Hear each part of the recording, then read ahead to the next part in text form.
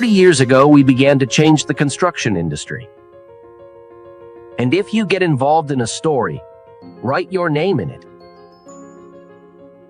Now, Technonicol has more than 60 factories around the world, 8,000 employees. We have opened 6 scientific and 20 training centers. And we release 5 new products every year. 500 million people already live and work in the houses built with our materials. Sounds cool, doesn't it? But do you think that 30 years ago it was clear that we would come to this? Only one thing was clear. In order to survive, we had to move. Therefore, work at our company never stops. Every minute someone interacts, explores, creates.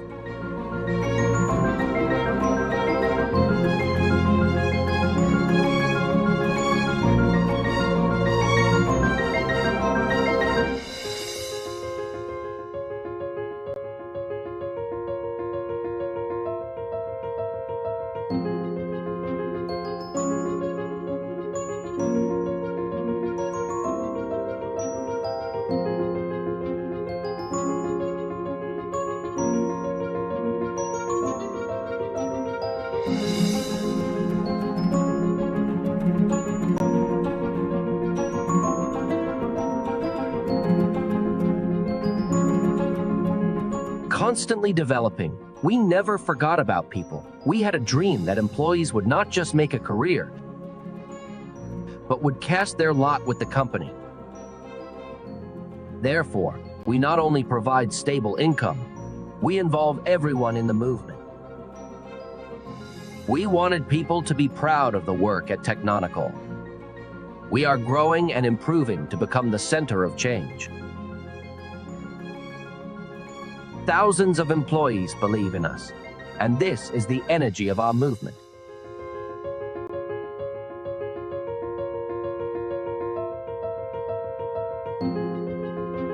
We made construction technologies available to everyone.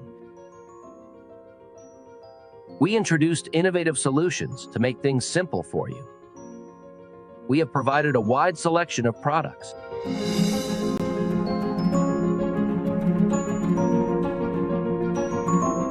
We have seen a lot in 31 years, and we'll see even more goals ahead.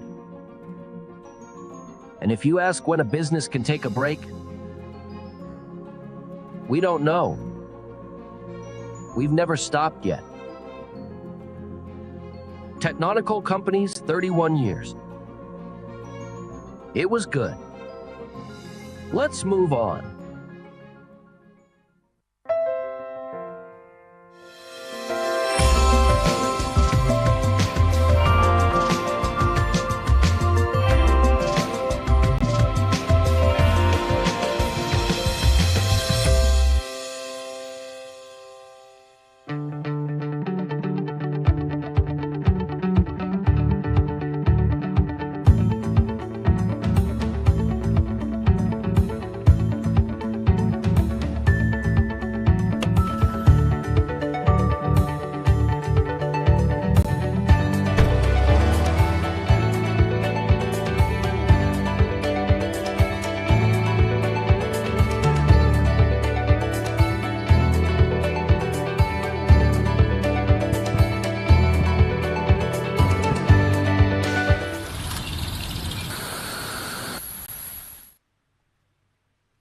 Good morning, esteemed guests, speakers, and participants.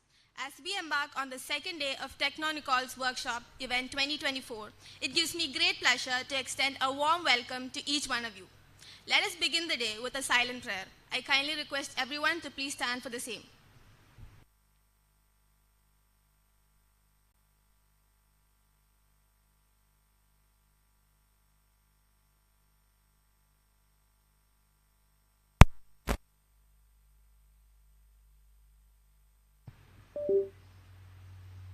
Thank you. Today promises to be another day filled with insightful discussions, learning opportunities, and networking with industry experts.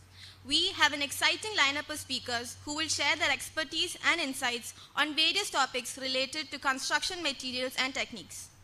To kickstart our day on a high note, we are privileged to have Mr. Amar Mahmood, a distinguished expert in the field, delivering the first keynote lecture on cementitious materials and liquid applied materials. With his extensive knowledge and experience, Mr. Mahmood is sure to provide us with valuable insights that will enrich our understanding of these essential construction materials. So, let's extend a warm welcome to Mr. Amar Mahmood as he takes the stage to share his expertise with us. Thank you all for being here, and let's make the most of this opportunity to learn and grow together.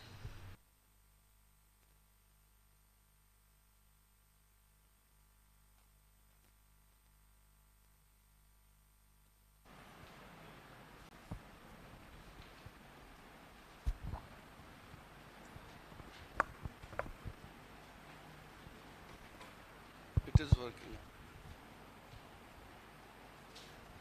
Good morning, everybody, and welcome to the second day of the international event organized in cooperation with your institute and the TECHNONICOL. And how is the Josh? Yes, sir.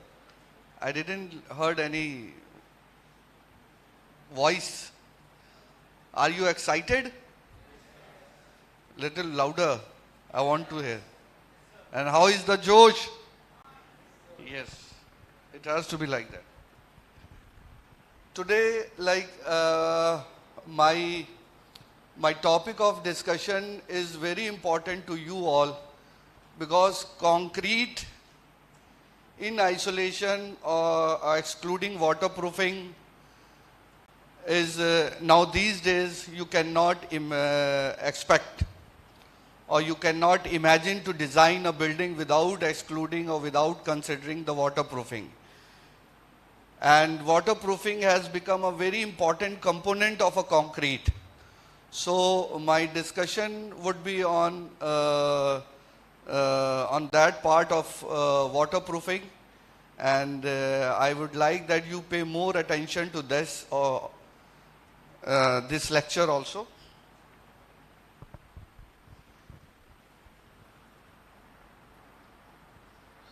So it is like presentation on liquid cementitious, though my presentation will be on liquid waterproofing, including cementitious, as well as another waterproofing which is also liquid polyurethanes.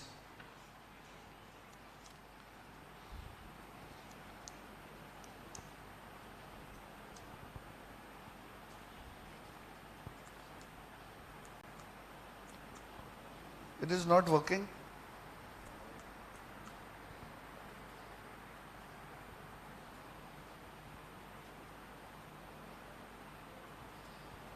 Thank you.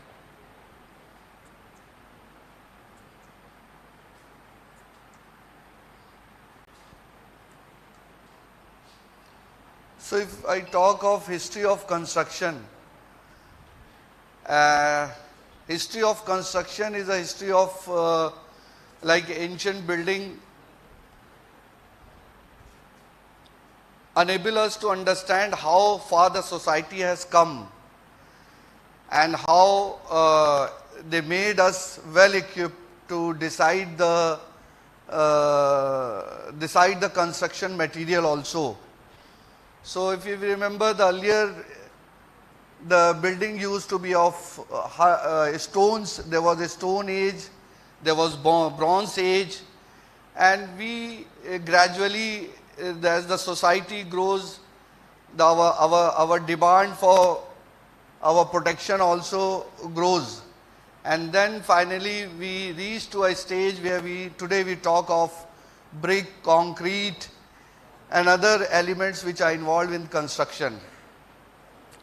So studying ancient building materials enable us to understand how far the society has come and how our criteria of choosing those materials have changed over time. Now today we talk of modern building, we don't talk of ancient building, we talk of fast construction, of new technology, high-rise building.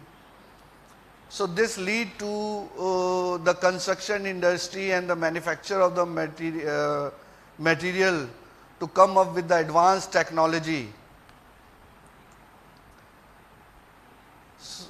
So the first, I'll just take you back to make you understand. The first brick was built or prepared at the time of Mesopotamia civilization, and then gradually we evolved ourselves with industrial revolution and all. And today, if we talk of modern day development of building material, people are interested in environment friendly and sustainable technologies today. And maybe you all people would be, in your curriculum, you would be studying how to manage the material, how to use the waste or recyclable material so that it has a less impact on the environment. And that promoted the manufacture of the material, product or material to come up with the advanced technology and materials. So if I talk of waterproofing, and you would have heard the name waterproofing, what exactly it means? Can anyone tell? What exactly you understand by waterproofing? Very simple.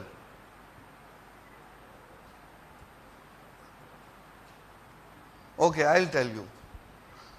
Waterproofing is a very simple thing. Like we wear our clothes in winter, we wear woolen clothes. Why we do all that?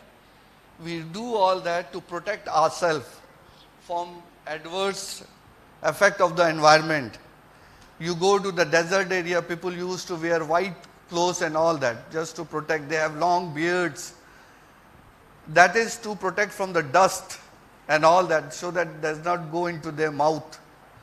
So the waterproofing is a such system which cover the building or which protect the concrete. And concrete has a very susceptible to water ingress.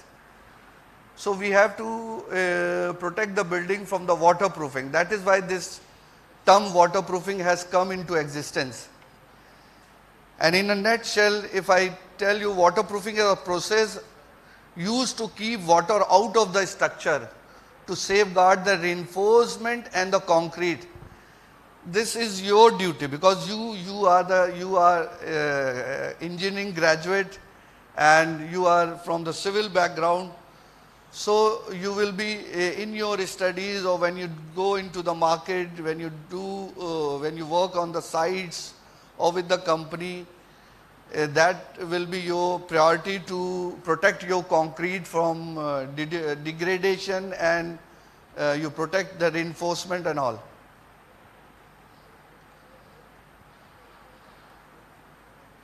And ignoring this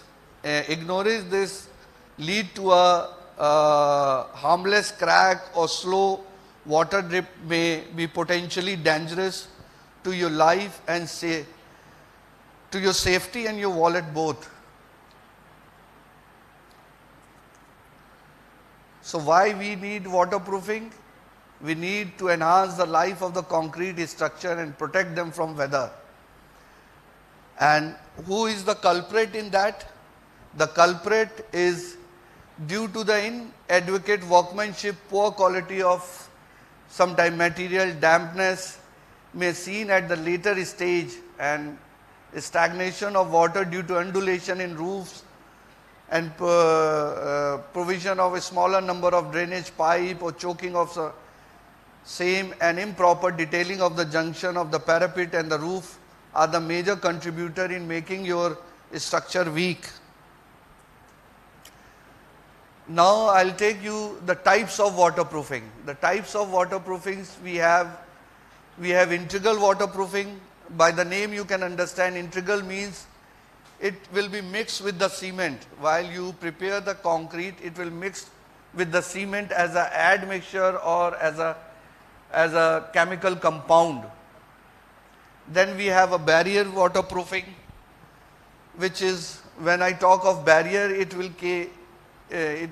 barrier is generally, if I talk of waterproofing, it is a externally or internally applied preformed membrane or a coating, so that we can stop the ingress of the water into the concrete. And then we have a drainage system. This is also another type of protecting the building from the water, and we do the system in such a way that the water does not come to your building, and it will be drained out of the building compound or premises.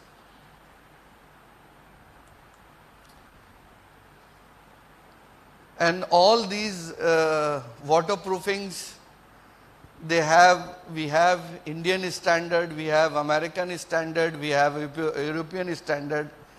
And when you study, when you go out from here, you have to go all those three standard, because whether it is a concrete mixture or any compound you are mixing, all need to be monitored, and there is a procedure laid down by our expertise, and they have coined the standard so that at least a minimum benchmark can be created to design, which will help in the performance of the building. So these are the IS code. IS code are how you have to prepare the surface, how you have to lay down the membranes, how you have to, at what ratio you have to mix the chemical compound in for the concrete casting and all that. Everything is there. So one should, if anybody is deviating from these standards, may perhaps lead to compromising on to the strength of the structure.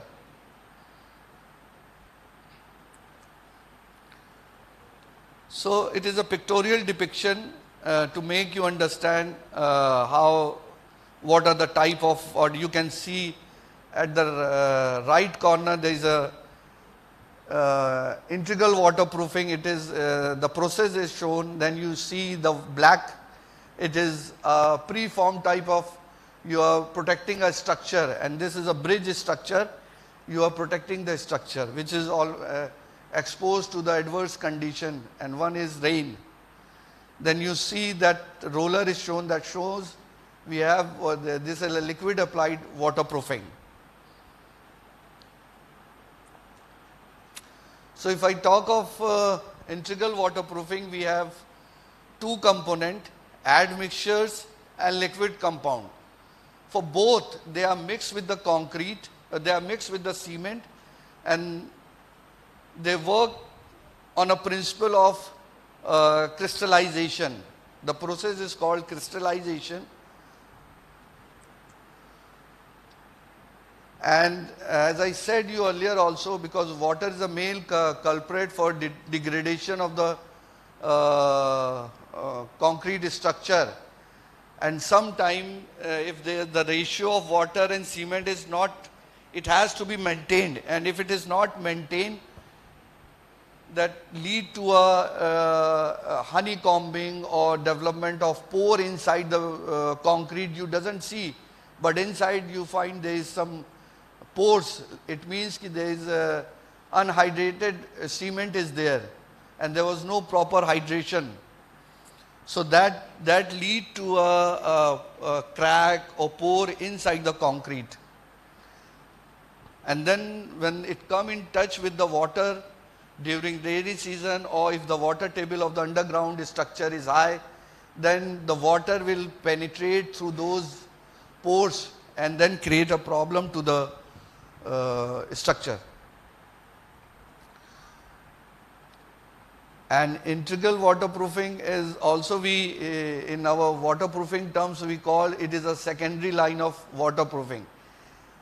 It has to be taken, it has to be taken in consideration when you are preparing in the concrete. So it is all about crystallization. Crystallization waterproofing is a technique that uses natural crystallization to create a network of crystal that fill micro cracks and capillary pores in the concrete.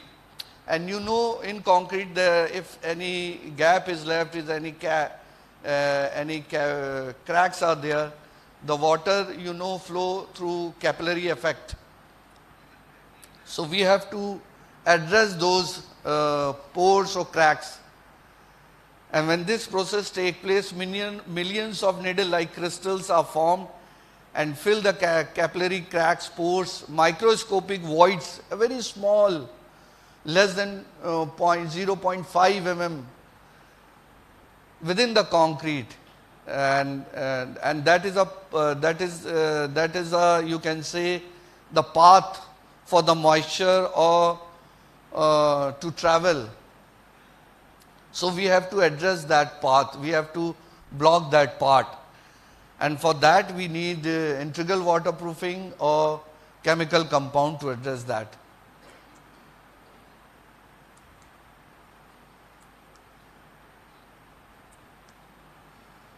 So this is a pictorial depiction. You can see this on the left hand side, there is a untreated concrete, and you can see lot of pores inside that. And then on the right hand side you can see the concrete is treated with the admixture of chemical compound, and the process is crystallization. You can see these are the crystals.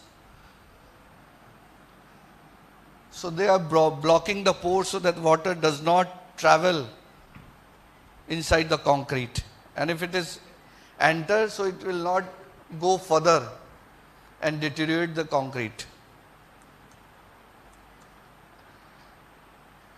This is how you can see on the right hand side a crack, water is going, and on the bottom you can see how the crystal formation is there, and they are like coats which also help you help you in deciding the quantity of the these material you have to use with the cement, and there are guidelines. So the process of crystallization is lead to improve to reduce the permeability of the concrete, and it has been seen that 5 to 90%, if we use it properly, we can reduce the permeability of the water or chemical or harmful ions inside the concrete. And this can be used, if I talk of the area of application, we have RCC building, so wherever the RCC is there, you can use these admixtures and chemical compound. Now when I talk of, this was all about the integral waterproofing. Now I move on to another type of waterproofing, which is a barrier. And barrier type of waterproofing is generally applied from outside of the concrete. It can be externally, it can be internally. And this is the first line of the waterproofing. So as a designer or as a waterproofing manufacturing, it was or even for the architects, the main priority is to don't let the water to come in touch with the concrete. So barrier waterproofing play a major role in that, and that is why we call it a first line of defense. Like you have seen in army, those powerful army would be on leading the front, then they have reserve for the second line. If they fail, then there is another group who can take care. Similarly, it is like here also. So in this we will have liquid applied cementitious. First we will discuss liquid applied cementitious waterproofing. And for external waterproofing, it is very important you have a very sound substrate. Substrate mean here where the waterproofing will be applied, like roof, underground foundation. You have then when you beside underground you have parking area, you have podium. So for all these type of waterproofing, for barrier type of waterproofing, surface preparation is very, very important. If it is not taken care, any type of waterproofing sooner or later will, if there is some problem with the waterproofing, that will lead to a leakage in the building.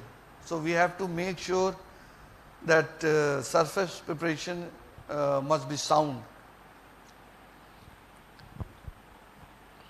So for surface preparation, we have to ensure there is no cracks onto the slab. If there is crack, they are properly treated. There are joints, vertical and horizontal joints are there.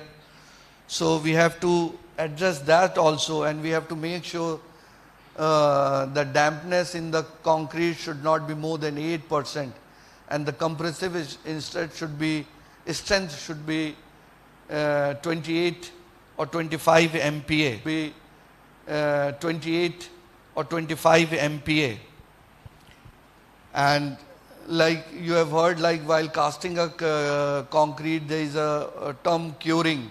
So curing has to be of 28 days to have a proper strength. So, and surface should be free from dust, free from oil, and if there is any deflection onto that, it has to be minimized. It should not be more than 12 mm. So all these precautions are taken before moving on to the any type of waterproofing application. So these are the generally step, just to make you understand how the surface preparation, how the whole process goes. Like first step is surface preparation, second step is critical area treatment, like joints, pipe are there, pipe insertions are there, making fillets. And in cementitious waterproofing, we don't require any primer. The surface has to be SSD condition. This term you will come, when you go out, you will come across this term SSD. It is a surface saturated dry condition. It is done by cleaning the surface with the water and then drying it. And then there is a application, coating application, and then there is a curing. Everything is, these all are governed by the standards, IS standard, ASTM standard, EN standards. All consumption, everything is given there. In cementitious, we have different type of waterproofing. You will come across when you go out, passing out from here. There are single component waterproofing. There are double component waterproofing. It means when we talk of single waterproofing, yeah, we are using if it is a powder, or if it is a liquid, it is a single pack. And when we talk of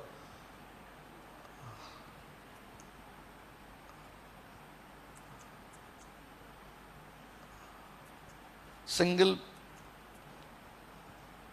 so when we talk of properties, there are these liquid waterproofing are easy to apply.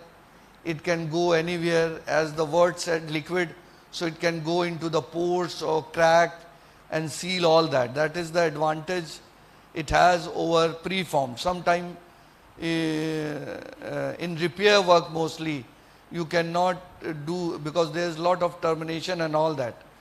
So sometimes it becomes very difficult. So in certain cases, generally it is easy to go with the cementitious or a liquid type of waterproofing.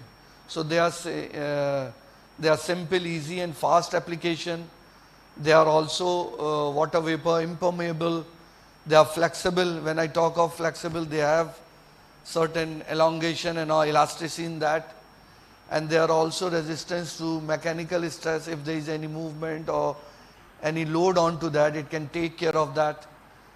And all these cementitious waterproofing, they are non-toxic. They are eco-friendly.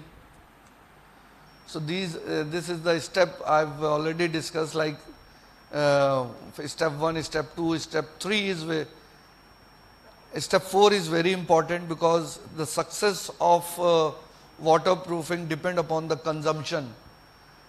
And step 5 is also important because you have to give the curing time, like you do it with the concrete. If you have not given a proper curing, your concrete will fail.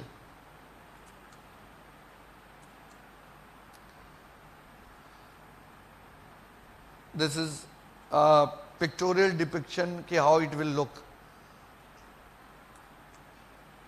Then we have 2-component acrylic modified cementitious waterproofing. These waterproofing, like they are prepared mixing with the cement.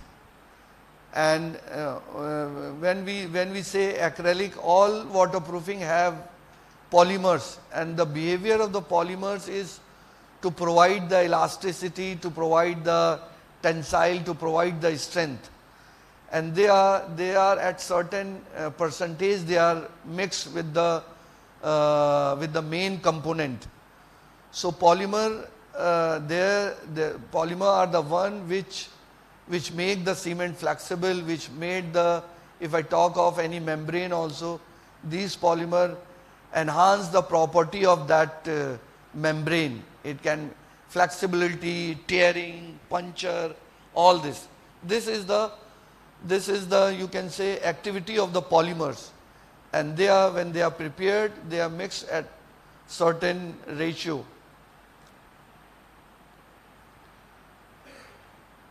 And these membrane has a vast like application. You can use it on roof, terrace, podium, swimming pool, when you are designing podium. And these cementitious waterproofing generally in India, if I talk of practical uses, they are more used in, not in the underground application, but more on to the podium, like sunken area, you talk of bathroom, toilets and all that, and in roofs.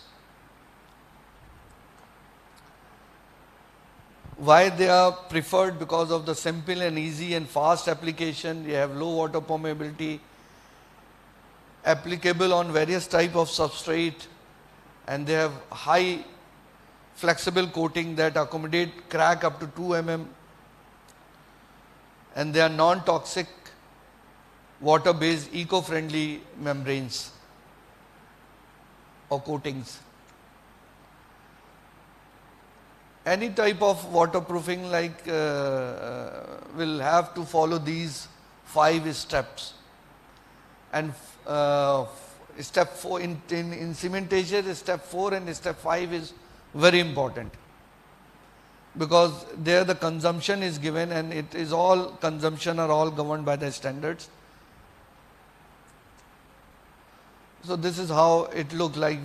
That corner, if you see, we are treating the corner. These are the horizontal and vertical joint, because these are the point which is can lead to a leakage and all that.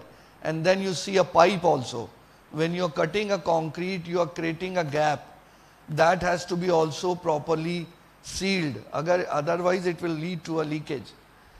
And then you see the proper cleaning and all that, water cleaning it, water, then doing the waterproofing. So these are the steps very critical which has to be followed during application to enhance the performance. Then we have another. Then we have acrylic polymer modified liquid waterproofing. They are not cementitious base, but they are polymer modified waterproofing. And in this we have single component. You can we have exposed roof treatment. Then in this also we have 2 component acrylic polymer modified waterproofing.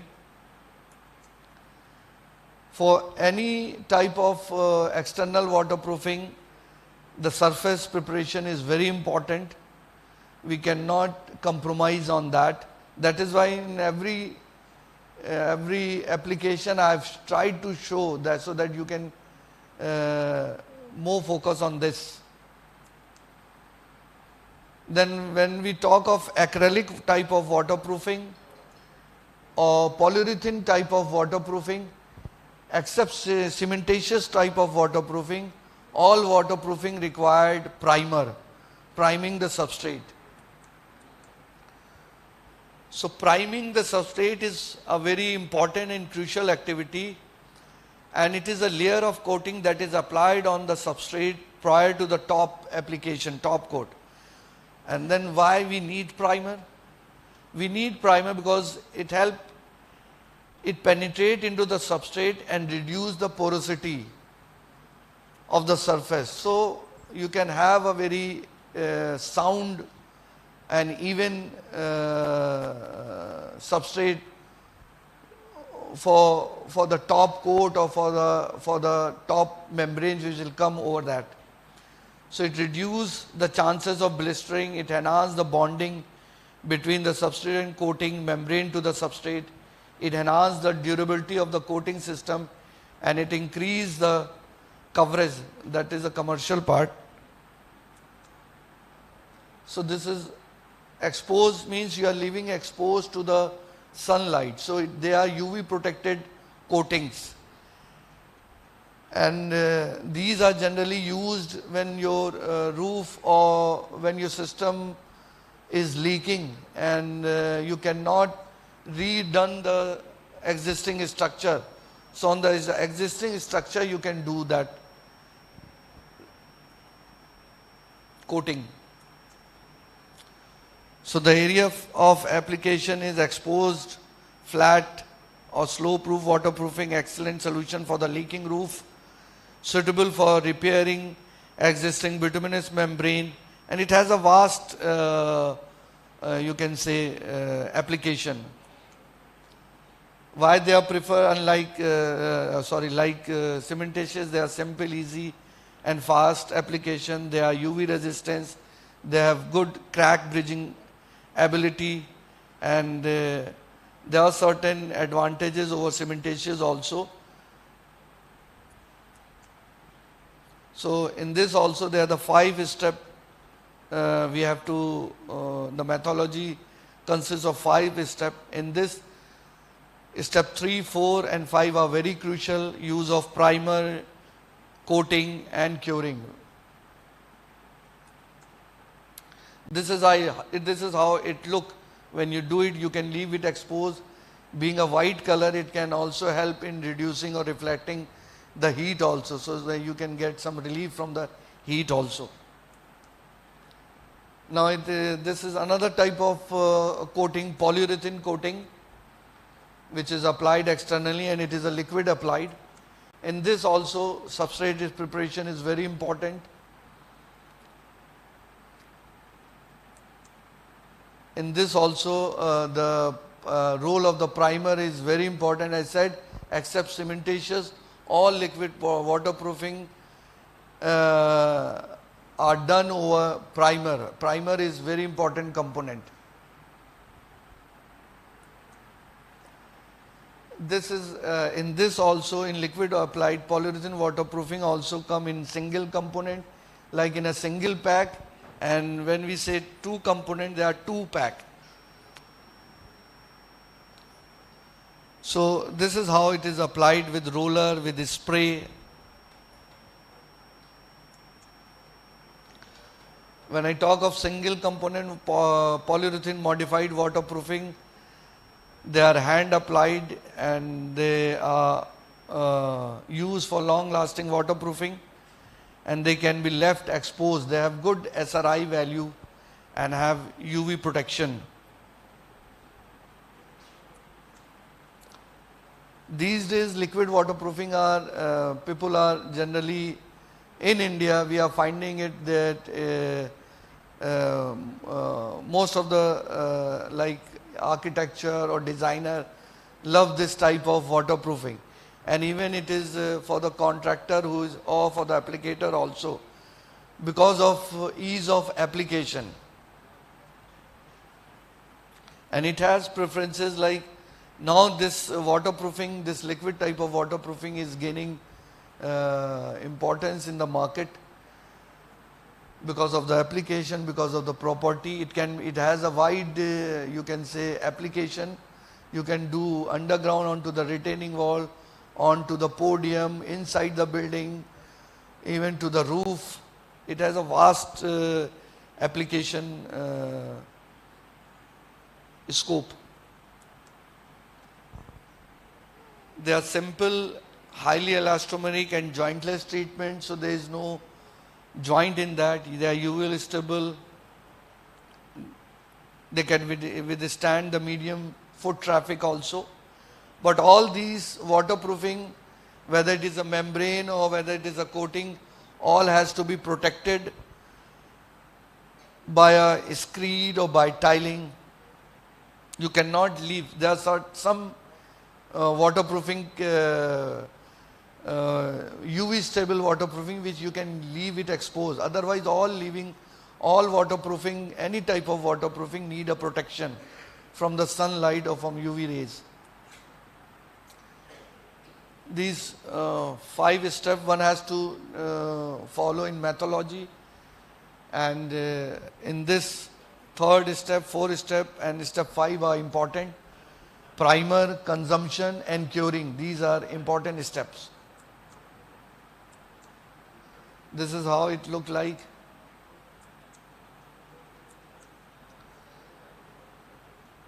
Then we have in this single component, we have another type of waterproofing. This is a pure polyurethane waterproofing coating, and it cure by it is a moisture cure. It is cure with the help of the moisture present in the atmosphere. So I said it has a vast application area: roof, sunken area, bridge deck, podium, tanks, channel, pipelines, parking, sports area, retaining wall of the basement. It has a wide range of application.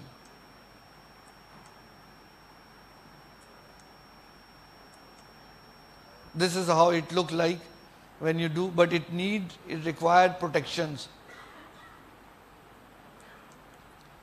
This is a typical cross section. You can see this is a slab, then there is a waterproofing, then there is an insulation. Then we are protecting it with the screed, and that cross section is of podium.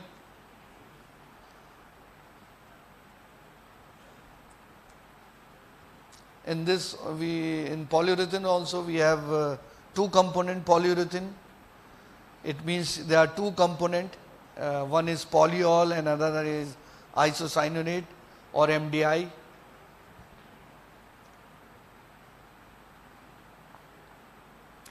And it can be spray applied also, and there are 2 components which can be brush applied also.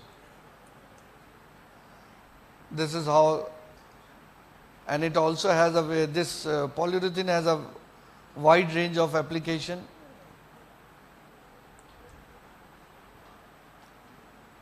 And these 2 components are little better than the single component because they are very strong and hard wearing membrane that offer great stability and durability, and a perfect waterproofing, perfect for the waterproofing and sealing. They have excellent elongation and tensile strength, which make it suitable for various application. They have excellent addition to the concrete or any type of surface, whether it is a metal, concrete, any type of. And this liquid type of waterproofing preference in the market is due to the fast application and certain properties. So this is the process how the waterproofing is done. You can see the first step is substrate preparation, then third step is primer, 4 is the coating, and there is a consumption, and the 5 and 6 are the protection layer over the coating.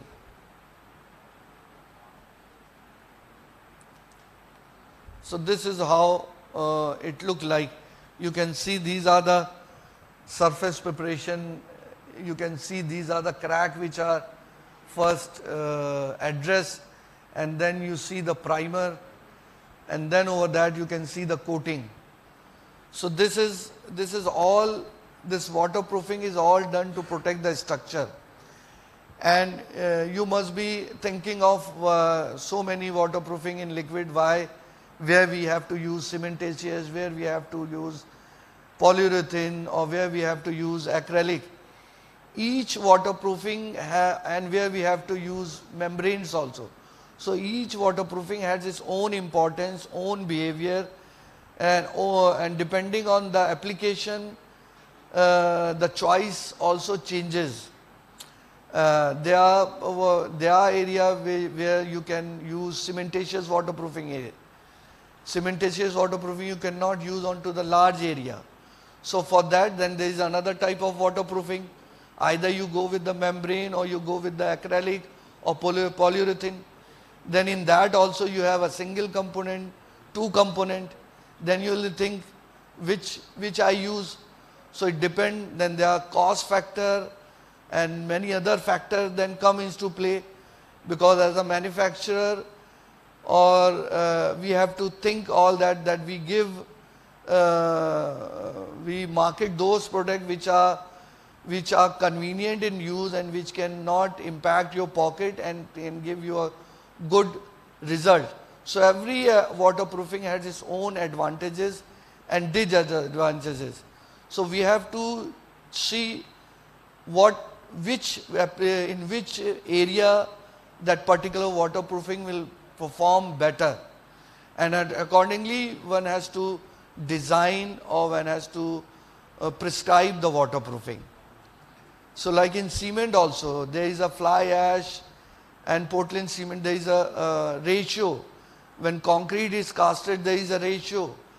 When bars are used, there are certain numbers of bars, how to increase the strength. If a 2-story building is different from the 5-story building, everything change, and accordingly you have to employ certain things, and to give the design which is structurally sound and long lasting.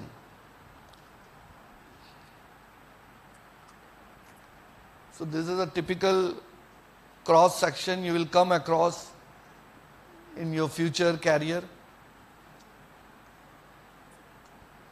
So these are the certification, like as a TECHNONICOL, we stand for quality, we stand for sustainable material, and we also, this all is to give optimum material to our customer, to our client, so that one is satisfied with the performance.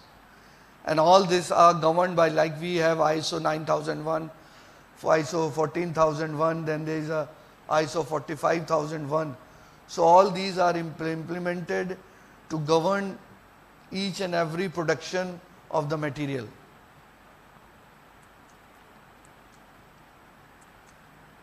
Thank you for paying the attention. Any questions?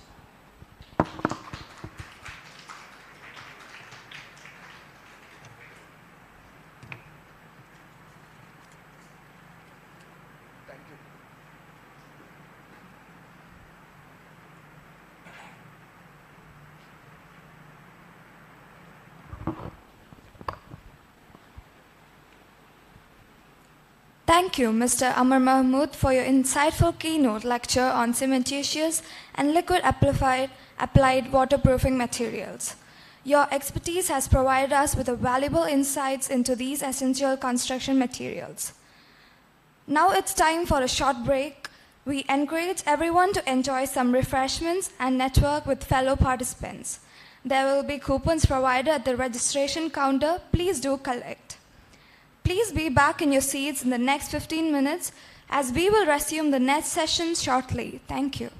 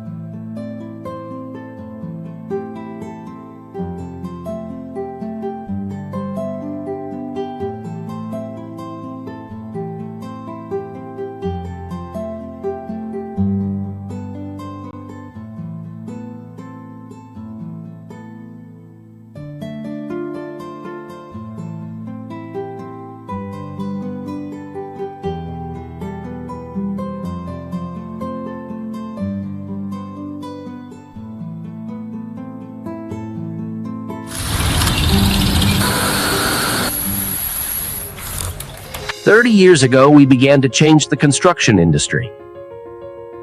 And if you get involved in a story, write your name in it. Now, TECHNONICOL has more than 60 factories around the world, 8,000 employees. We have opened 6 scientific and 20 training centers. And we release 5 new products every year. 500 million people already live and work in the houses built with our materials. Sounds cool, doesn't it? But do you think that 30 years ago it was clear that we would come to this? Only one thing was clear. In order to survive, we had to move. Therefore, work at our company never stops. Every minute someone interacts, explores, creates.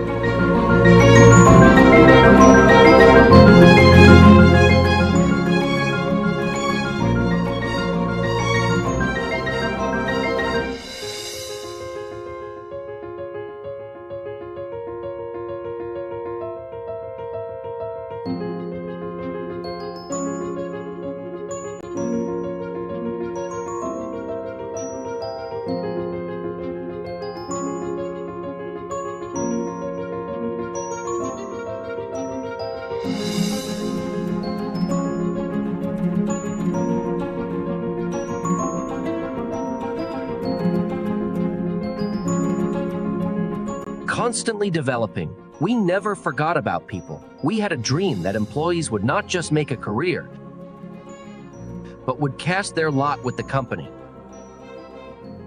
Therefore, we not only provide stable income, we involve everyone in the movement. We wanted people to be proud of the work at TECHNONICOL. We are growing and improving to become the center of change. Thousands of employees believe in us, and this is the energy of our movement.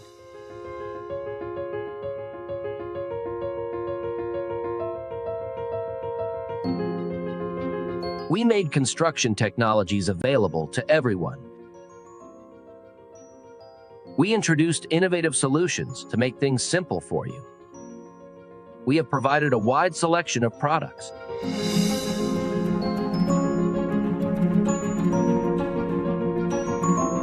We have seen a lot in 31 years, and we'll see even more goals ahead. And if you ask when a business can take a break, we don't know. We've never stopped yet. TECHNONICOL companies, 31 years. It was good. Let's move on.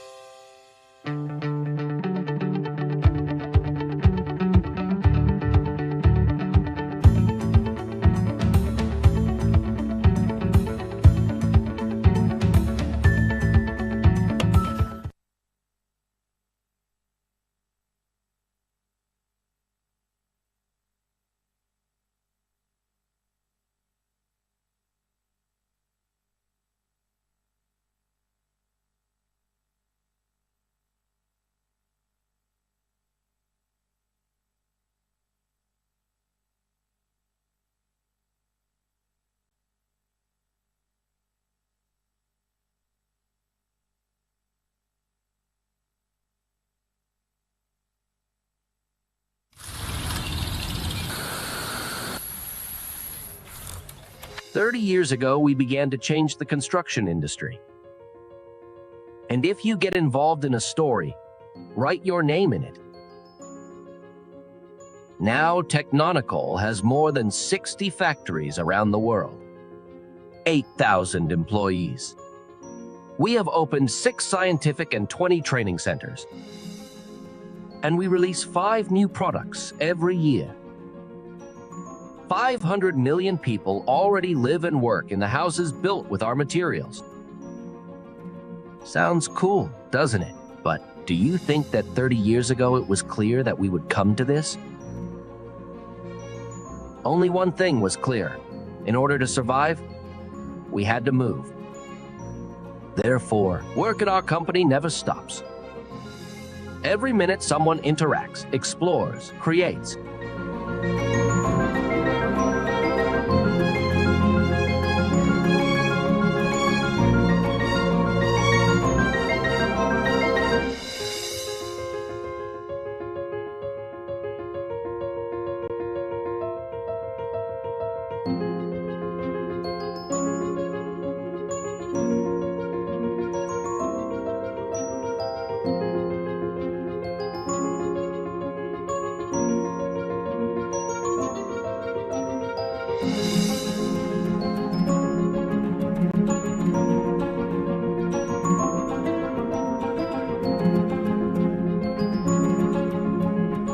Constantly developing, we never forgot about people. We had a dream that employees would not just make a career, but would cast their lot with the company. Therefore, we not only provide stable income, we involve everyone in the movement. We wanted people to be proud of the work at Technonical. We are growing and improving to become the center of change. Thousands of employees believe in us, and this is the energy of our movement.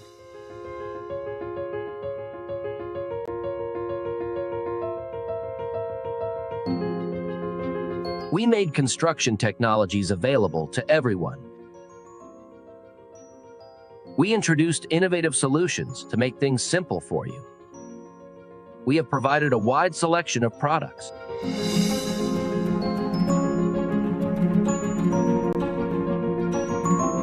We have seen a lot in 31 years, and we'll see even more goals ahead. And if you ask when a business can take a break, we don't know. We've never stopped yet. Technonical companies, 31 years. It was good. Let's move on.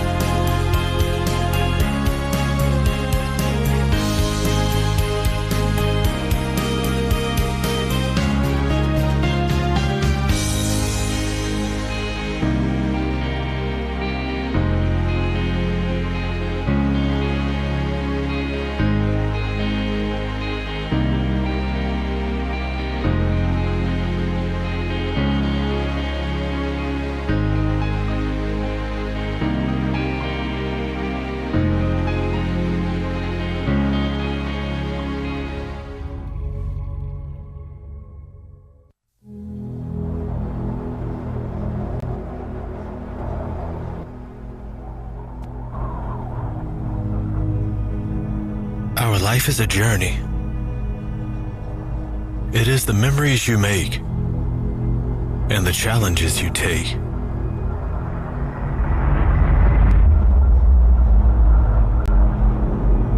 That make you who you are. But now more than ever, it becomes clear that, in fact, all roads lead to home. Even though you might think that life is taking you to a whole different world, one day you realize that the most valuable thing is to return home. L'azienda era chiusa, quindi la produzione non funzionava, gli uffici erano quasi tutti chiusi, eravamo in poche persone. Qual è il cambiamento che è avvenuto in Italiane Membrane entrando a far parte di TECHNONICOL? Allora, la realtà che conoscevamo noi e che poi è comune anche a tutti i concorrenti è quella di un'azienda mediamente piccola che si rivolge al mondo. Quando tu entri a far parte di una multinazionale che è strutturata, è come se tu entrassi in un'automobile che ha una marcia in più. I risultati sono quelli che dopo 6 anni l'azienda è ritornata sul mercato, adesso appartiene alle prime 10 aziende italiane, mentre le altre aziende del settore o rimangono stabili o hanno un leggero calo. Noi ogni anno riusciamo a crescere in doppia cifra e quindi questo è stato il frutto del lavoro dei manager italiani in collaborazione con il supporto dei manager russi.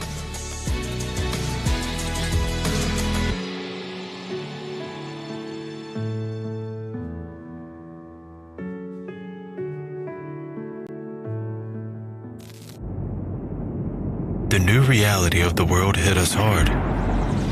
It showed us how fragile the world is and how safe your home can be. Home is not just the walls. Home is where your family is.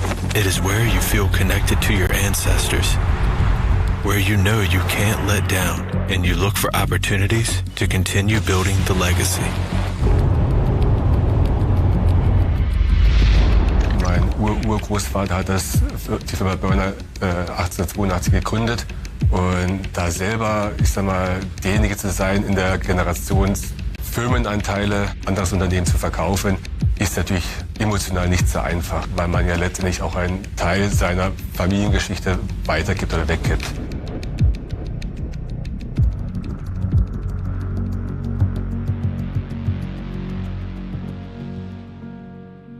Firma TECHNONICOL hat das Werk Berner im Jahr 2016 übernommen. Das Wichtigste war die Denkweise der Leute, dass wir zusammen stark sind und dass wir zusammen eine bessere Zukunft haben.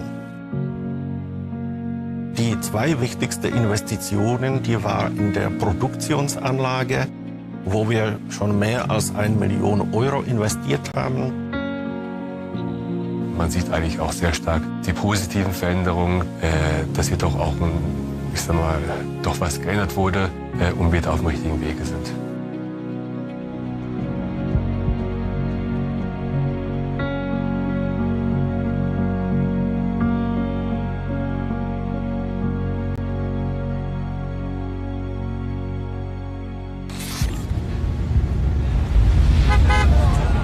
Our world is huge, and exploring it is a real pleasure.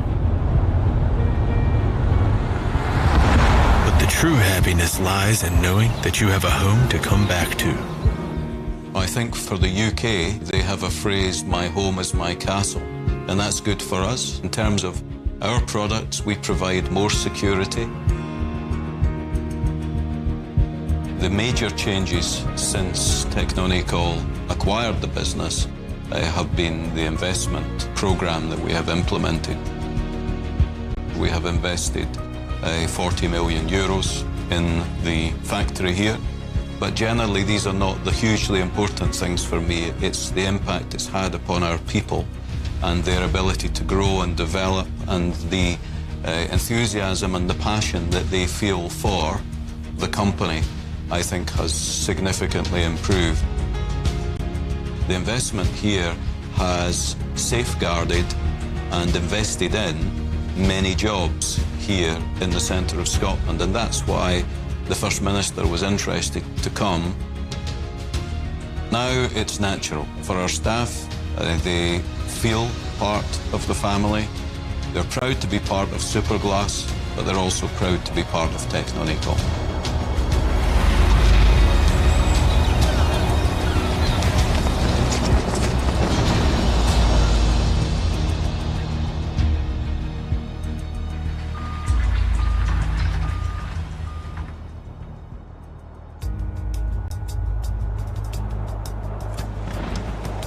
In today's world, coming home is not only an act of return, but also a chance to revive your life.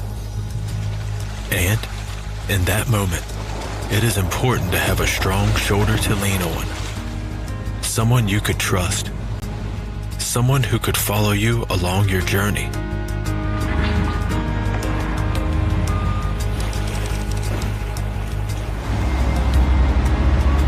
When the whole world and thousands of roads are in front of you, which one would you choose to follow next? Would you choose to follow the trodden path, or to bravely step into the unknown? It is then when you will make up your mind to build from the ground up and start a new history to be independent. Taste the new life and build a new home.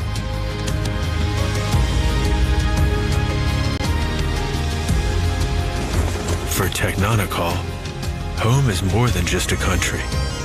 Our home is where houses are built using TECHNONICOL'S materials.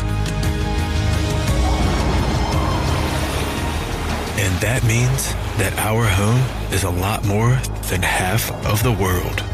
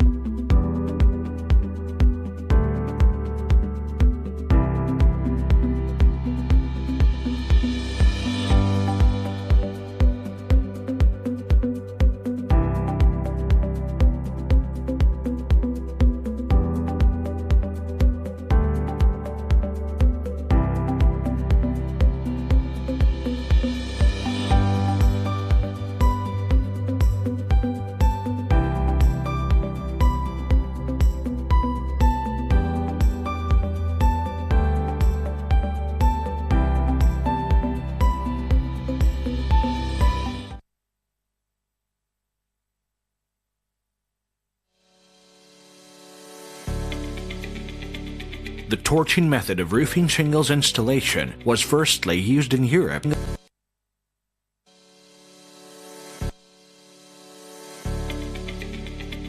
The torch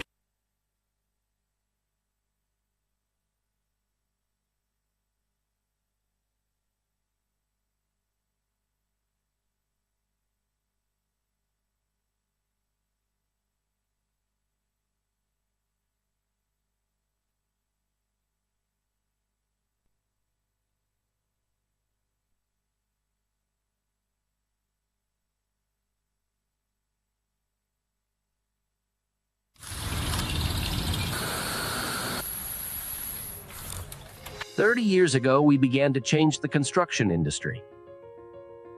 And if you get involved in a story, write your name in it. Now, Technonical has more than 60 factories around the world, 8,000 employees. We have opened 6 scientific and 20 training centers. And we release 5 new products every year. 500 million people already live and work in the houses built with our materials. Sounds cool, doesn't it? But do you think that 30 years ago it was clear that we would come to this? Only one thing was clear.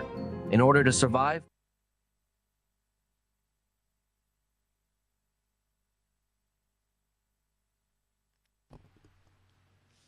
Welcome back, everyone. We hope you enjoyed the breakfast break and had some time to recharge. Now, we're excited to continue our learning journey with another insightful session. Our next keynote lecture will be on facade, presented by none other than Mr. Sergey Rodvilov. So, without further ado, let's give a warm welcome to Mr. Sergey as he shares his expertise on facades with us. Please join me in welcoming him to the stage.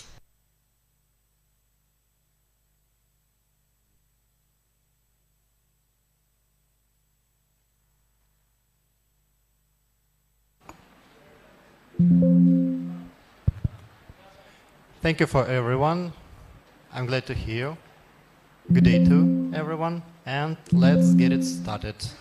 So, for now, I got a short presentation just for 15 minutes, and the theme is facade panels. So, impeccability and aesthetics in every detail of the facade. So what about facade panels? We produce some panels because of polypropylene materials. They perfectly convey the aesthetics inherent in natural materials used on facades of buildings for many centuries. So we can create some specific figures. Installation is not so hard. It's not about hard skills, and pretty fast. In the same time, it's cheap enough. So no need to torch, no need or even specific tools, and that is why it's very smooth and we are interested in. So facade panels are used both in construction of new buildings and in the renovation of existing ones. Superior aesthetics of natural materials, resistance to seasonal temperature changes, moisture resistance and durable, and do not require painting or additional maintenance. So, yeah, physical lightness of panels and finishing elements. Yeah, intuitive and fast installation. That's why we're interested in dry installation without glue or mortar or special tools, and large panel surface, convenient locks and finishing elements facilitate the installation of the products.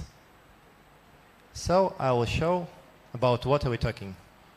That's the surface. That's the smooth surface,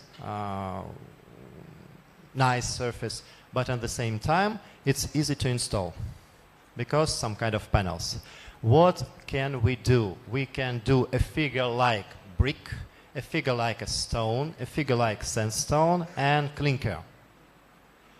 All these figures are usual enough, common enough, and at the same time we imitate the surfaces, and it's nice to see. What about brick collection? Yeah. The relief surfaces of the bricks, their unique pattern and shade create a special atmosphere and a sense of the depth's history. Yeah, that's how it looks like on the real facade. These are panels. These are panels. These are places for installation, just with screw-in. No need any specific tools, just screw-in. Yeah, Bristol, Exeter, Coventry, York, Dorset. So you see joinings, yeah.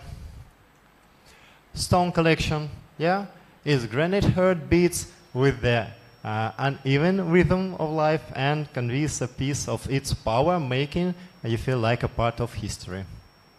That's how it looks like on the real facet.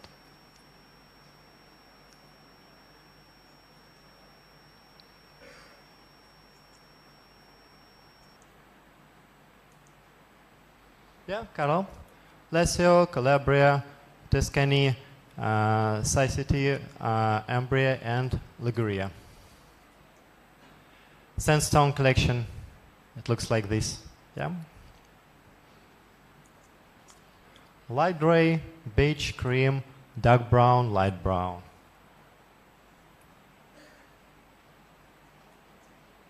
Clinker collection. That's how it looks like. And what about color? Yeah. Tilburg, Amsterdam, Groningsberg, Haarlem, and Leiden. So, if you could choose, just a little time because of our break, yeah? Who will choose brick panel? Put your hands on, just. Who will choose brick panel? Meg, thank you, thank you. Who will choose stone panel? Who will prefer stone panel? Thank you for your hands. Thank you for your hands. Sandstone panel? Much more hands, all right. What about clinker panel? Well, some hands too. Thank you, sir. So, depends on our clients. We may produce each panel. So what about joinings? What about overlappings? What about installation? Just simple external corner, universal flashing, for example, yeah, like internal corner. And that's all, almost all, yeah. So combination with other facets materials, yes, it can be. It can be. So it depends on your design, depends on your project.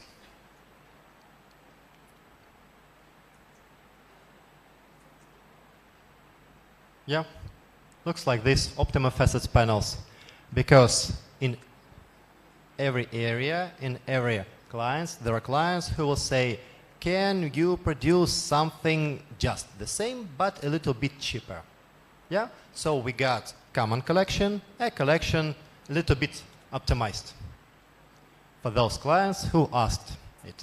So just the same, brick, stone, sandstone, and clinker. That's the real facets. So brick collection, that's how it looks like. Yeah.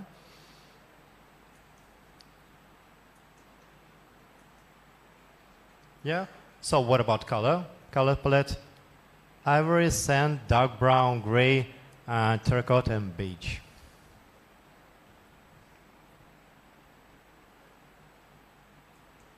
Sandstone collection. Yeah. Mediterranean flavor of the facet. Ivory, sand, dark brown, and gray. Stone collection. Ivory, sand, dark brown, and gray. That's how it looks like. And clinker collection.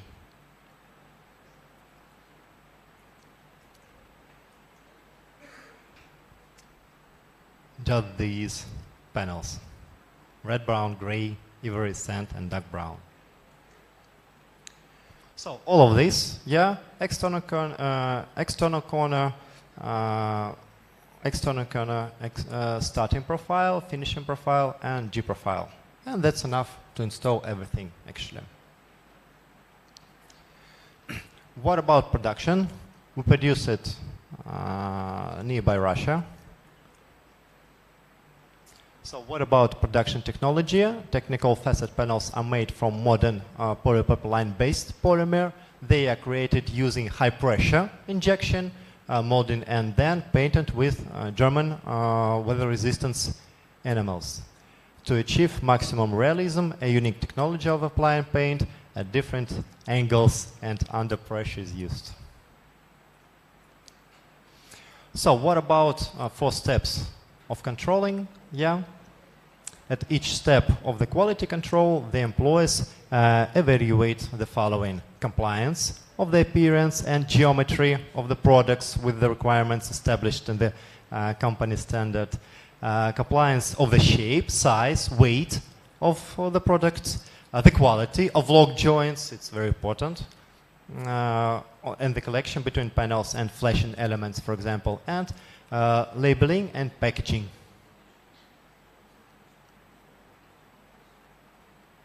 So incoming quality control at the beginning, quality control at the beginning and during production and painting, and testing, certification, and packaging. All of this. So we get such a certification. What about characteristics? Yeah, mechanical characteristics, physical characteristics, you see this. And that means that most of them can be applied almost everywhere in each climate we got. Do you have any question about this huge table? No, thank you. So what about collections? Yeah, technical and technical optimized collection. What about warranties against deformation? That's the main warranty, and another one warranty about color stability. We cannot say that color stability would be up to 60, 50 years. It's impossible. But we may say that against deformation, 50 years, and for color stability, 10 years. What should be in 10 years? Will it burn out or something like that? Not like that, but you will see the changes in the color. For example, if you see a brown color and hot enough, a lot of ultraviolet, so these aids will a little bit changing their color. And in optimized collection, 25 years and 5 years about color stability. So it depends on what you prefer, of what you're waiting for. That's the logistics. Yeah, facet panels are transported on pallets like this. For additional protection, the panels are wrapped in non-woven film, and the products are packaged in cardboard boxes.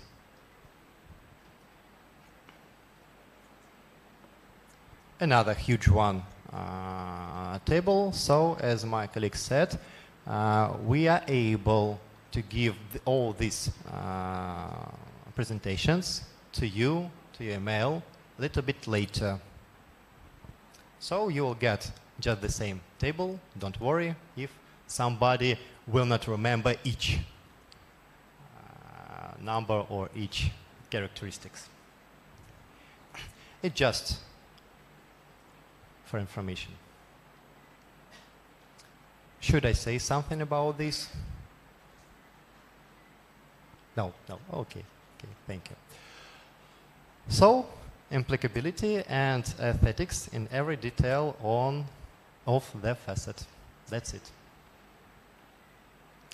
Do you have any question about facets? These panels?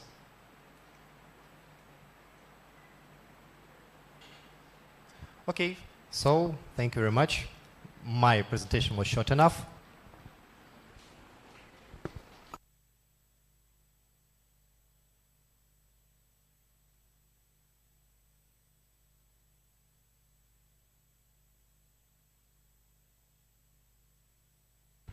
Thank you, Mr. Sergey.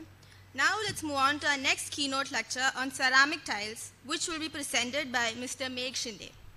We have Mr. Megh Shinde, a seasoned professional with 15 years of experience in the construction industry, currently serving as the Regional Sales Manager for South India at TECHNONICOL India. Megh brings a wealth of knowledge and expertise to his role.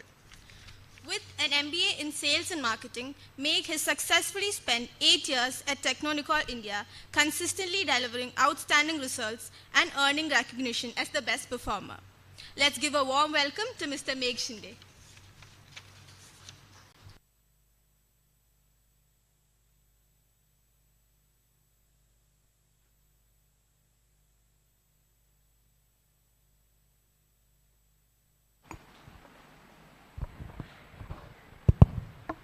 Hello, thank you very much.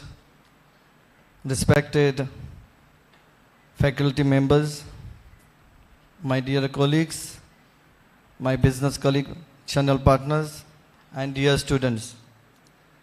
It's a privilege for us to attend here a seminar in Rajagiri, and probably I'm taking ceramic, but just to as a note, I like to say that as a Technonical, we are into the experience and best craftsmanship, and we have a good quality products, which is we have been already have been involved with the waterproofing, roofing, thermal insulation, and sound absorption. Here we have the another part, which is a premium clay ceramic tile, which will be a name as a Krisha Tropical Collection. It's a premium roof. Maybe all are aware of the roofing. So we'll just go to the next slide.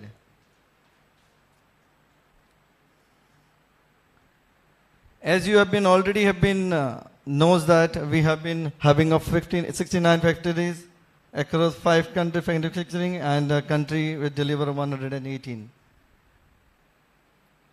This is all about our background, production line.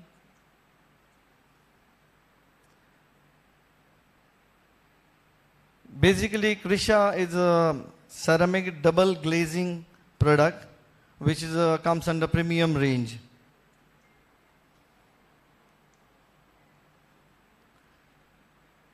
So you people are knowing the tiles basically having the same look, but it's a premium coating double glazing tile. The dimension mostly will be 400 by 300 plus minus 5 mm. Thickness say around 10 mm. Weight approximately 2.5 kg per tile. Effective coverage will be 0.93 square feet per piece. This is basically required for your logistic purpose, where suppose you required how many tiles in a one box, or maybe you require the weight of the box, weight of the logistic if you need to consider. So these are the main important where you can claim for your logistic. Then this is very important part, which is the water absorption, which is 3 to 4%, which is very minimum. Compression strength, which is 250 kg. If you consider any of the clay tile, you cannot get so much of strength because this is a much strengthy product. Then the minimum slope, which we can consider as about 20 degree. Coverage of the tile will be 11.4 pieces per square meter. The frost resistance, surface coating, ceramic double glaze. This is very important because this allows you to get a premium look, and it will don't have any kind of algae or any dust. We will come to the advantages after this slide. The base material is the finest clay ceramic tile. These are our variants. You can see the vintage red, terracotta, antique red, navy, blue, gray, coffee brown, graphite. If you see very clearly, it's having a lot of glazing. If you see in normal tiles, you cannot find any kind of glazing because this comes under premium range. And this is something of branding. This is a backside of our tile. You can see a Technonical because this is one of the brand what we have been promoting. Most important, this is one of the highlighted like leak proof. This is very important aspect. Then the heat reduction, lightweight, anti-aging. Why we call this anti-aging? Because it doesn't get aging like a normal tile. Because if you see any of your tile clay, it has some of the properties of a clay, which is absorb water, is absorb some dust, and it start aging. Like you can see, it is aging. It has aging. But this is being a ceramic, it's having a glaze, so it will sleep easily and you will get always new. If some dust are there, it will be cleanable properties. Durability and antifungal. Antifungal is the same thing where algae will not comes on it. If something is there, it can be cleanable properties. So it comes under very premium range, and most of the clay tile we seen in Kerala. So this is one of the premium look for any house. We basically consider, like as we say, our competence into our waterproofing, thermal and sound absorption. But this is one of our crown, roofing shingles, stone coated metal roof tile, and now the ceramic tile. This is some kind of embossed the pattern. Second pattern. Vibrant colors, you can choose as per your color combination of the house. Graphite, black. Some people also are into fascinating with the new colors, new combination along with the hot facade. We have a lot of facade, just Mr. Sagi has been just said, facade. So it will well match with the facade and your combination of the architectural, interior, exterior.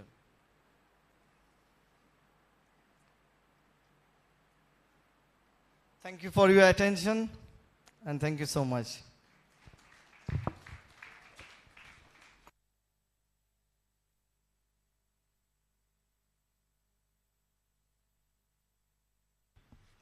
Thank you, Mr. Mekshinde, for your invaluable contributions to enlightening us on the intricate details of ceramic roof tiles. Your expertise and dedication are truly commendable, and we greatly appreciate your efforts in sharing your knowledge with us. Now, as we transition to our next segment, I invite you all to join me in welcoming Mr. Sergey to the stage. With his extensive experience and profound understanding of roofing materials, Mr. Rodvilov is poised to dwell into the nuances of roofing shingles and stone-coated metal roof tiles.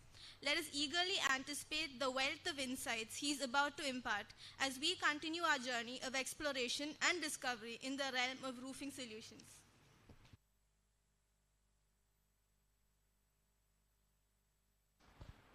So this presentation should be long enough, and after that I'll get another one presentation that will be short enough, but for all of this it will take, I suppose, just 2 hours. So be careful, prepare for this, and after that we will have a lunch. That's to increase your mood, actually. So we will start about shingles, about pitching roof, and you will see all those methods, what I will talk about at practical part. We will show you at practical part torching method, we'll show you screwing method, and we'll show you mechanical fixation with nails.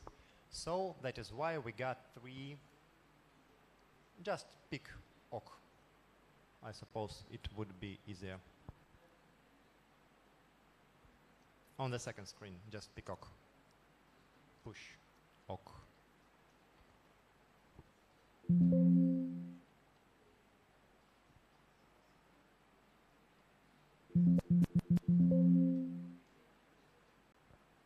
I saw the first slide.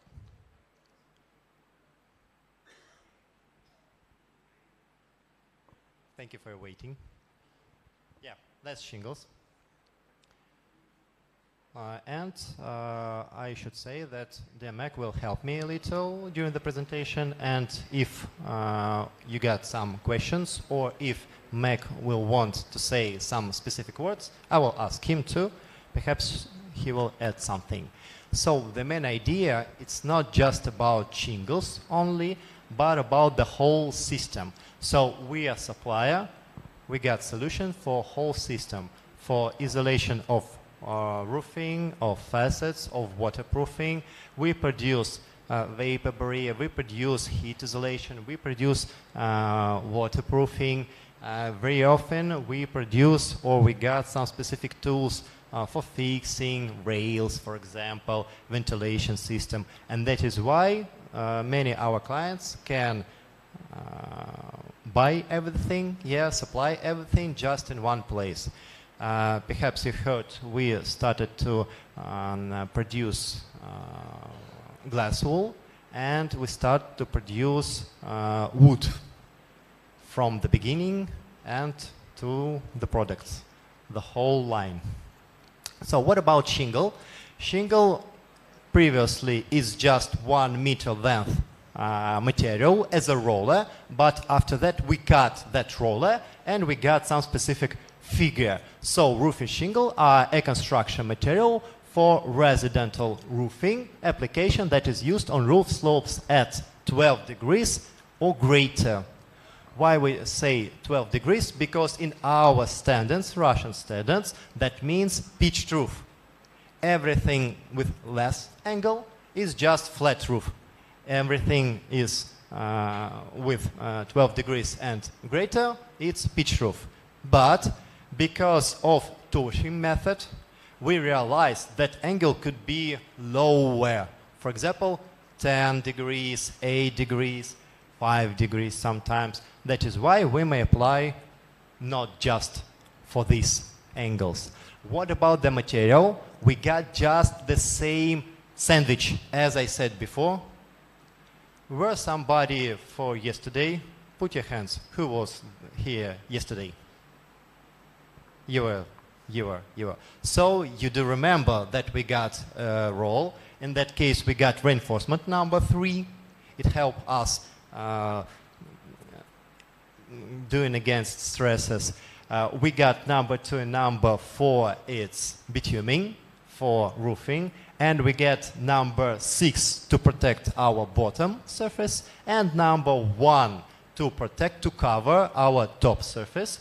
And we get a protection from ultraviolet, but because of pitching roof, we will see that roof, our neighbors will see that roof. We realize it would be better if we can do something nice, smooth, because of that surface.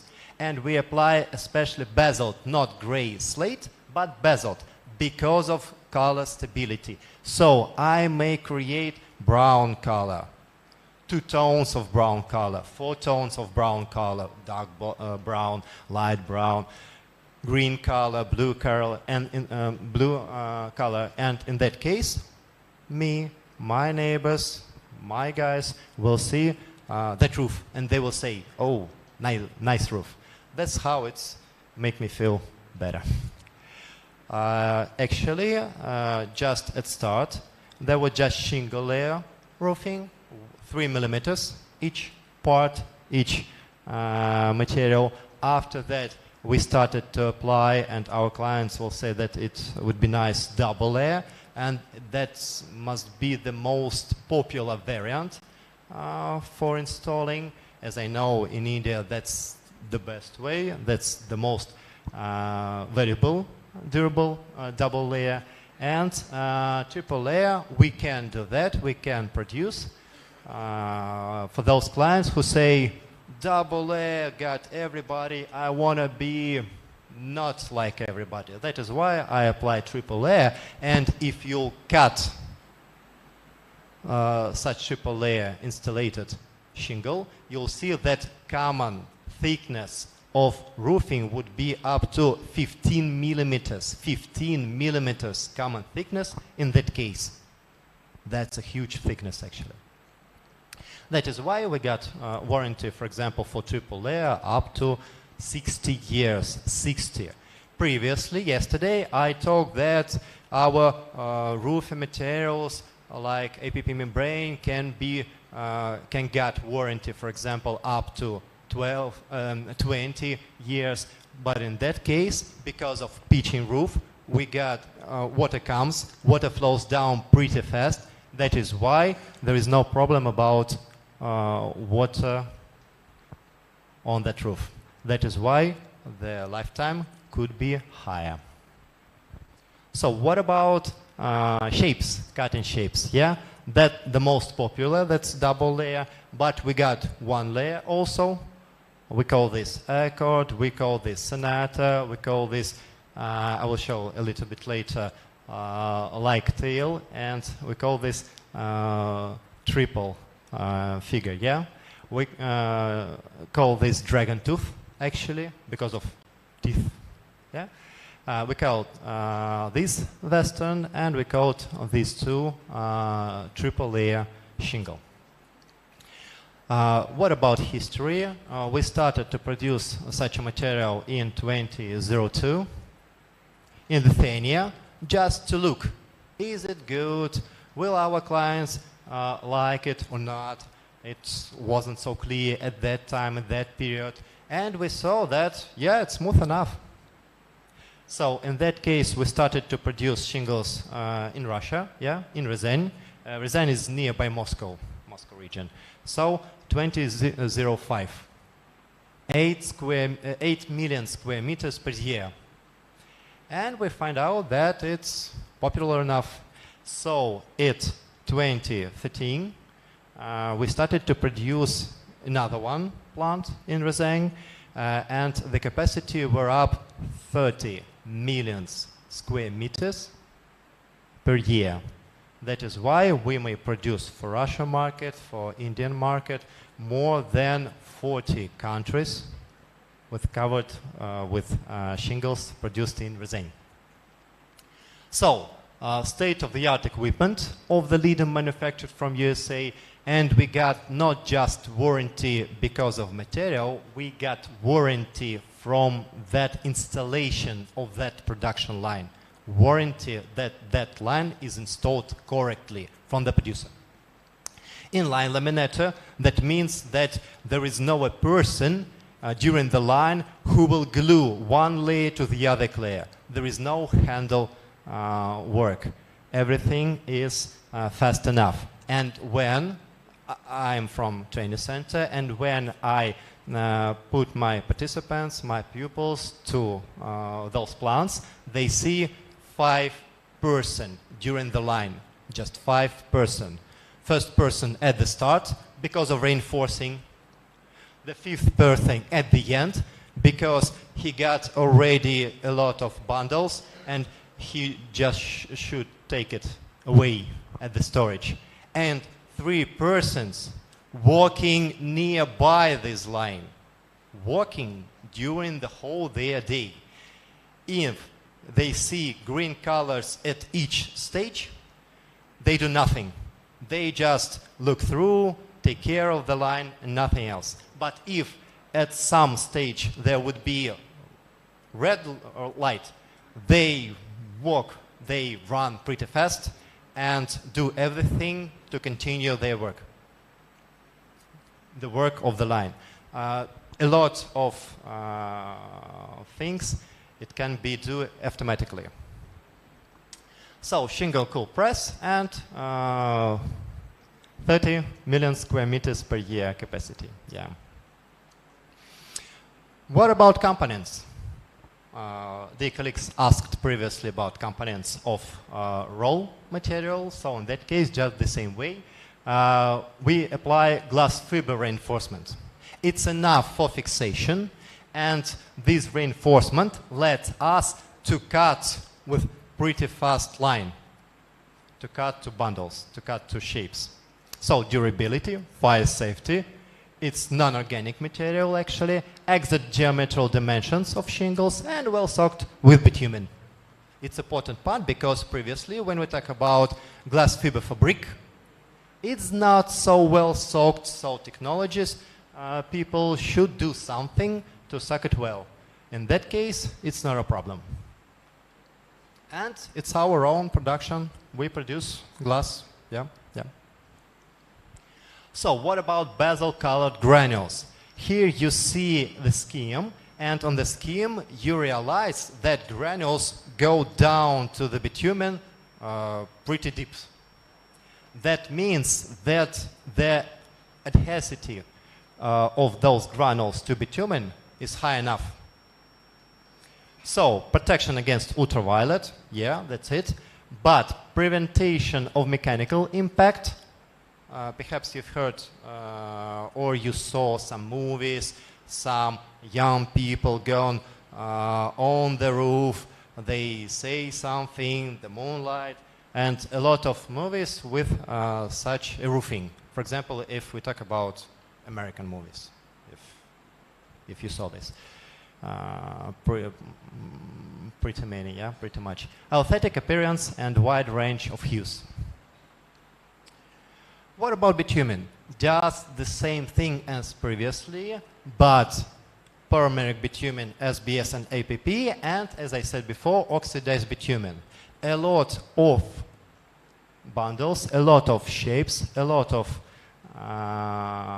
layers we produce with oxidized bitumen because we may get flow resistance higher than 110 degrees Celsius. It's enough for every climate. Sometimes you prefer APP and sometimes you prefer bitumen oxidized. We got all these collections actually, but bitumen oxidized is more popular. So, top multi-layer series, continent, western, jazz, country, as the most popular, rancher, classic series, standard series, are made with oxidized bitumen. Do you have any questions about this? Meg, I will ask sometimes. If you want to say something at the moment, you may say, all right? Just don't be shy. What about continent collection? We can produce that, we can supply that collection, and the warranty is up to 60 years. It's not a joke, we got such a warranty, and we got such a warranty because we may check this warranty right now for laboratory, and we got almost 20 years checking for the real roofing. We realize how fast it's aging. That is why we may create some warranty. We may get some warranty. Western collection, yeah, it's double Senet, yeah. These figures up to 65 years warranty.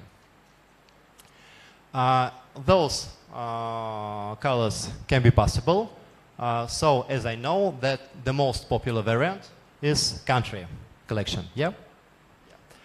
So it's up to 60 years warranty. You see those colors. Perhaps you may say which color is most popular here in market. Dear Meg, dear colleagues, can you say, dear Meg? Excuse me for your conversation. Which color is most popular? Louisiana, yeah. Michigan, yeah, here it is.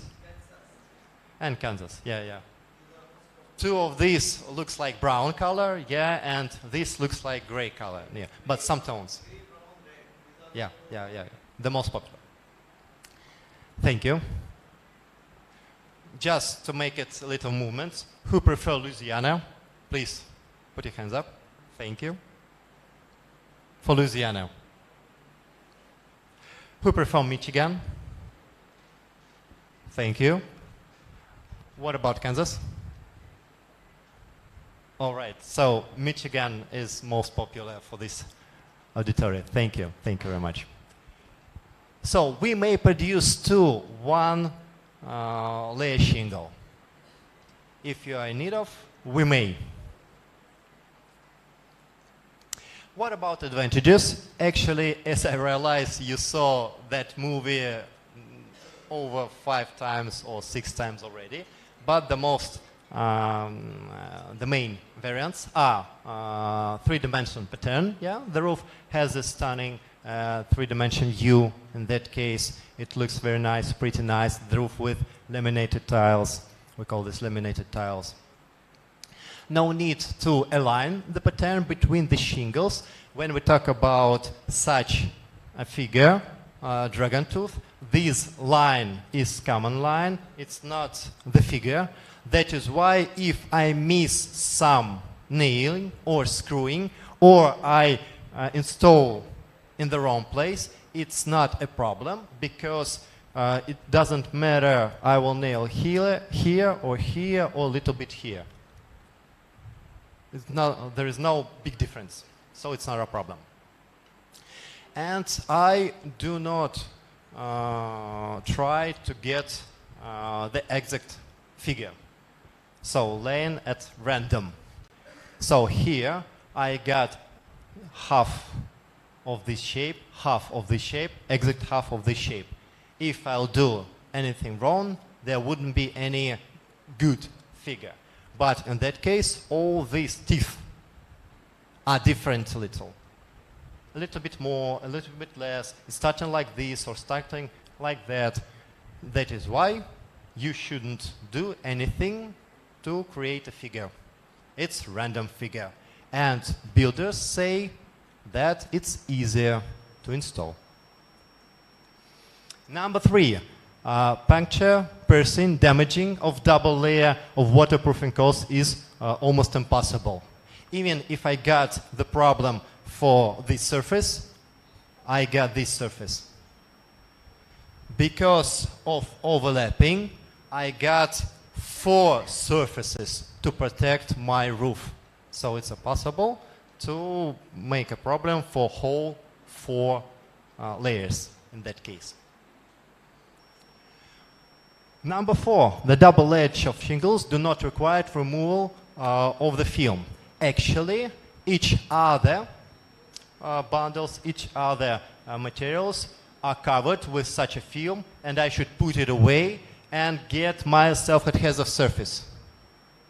But in this case, I already got my self-adhesive surface without a film. How can it be? Because of this film, because at the bundle they lay down like a wallet. If I say like a wallet, it's, yeah, thank you very much. So in that case, because of that film of another shingle, there is no adhesion before installation, and after that I just put them away, and there is no need to remove any film. Look at him, he spent his time just to remove. But if there is a lot of shingle here, perhaps it will be glued before installation. It's a problem too. So there is no need such a movement. Number 5, advantages of laminated shingles. The double layer do not require a starting band. At that, enrich hip tiles, saving money for the materials. What does it mean, starting band? If you remember any other figures, you realize that the first line do not cover the previous layer, underlayer. We got 2 layers waterproofing, underlayer and shingles. Shingle is the top layer, and there is underlayer. Underlayer got no ultraviolet protection. So if we do not cover this correctly, we can get a problem here, here, here, here. So we are in need of starting line. So in that case, because of a line surface, a line started, we just apply mastic to glue it well, and that's all. No need any other materials at that line. Yeah, that's it. So when we talk about common layer, you should realize that we do not apply just one shingle.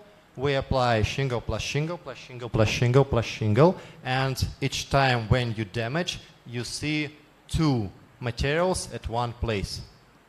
There is no place without, only just a start, without any other things. So that's how it looks like 3-layered shingle.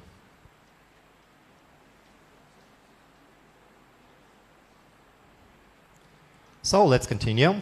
What about accessories? For example, we got hip and reach shingle and the shingle for accessories, for hip and reach. So we realize that there are ridges, there are hips, and we should cover it with a specific shingle.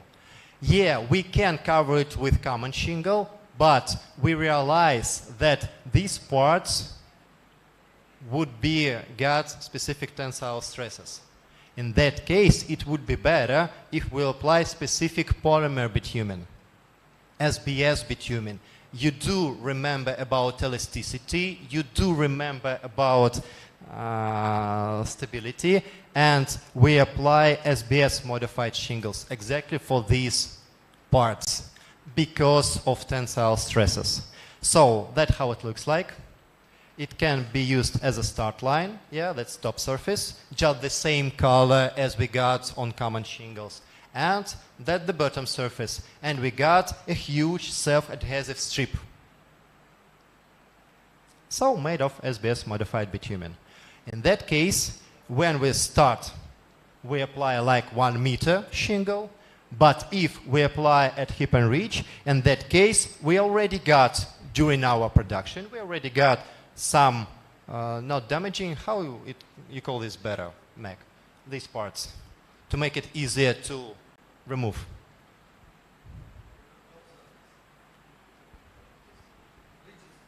Ridges. Perforated cut. It's called as perforated cut. Thank you, thank you. So that means that I can remove 2, 3 pieces. I get 1 piece, 2 piece, 3rd piece, and I apply these pieces on the roof. Thank you. So it looks like this, yeah. Yeah, sure, I may apply like this, but very often it's not quite well. And I do remember that this bitumen is oxidized, that means it's more rigid. And that is why it works on hip and reach not so correctly. So it's durable enough for those parts. So again, during the manuals, you'll see this. And you'll get such manuals during our next stages. So what about solutions? You do remember that we supply solutions too. Solutions of the material. So we'll have 3 surfaces. One of these, it's like wooden part with self-adhesive underlayer and applying shingles with nailing method. And we can do that, and we apply nailing because of the base. So we realize that the perfect mechanical fixation is nailing in that case. Sometimes we got a nailer, specific gun to make it pretty fast. Sometimes, as for today, we got a hammer. What else? If we are in need of great microclimate, for example, we want to keep our 20 degrees, but we got our 40 degrees, that is why we apply heat isolation too. Diamar said about this before. So we got vapor barrier, we've got heat isolation, we got some specific membranes, we call these super diffusion membrane, because any vapor comes here and go through this pretty fast, very fast, but instead of that, we may protect our heat isolation from raining and from any movements of air, because this part is for ventilation. For example, 50 millimeters, 100 millimeters for ventilation. The air flows going on, flows up, and going away, this part. So it's for ventilation to make this surface cooler.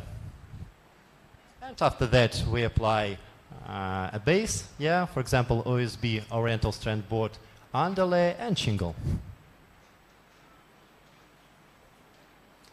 Do you have any questions? Meg, do you have any words about this?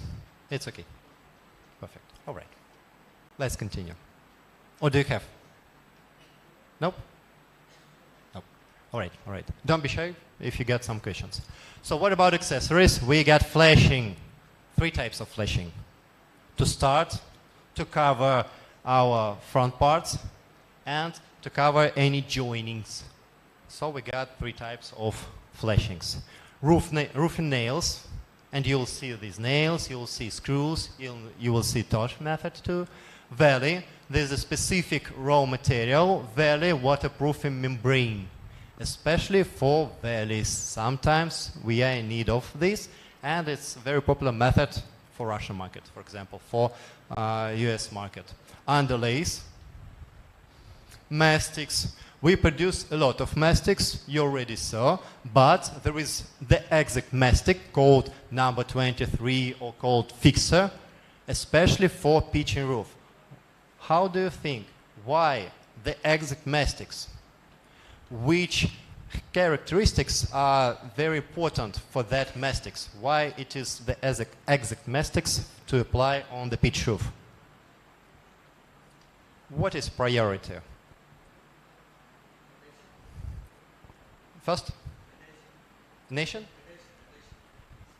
Stickiness, adhesion. Who else? Don't be shy. Who wants to try?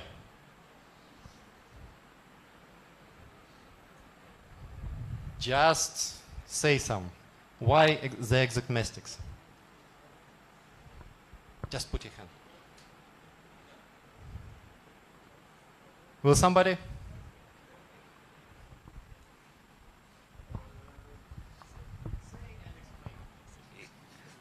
Is it bonding? Yeah.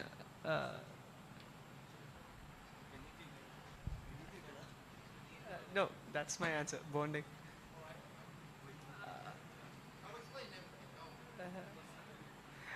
I mean, like it's related to adhesion, so that's why I said bonding. Yeah.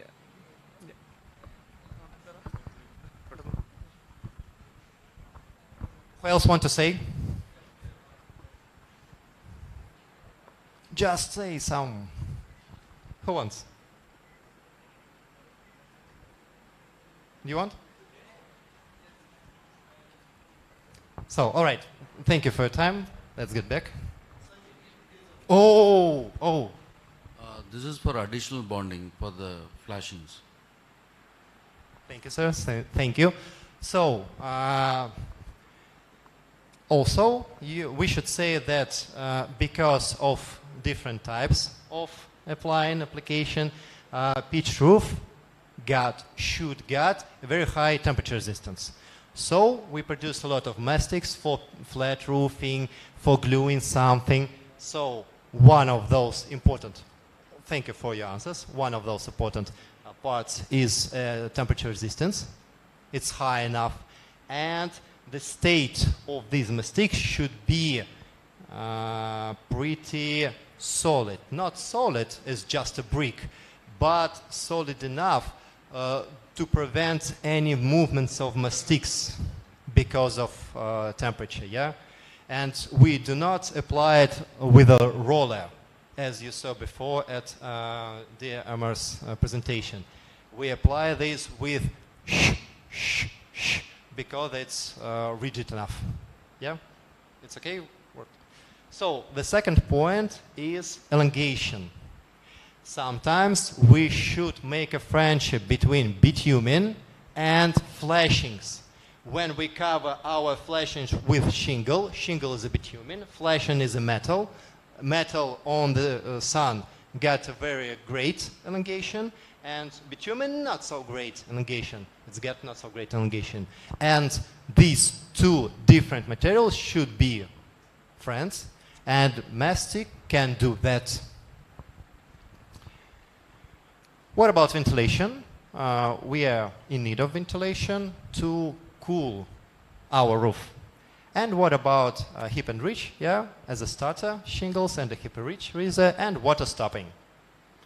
So actually, we do not apply it in India, and you see no words here because it's for actually snowing, and it stops snows at the bottom side to prevent any damaging of our bottom systems. So what about roof base? We apply like this, like checkmate. We call this checkmate figure, and we got T joinings. That would be better than cross joinings because of deformation at that point. And we recommend to get some millimeters gapping for example, 3 millimeters, 4 millimeters, because of the movements at the sun. What about underlayer? What is the function? Actually, it's insurance, my insurance, because I'm a human, and I make some mistake for top layer. In that case, if I got underlayment, there is no great leakages just at the time. So, very often, my great mistakes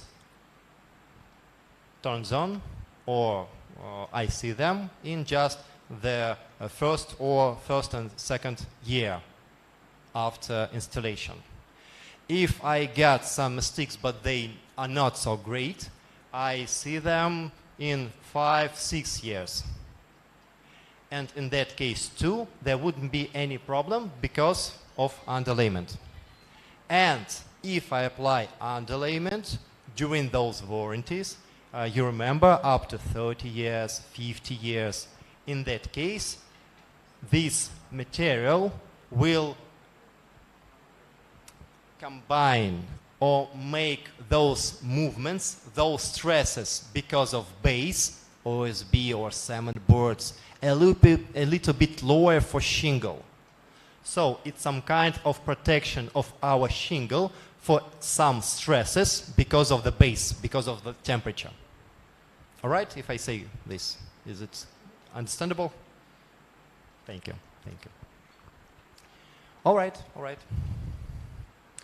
So what about color? Application technology to avoid undesired color, unbalance that could appear invisible color. Sometimes it can be on the roof. It is recommended to mix shingles from 5 or 6 random bundles. So we apply the exit time 5 or 6 bundles, and there is no such a figure.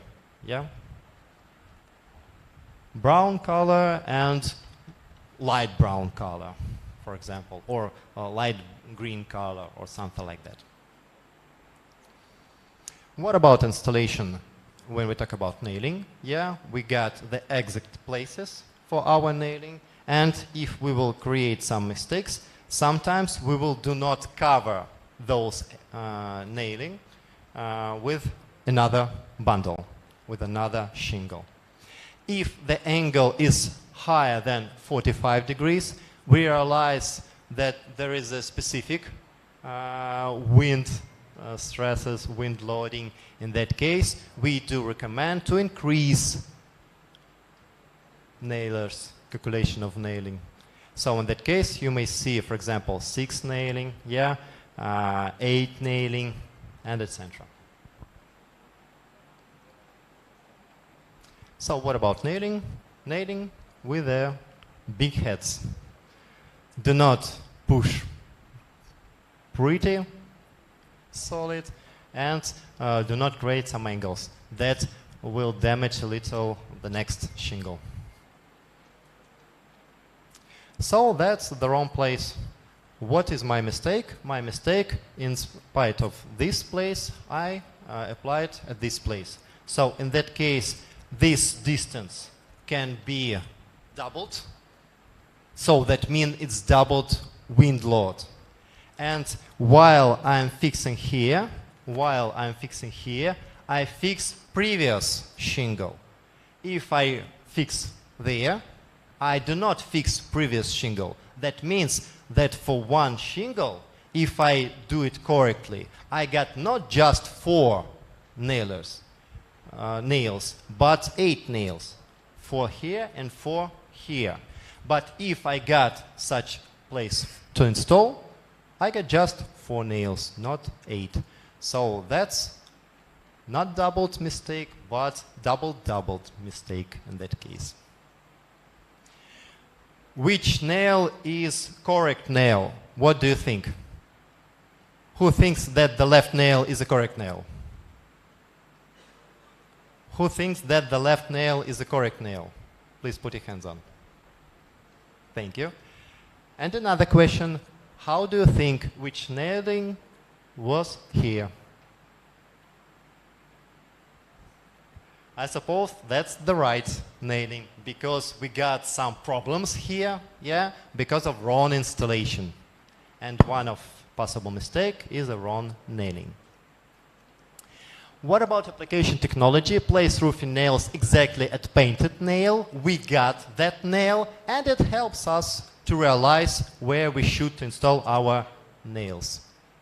So, allowable nailing area, yeah, upper layer of laminate, lower layer of laminate, that is why we call this double layer, and nailing line. It's in the middle, and that means that we cover the next shingle, and our nails fix previous shingle too. So what do we have? For example, for these shingles, we got gluing at the bottom side, we got mechanical fixation, and we got mechanical fixation because of next shingle. That means that this shingle cannot fly away the roof. It's almost impossible.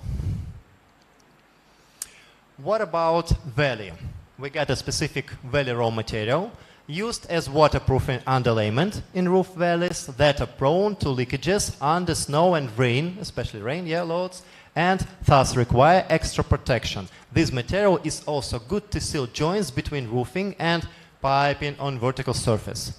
We apply SBS modifier, we apply polyester reinforcement, and that means then we got any different OSB, any different pitching. In that case, there is a line, very specific line, and this material works at that place correctly because of movements, different movements of those two surfaces, and he works pretty hard, and there is no damaging, and that is why we may say that it's durable enough joints.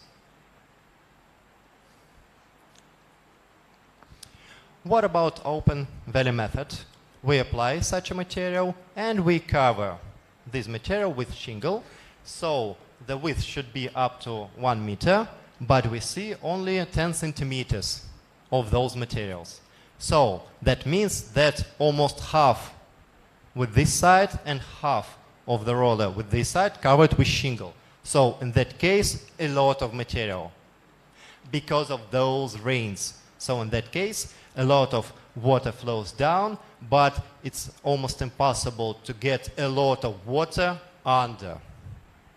Even if we got a lot of water here, the first nail, when we talk about correct installation, should be not here, not here, not here, but not less than 300 millimeters.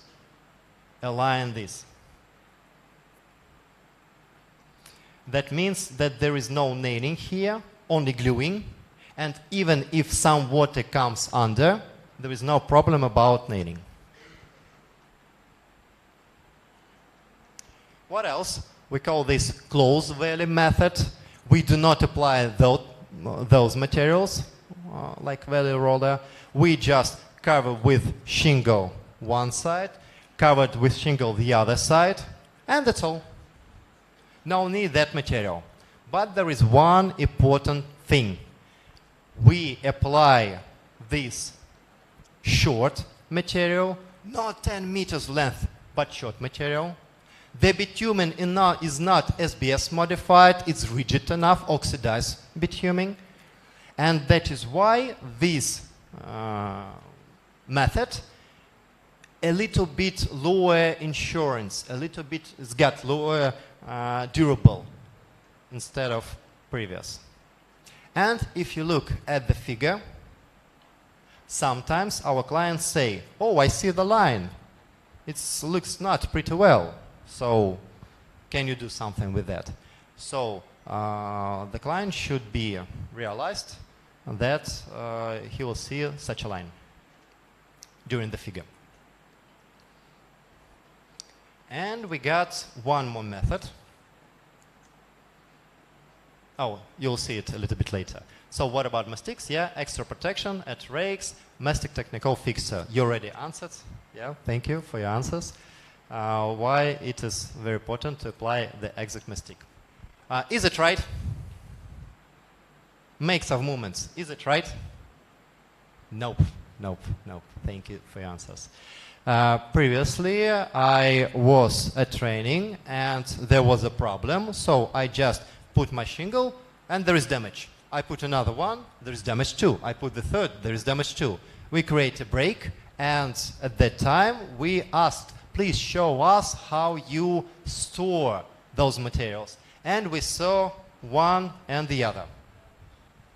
So the exact place where these pellets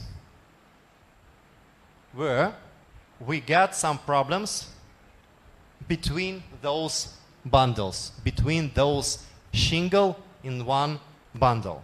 So we asked to put this away, and we took those shingles very carefully. Yeah, we shake them, we did it carefully, and there is no problem. But it would be easier for us if there was no storaging like this. So please don't do that, just like this, just one, just one, just one. That would be enough. So what about storaging? Yeah, bundles of shingles should be stored on pallets sorted by production codes. All right, pallets of shingles should be stored in a covered, ventilated space where temperature will not exceed 40 degrees. Or something like that, because right now we got just the same temperature. Do not stack pallets with production on top of each other to avoid sticking of shingles inside the bundle. Do not expose them to direct sunlight. And transportation at the storage of pallets in 2 or more rows is possible when using the racks and special shelving units. So all these points will help us to apply to install it correctly. Do you have any questions? Dimek, do you want to add something? Thank you, sir. So what about starter strip? Yeah, we apply a starter strip. For example, when we talk about one single layer of shingle, yeah, the bottom size, the top size, that's how we install it. So, you remember those shades? So, how to start if we do not have a starter? We may cut away with one shingle, we may cut away those pieces, glue it with a mistake, and it's our starter. Yes, we can do that. It's possible, actually. Or if we talk about double layer, dragon tooth, for example, yeah, country, we glue the starter to start it correctly. We glue this part to increase the adhesion, because each problem starts with a starter. And if we glue and take our risks lower, in that case, each other shingle will be applied correctly. There is no problem about wind load in that case. Do you see any problems?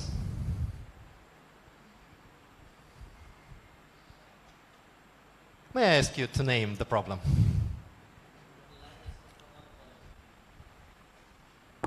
The line of the shingles has to come on the further for the starter line. Thank you, thank you. And there is no mistake here, yeah. So what about installation? You see that we cover our nails, you see no nails, but we got ungluing and mechanical fixation. So here's the line, here's the nail, that's the correct installation. Sometimes you may see that builders apply pneumatic nailer gun. It's called nailer. In that case, the speed would be pretty fast. In 1219, there were a great guest at my training center in Moscow from India, and he applied such a method. And he said, yeah, pretty fast. He was trying. And sometimes, if you can do that, you may, yeah. So what about cutting pattern? When we go about sonata, half of piece, half of piece, half of piece, so we got such a figure.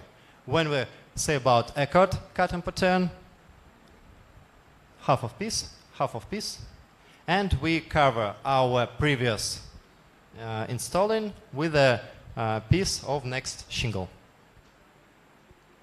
So the square of the top shingle should fit neatly, but together between the two bottom shingles. Let's call this. So what about bricks cutting pattern? Yeah, half of piece, half of piece. And what about Atlantica? Just the same. Each figure, except dragon tooth, we got such a movement. When we talk about dragon tooth cutting pattern, it is recommended to install dragon tooth tiles in such a way that each tooth, if possible, fits into the cutout of the underlying shingles. That will result in a uniform and more aesthetically correct roof pattern. That is why you see from 15 centimeters up to 85 centimeters movements. It's not so important. That is why it's easy to install.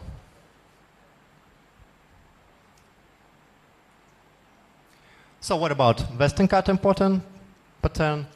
Just the same. And continent cutting pattern, just the same, half of the piece. What about methods?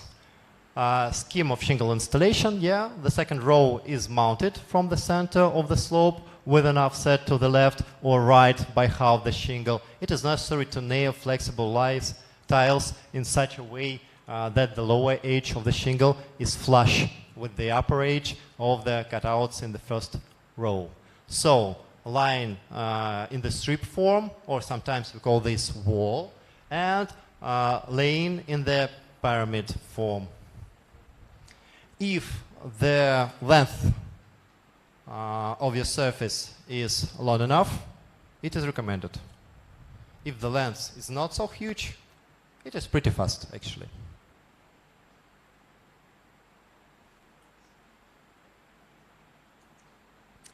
What about protection?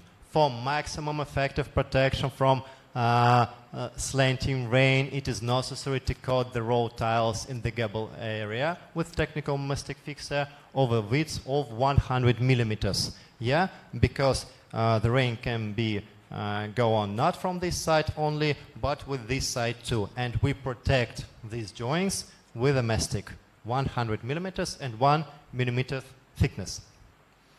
And flexible tiles should be installed with a distance of 15 up to 20 millimeters from the tonal band of the gable strip here. And that means, and we cut a little piece, triangle piece. In that case, when we will cover the next tile, the next shingle, our raining will go here, and instead of going up, because of physical, it will go down, and there is no problem.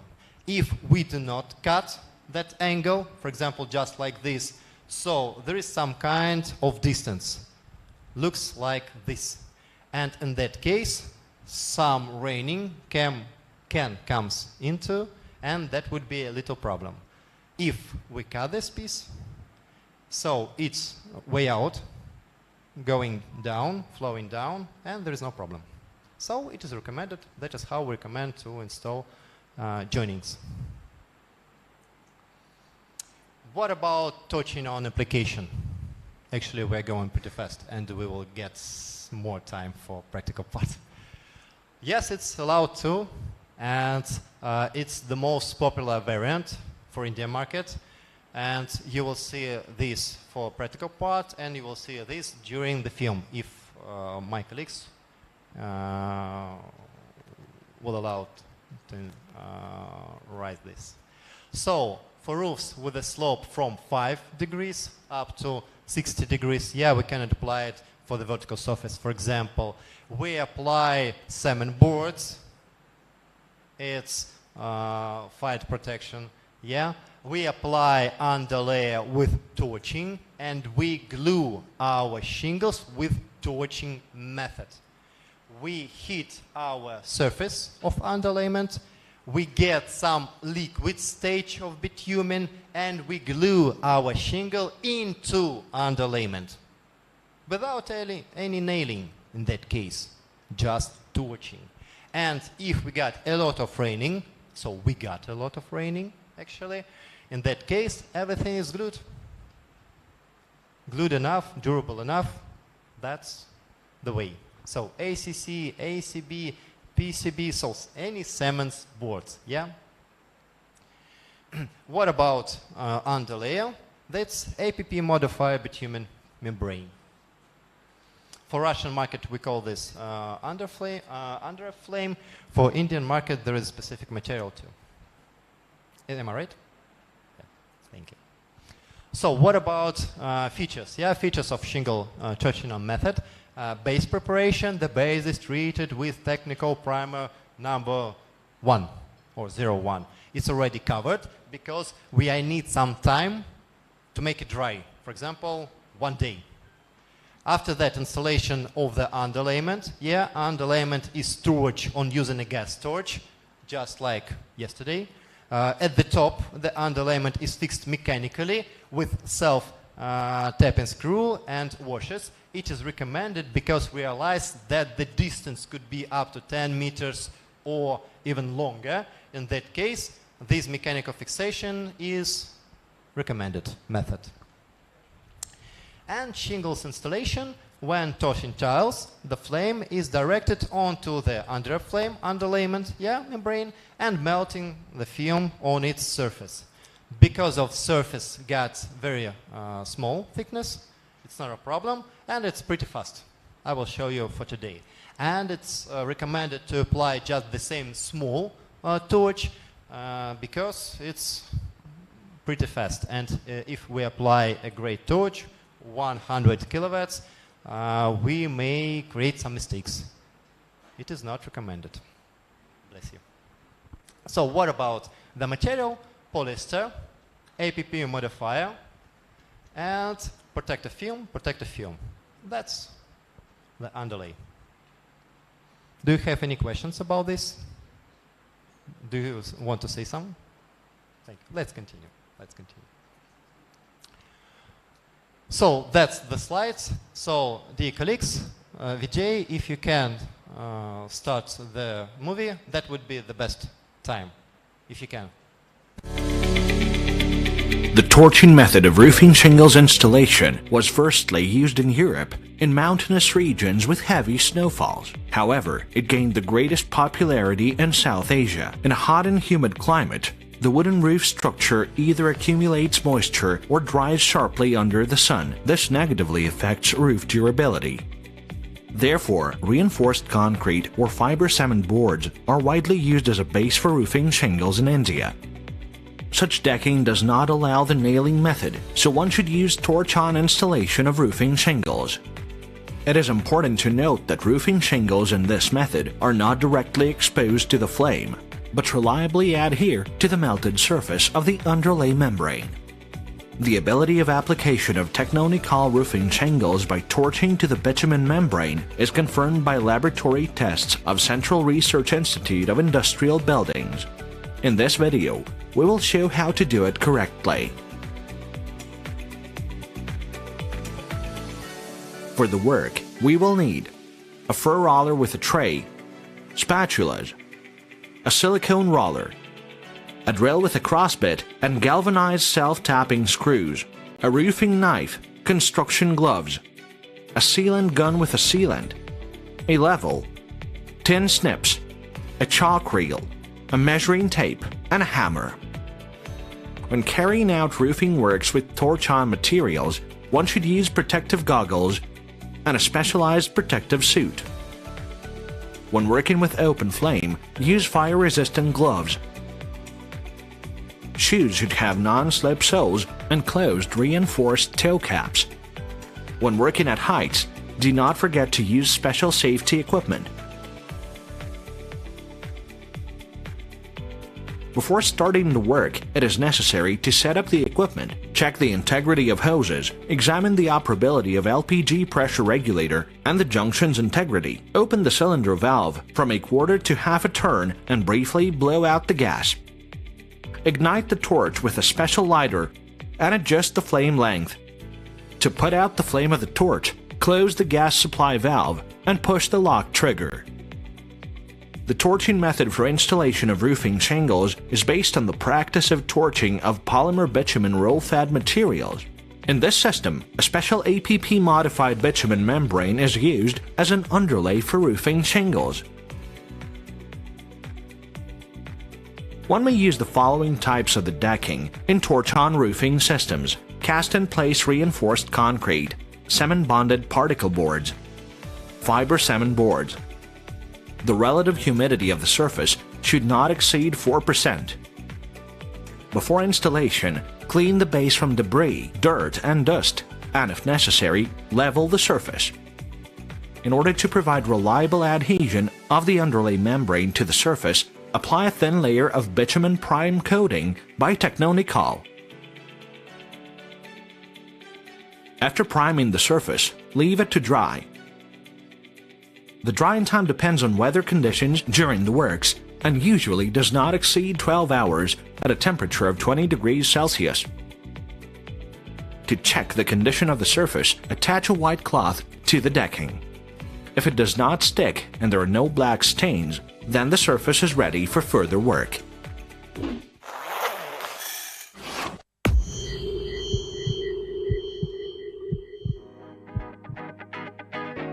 Even front-on overhangs are reinforced with metal planks.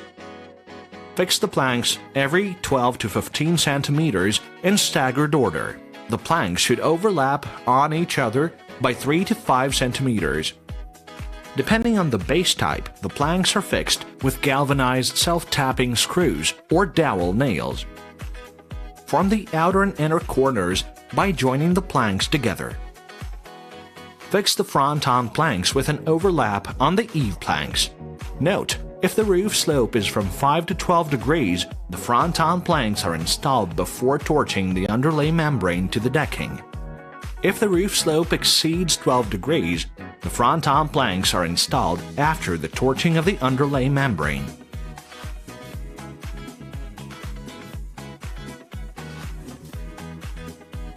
Before starting the work, measure the roof base and cut the underlay membrane to the required length. This will ease the installation. Begin forming the valley. Unroll and align the underlay membrane along the valley center. The width of a roll is 1 meter, which gives 50 centimeters on each slope. Cut the membrane along the eave line, leaving 2 or 3 centimeters from the bend of the eave plank. Before torching, roll 1/2 of the membrane in the direction to the valley center and then torch it with gradual unrolling of the material along the slope. The torch should be oriented directly to the place where the membrane touches the base. It is important to carefully press the material with a silicone roller at the center of the valley. Install the other half of the membrane similarly.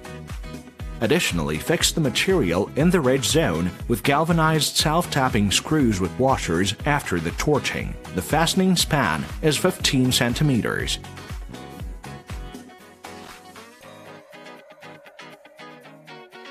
Touch the underlay membrane on the roof slopes from the bottom upward. At first, torch the material in the eave zone, then torch the remaining part of the membrane. Direct the flame to the place where the membrane touches the base, uniformly heating the material across the entire width. The pattern on the membrane will indicate when the compound becomes active. It is necessary to control the intensity of the bitumen leaking. It should not exceed 2 or 3 millimeters. After torching, fix the membrane at the ridge zone with galvanized self-tapping screws with washers. The fastening span is 20 centimeters with a 7 to 8 centimeter shift from the edge. The following rows are torched with vertical overlaps of at least 15 centimeters. Horizontal overlaps with a width of 10 centimeters are also additionally fixed with a span of 15 centimeters. press the places of overlaps with a roller. Walking on hot material during the works is prohibited to avoid damage to the top layer.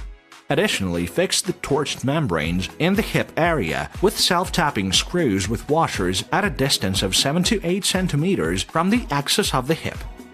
After the complete cooling of the material, it is necessary to check the quality of all overlaps with a spatula to make sure that they are sealed over the entire seam area. Areas with disturbed integrity should be repaired. In this video, we use a close valley method, which does not require the installation of a valley roll material. At first, mark a line with a chalk reel on the steeper slope at the distance of 20 centimeters from the valley center. For convenience, cut the shingles along this line before installation. Shingles corners coming on the front-on plank are clipped by 2 to 3 centimeters to keep water flowing downhill. Before torching, coat the area of shingles overlap on the front-on plank with mastic TECHNONICOL'S fixer to the width of 10 centimeters. The thickness of the layer should not exceed 1 millimeter. Align the first shingle to membrane, leaving 1 or 2 centimeters to the edge of the front-on plank. Press one side of the shingle and torch the other side. Important note, during the torching of the shingles, the flame of the torch should be directed only to the underlay membrane and not to the inner side of the shingles. The torching occurs due to the melting of the surface of the bitumen membrane. Thus, the shingle is embedded into the membrane. After torching, press the shingle with a roller. Do not cut the part of the shingle which comes to the opposite slope. The starting shingle at the opposite slope is installed in a similar way. Install shingles on this slope sequentially, from the bottom upwards along the entire length of the valley. In the place of shingles overlap, torch only the upper part where the shingle contacts the underlay membrane. Similarly, install the shingles on the steeper slope while cutting it at a distance of 7 to 8 centimeters from the center of the valley. For convenience, mark the cutting line with a chalk reel in advance. Coat the shingles overlap area with mastic TECHNONICOL'S fixer to the width of 10 centimeters before torching. The thickness of the layer should not exceed 1 millimeter.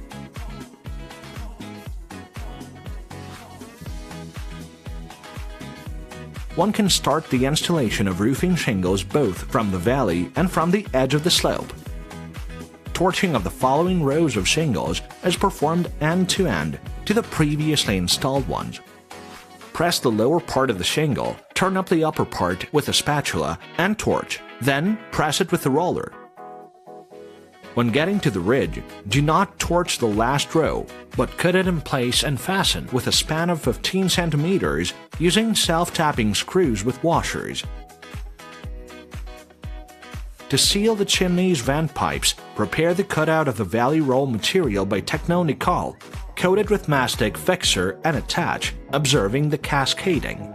Torch the cutouts of the valley roll material overlapping the underlay membrane. Coat the joints between the valley roll material and the shingles with mastic fixer. The junctions of the valley roll material with the chimney should be covered with metal flashings and then sealed.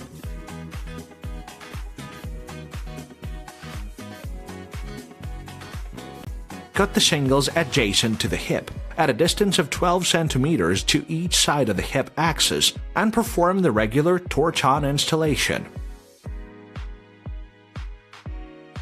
Prepare a 24 centimeter wide cutout from the underlay membrane for the entire length of the hip so that it fits the gap tightly. Torch the element and press it with a roller.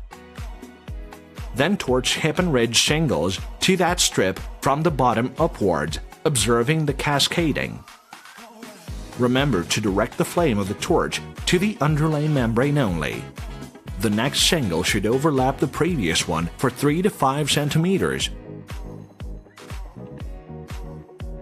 It is necessary to install the ridge vents on the roofs with a slope of more than 12 degrees. Fix the ridge vents to the base with galvanized self-tapping screws of 60 mm length. cut hip and ridge shingles to the width of the ridge vent and fix them through the vent directly to the base with galvanized self-tapping screws with washers using 4 pieces per element. If the roof slope is less than 12 degrees, the ridge vent is not installed. In this case, torch an additional strip of underlay membrane on the ridge, followed by torching of hip and ridge shingles on the same principles as on the hips. For installation of penetration elements on the roof, it is necessary to provide through holes in advance during the construction of the decking. After roofing shingles application, install the pass-through component by TECHNONICOL, which serves as the base for the final roofing outlet, selected depending on the functionality. It is recommended to use the pipe-type vent for ventilation of the subroof space when the roof slope is less than 12 degrees. Advantages of the torching method for roofing shingles installation over the traditional method of mechanical fixation by far exceed its labor intensity. This method is suitable for roofs with a minor slope, starting from 5 degrees. It possesses increased water tightness and expands the scope of application of the roofing shingles by TECHNONICOL on such types of decking as fiber cement boards, cement-bonded particle boards, and cast-in-place reinforced concrete.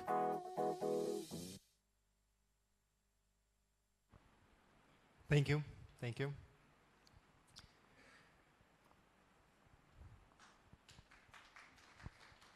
Thanks. But it's not all. As I said, that part would be a little bit longer. So we got slides about installation of the valley, and let's continue. So what about methods? Yeah, you see open valley. Here you see closed valley, and you see a method we call this rows method, because we got this shingle, this shingle, this shingle, this shingle, this shingle, this shingle. And when you see such a method and it looks pretty well, it is very hard to realize, to do. And that means that the roofer is a great roofer, because do it really nice, really hard. Especially when the angles, this angle and this angle are different. As I said, you will get such presentation, and all other videos you may see during your home work, for example. So what about undercut method? It looks like this. You already saw that. So the first point, the line of fixation, of shingle is marked on the underlayment. All right, with that. Shingles are laid starting from a low slope with an overlap at least 300 millimeters. Number 3, the fixation line is using a market string. Step number 4, each shingle is fixed using roofing. And number 5, the undercut line is marked on a slipper slope. So, number 6, flexible tiles are laid on a slipper slope, Number 7, course, shingles are cut from a slipper slope along, and each shingle is cut by 20 up to 30 millimeters to let water flow freely, down the valley. And number 9, the shingle are coated with technical fixer bitumen mastic. That's the method. What else?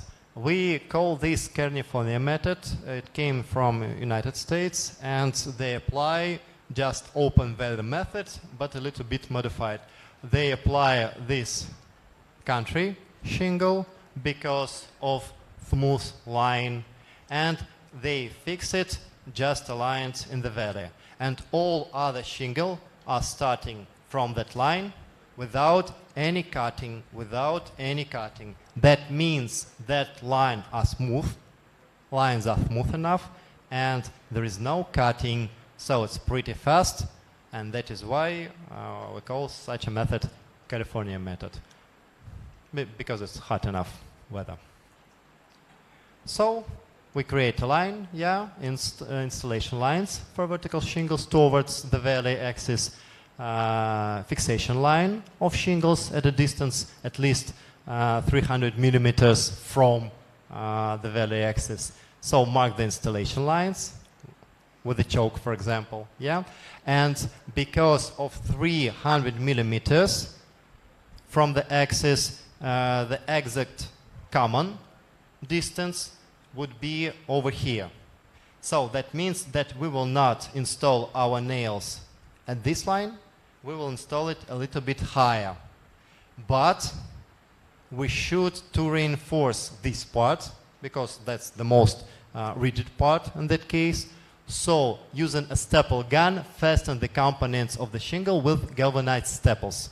In that case, we realize that this line is durable enough, even if our nail would be a little bit higher.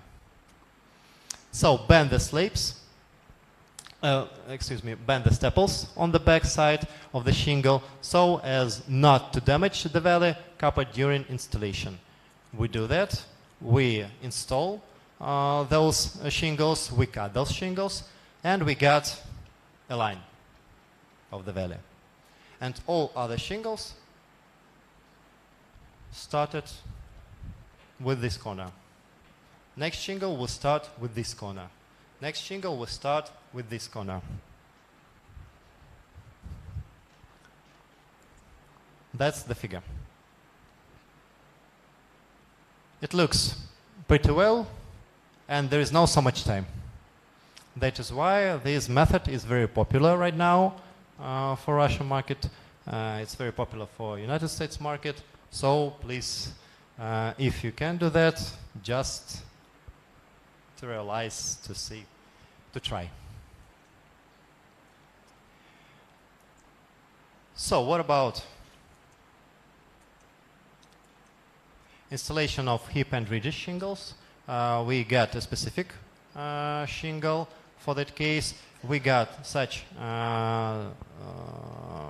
ventilator for ventilation. So at our mock-up, we do not show you this part. It's a specific part. So we realized that at our mock-up there wouldn't be any ventilation. There's no need. Yeah, let it be so. So we got such an aerator. These tunnels not so easy for water to come into, but it's pretty easy to flow away the air. That is why there is no problem about ventilation, and there is problem to make any risks of water flowing leakages. That's how the ventilation works. Yeah, it comes at the bottom point, it flows out at the top point, and because there is difference between characteristics of air between these 2 points, there is self-movements. No any specific ventilator. Yeah, that's how it works.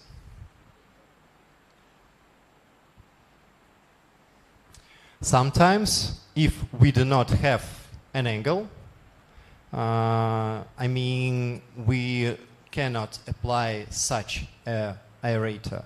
We apply these types of aerators to ventilate. And cover all of this with hip and ridge shingle. In that case, if we talk about ventilation, the length of the nail should be up to 60 millimeters because we fix it into our base, for example, OSB, cement boards, and etc. That's how the ventilation works.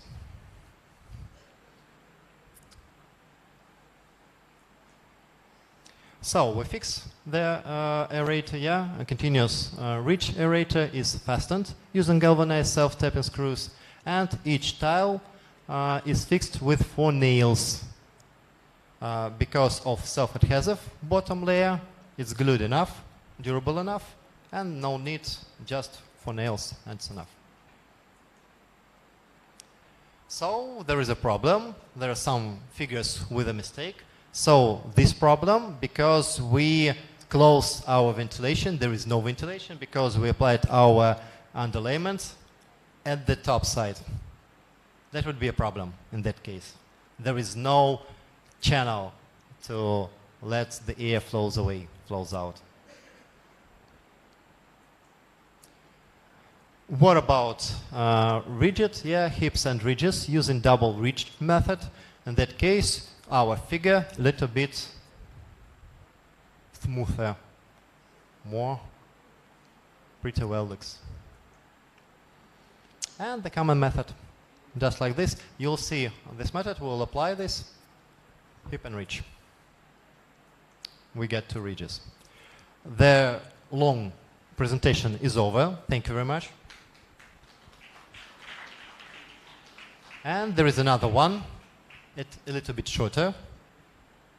Do you have time for this? Actually, it's okay, yeah? Oh. It's what time should we start our lunch? At 12.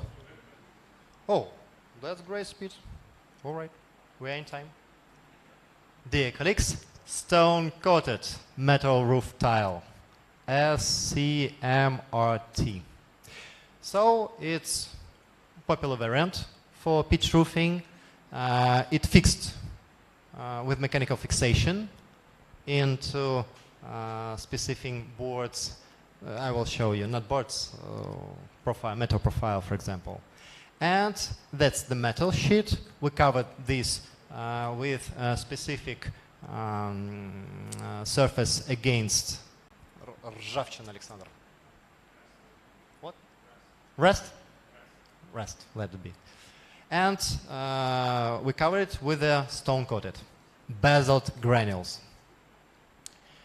So what about stone-coated? Yeah, the first generation ceramic tile. Let it be so. The second generation cement tile. Let it be so. The third generation resin tile, asphalt shingle, and the 5th generation stone-coated metal roof tile. So it's very perspective material. Made of galvanized steel plate with excellent anti-corrosion properties, sintered colorful stone chips at the surface layer, stone-coated metal roof. Tile has good weather resistance, durability, more than 50 years. It's also light and easy to install. It's widely used in various building structures such as residential buildings, integrated buildings, commercial buildings, and public buildings center. So that's the sandwich, yeah?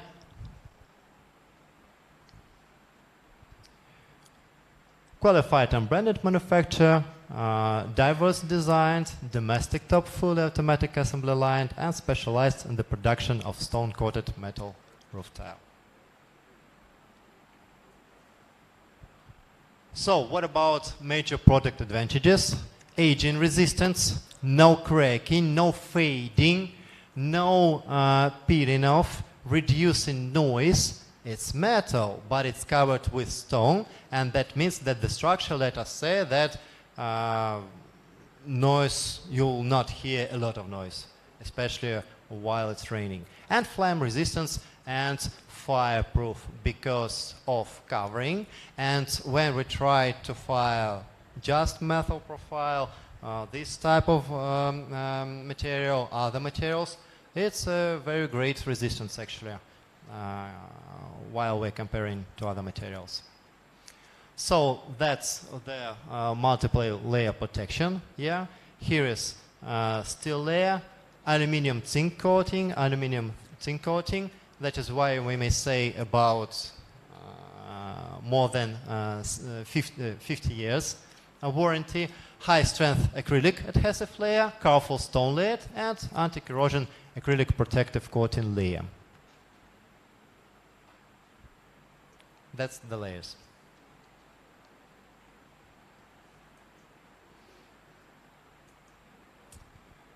And how it looks like. Yeah. Design bond. Produced size. You see the panel slate? Yeah. Installed size like this. Quantity, square meters, and weight. Weight is low enough. That means that we shouldn't create any specific base for this, and it's pretty fast actually. Classic tile, That's how it looks like. Deep Roman tile.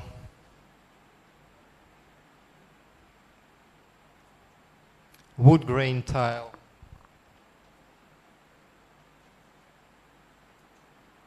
Milano tile.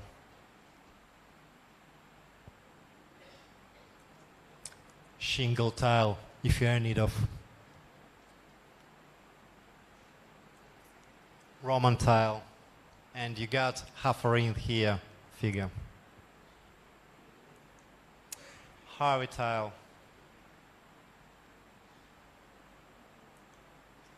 Long tile in customized length. Yeah. What about previous? Mac, if I'll ask you to say which tiles are more popular, can you answer? Roman pattern and tile pattern. Thank you. Thank you. So yeah, bond in lawn size, bamboo in lawn size. That's how it looks like. And accessories. So the most important part, it's about accessories. The most hard skill, if I'm a builder, is to create these accessories really great, really nice. It's not so hard to install just one band, but it could probably some specific skills to install any joinings, valley, for example, corners, overlapping, and etc. I mean overlapping at the finished point. So panels may be cut using a cutter or guillotine, or aviation snips, or a circular saw using metal cutting blades. So that's the most popular variant, but we should work with it very carefully because our tile got some rigid parts. So in that case, it is very necessary that the builder should have so-called flight or air hand. That means that he moves very smoothly in that case. And if we got any problems, we will put some granules off, and that would be the problem. So that should be a very smoothly movements. So that's how it looks like for common our market. Panels are fastened to wood battens. Here we got metal battens. So what about spacing? Batten spacing, and we got common distance 370 millimeters. And when we checked it previously, that was just the exit size. So thanks once again for those persons who prepared this stand, this mock-up. So what about fixation? We fix our tiles at the top side. We fix our tiles at the bottom side through the metal. After that, we cover the top side with this part and just fix the same top side and the bottom side. And in that case, two tiles with one nailing, one fixation through two metals. And just when we talk about Roman, just the same installation. Top fixation, bottom fixation, covering, top fixation, bottom fixation through two metal bands, metal tiles. And for our installation, we will apply screws method. When we talk about top corner, yeah, we apply such a profile to cover our tiles.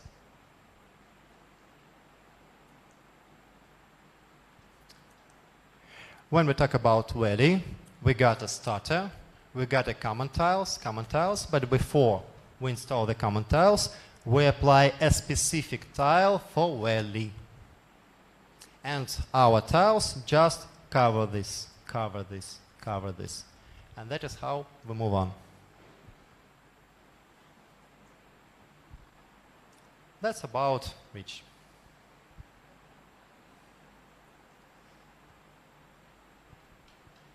That's how it looks like. Have you seen such a surface? Dear colleagues, dear participants, have you seen such a surface?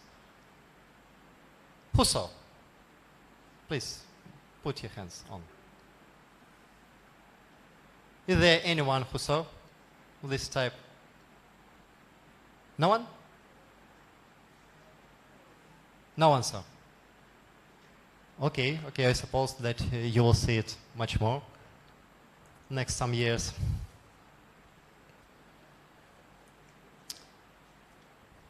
There. So, what about popular colors? You see all of these. And my favorite question, can you name the most popular variants about colors? Grey white, then we have brick red, that's popular. Then again dark grey. So grey and brick red are the most common for this kind of stone coated metal roof tile. Thank you. Thank you for your answer.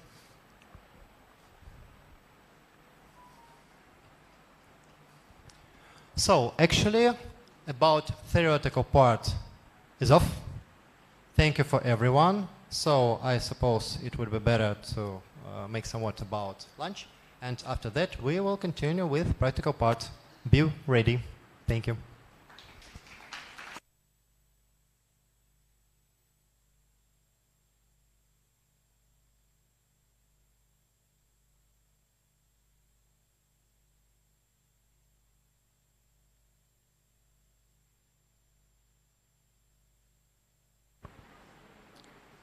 Thank you, Mr. Sergey, for your insightful keynote lecture, which has provided us with a valuable insight into roofing industries. Your expertise and passion for the subject have truly enriched our understanding and inspired us to explore new horizons in roofing technology. As we break for lunch, I encourage everyone to take this opportunity to recharge and refuel both body and mind. Use this time to network with your peers, exchange ideas, and perhaps even brainstorm potential collaborations that can further drive innovation in our field. After our lunch break, we will reconvene for an engaging practical session that hands-on experience will allow us to apply the knowledge gained from Mr. Sergey's lecture in real-world setting, enhancing our understanding and proficiency in roofing techniques. So let's enjoy our lunch break and I look forward to seeing you all refreshed and ready to dive into a practical section in an hour.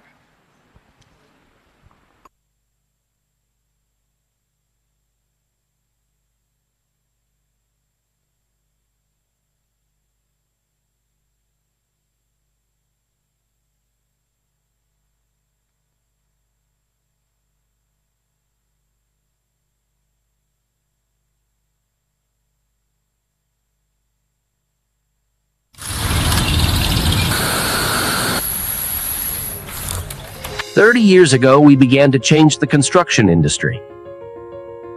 And if you get involved in a story, write your name in it."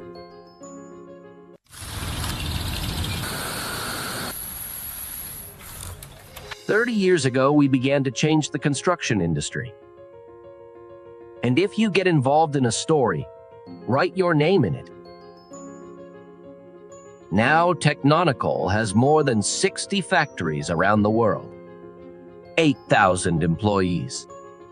We have opened 6 scientific and 20 training centers. And we release 5 new products every year. 500 million people already live and work in the houses built with our materials. Sounds cool, doesn't it? But do you think that 30 years ago it was clear that we would come to this? Only one thing was clear. In order to survive, we had to move. Therefore, work at our company never stops. Every minute someone interacts, explores, creates.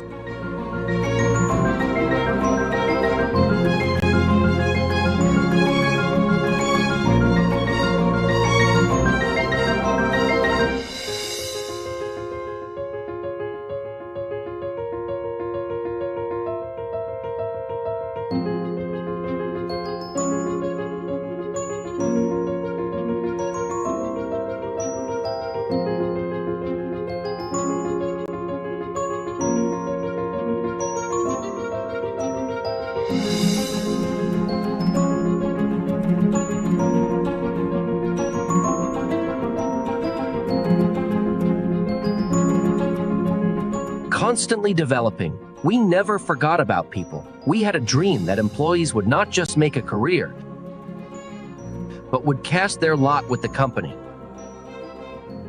Therefore, we not only provide stable income, we involve everyone in the movement.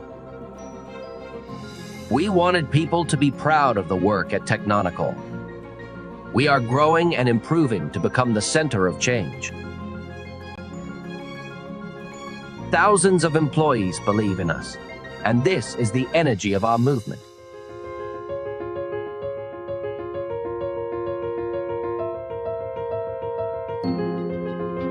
We made construction technologies available to everyone. We introduced innovative solutions to make things simple for you. We have provided a wide selection of products.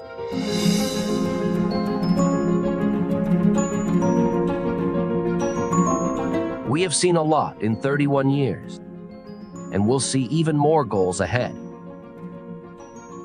And if you ask when a business can take a break, we don't know. We've never stopped yet. Technonical Company's 31 years. It was good. Let's move on.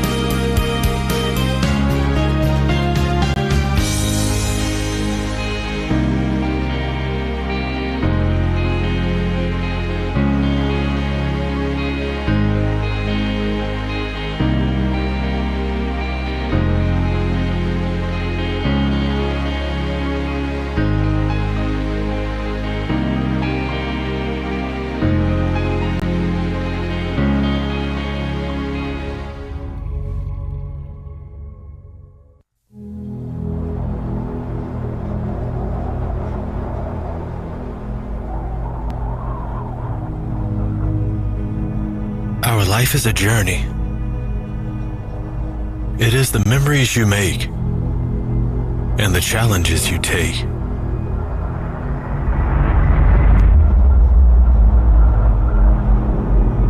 That make you who you are.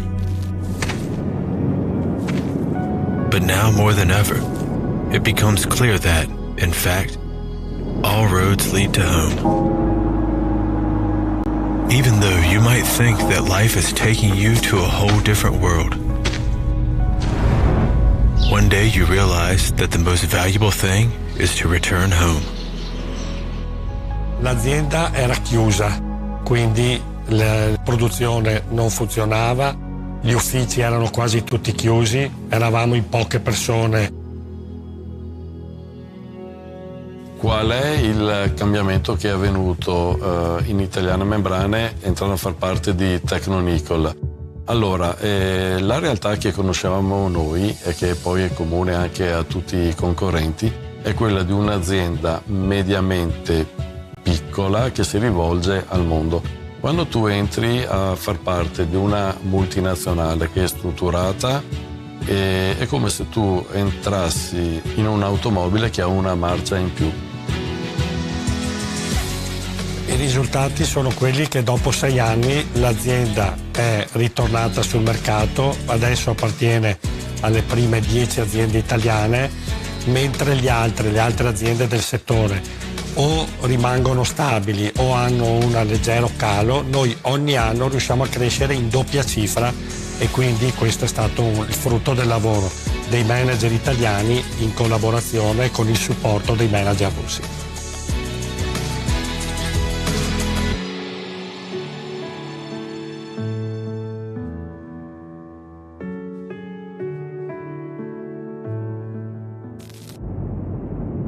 The new reality of the world hit us hard.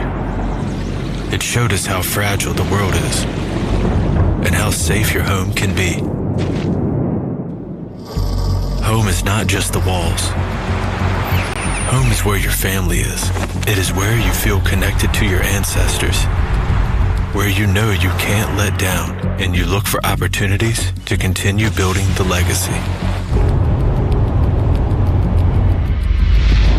Mein Urgroßvater hat die Firma Börner 1882 gegründet und da selber, ich sag mal, derjenige zu sein, in der Generation Firmenanteile anderes Unternehmen zu verkaufen, ist natürlich emotional nicht so einfach, weil man ja letztendlich auch einen Teil seiner Familiengeschichte weitergibt oder weggibt.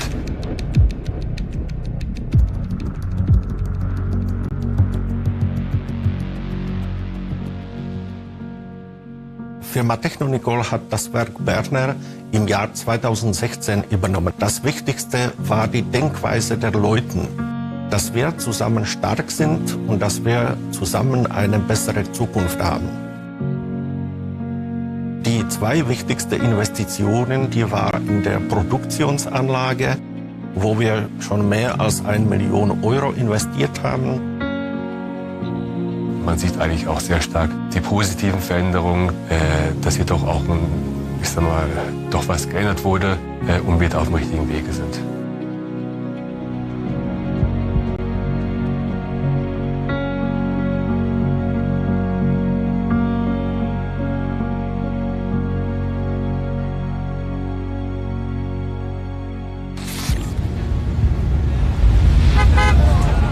Our world is huge, and exploring it is a real pleasure. But the true happiness lies in knowing that you have a home to come back to. I think for the UK, they have a phrase, "My home is my castle," and that's good for us. In terms of our products, we provide more security. The major changes since TECHNONICOL acquired the business have been the investment program that we have implemented.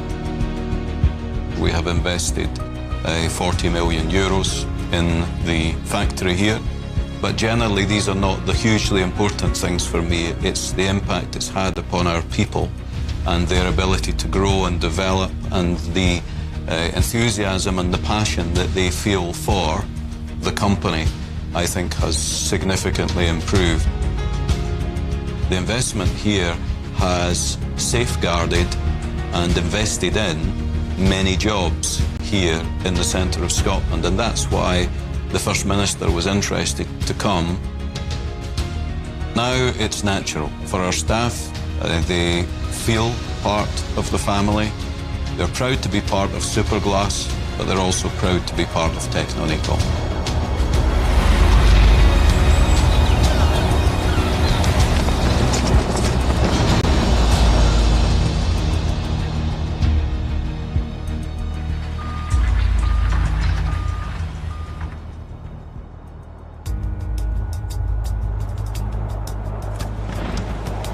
In today's world, coming home is not only an act of return, but also a chance to revive your life.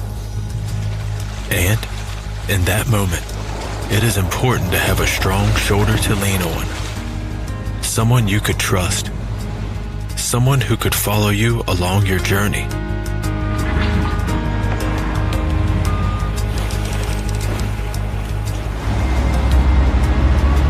When the whole world and thousands of roads are in front of you, which one would you choose to follow next? Would you choose to follow the trodden path, or to bravely step into the unknown? It is then when you will make up your mind to build from the ground up and start a new history to be independent. Taste the new life and build a new home.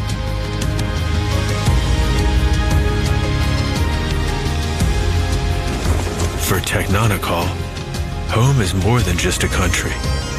Our home is where houses are built using Technonicol's materials.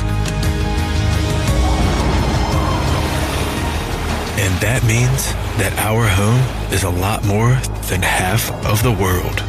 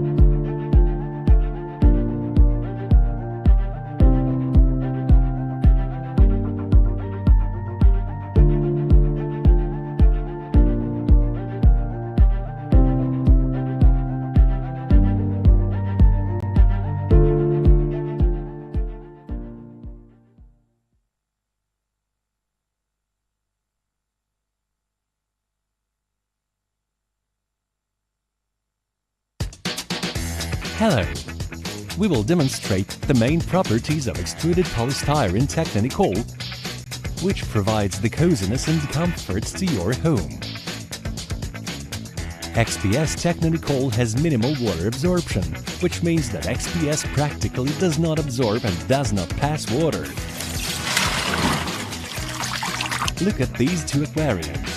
Each of them is divided into two parts by expanded polystyrene and XPS TECHNONICOL. Let's see which partition holds the water better.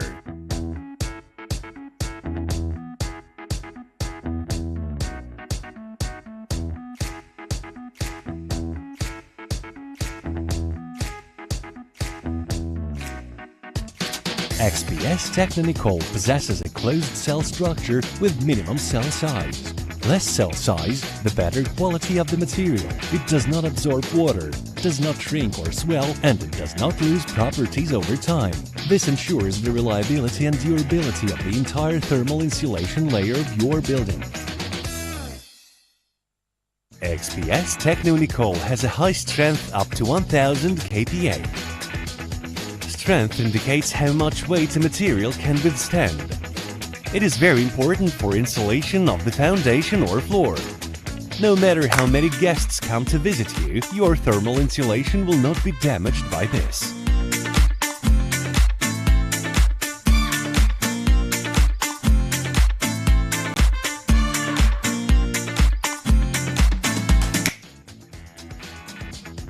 Our experiment shows that XPS TECHNONICOL slabs have successfully passed the strength test. All range of XPS TECHNONICOL is tested to confirm the declared compressive and bend strength. And most importantly, these properties don't change over time. What is more important for thermal insulation materials, strength or density? Density is a logistic property that indicates the ratio of object weight to its volume. Strength is the property of a material to resist deformation or destruction. For example, ice density is more than 900 kilograms per cubical meter.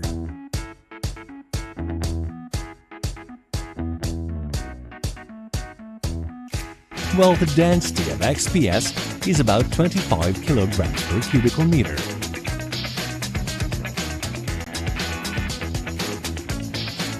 At the same time, the strength of XPS is significantly higher. Do you know why thermal insulation should have low thermal conductivity? The lower thermal conductivity of the material ensures better temperature saving. Do you like hot coffee? I do. We will put my hot coffee in an XPS box and put it in the fridge.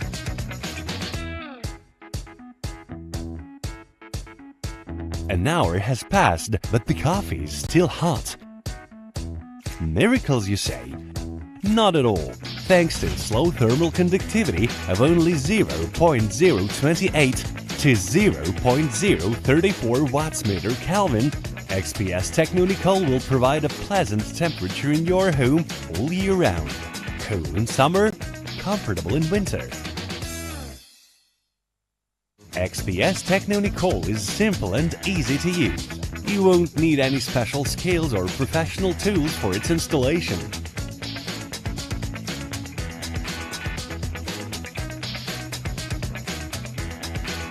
The slabs of XPS TECHNONICOL have special L edges, which allow installing the thermal insulation layer on the principle of the constructor. Besides, the presence of L edges prevents the formation of thermal bridges, therefore creating a closed thermal insulation system.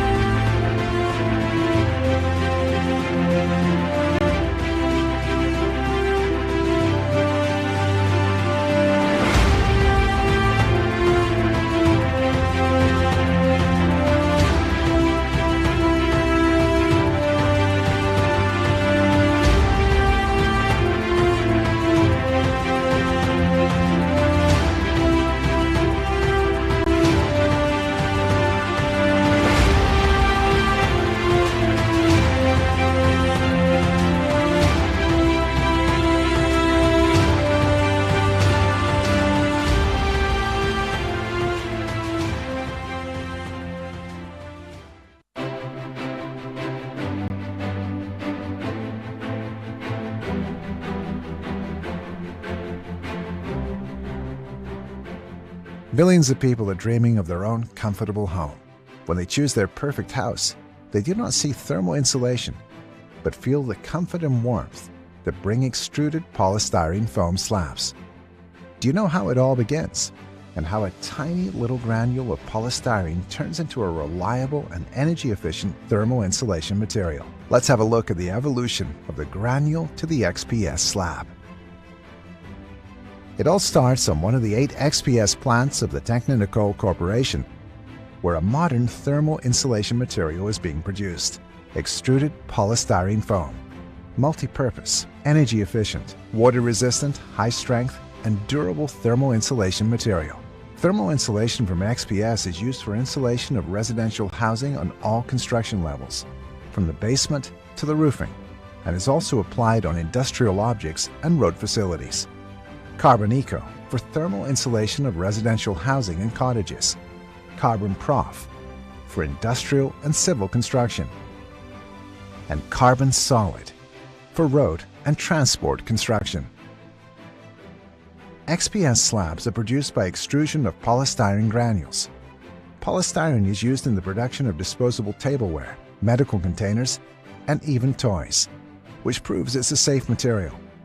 Before being processed, all the raw materials should pass quality control, after which the polystyrene granules and other components are sent for storage in special reservoirs, silos. From these reservoirs, the raw materials go on the main production unit, extruder. Here, at a certain temperature and pressure, the polystyrene granules are mixed with special additives and foaming agents, liquefied carbon dioxide and alcohol.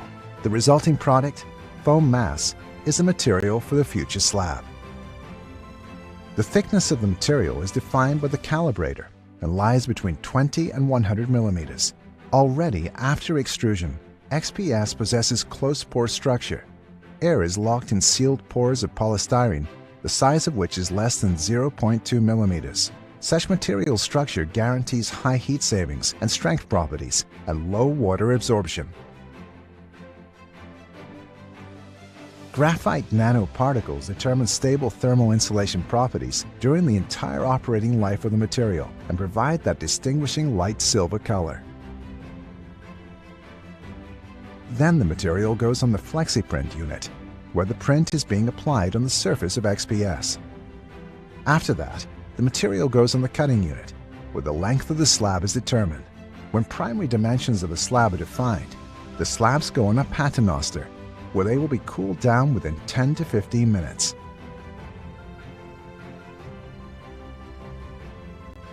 Next step is the milling cutter unit. Here the lateral and transversal L edges are being formed, which help to avoid the occurrence of thermal bridge in insulation. When producing XPS with advanced adhesion to plaster, the surface of the slab is being milled to form microgrooves.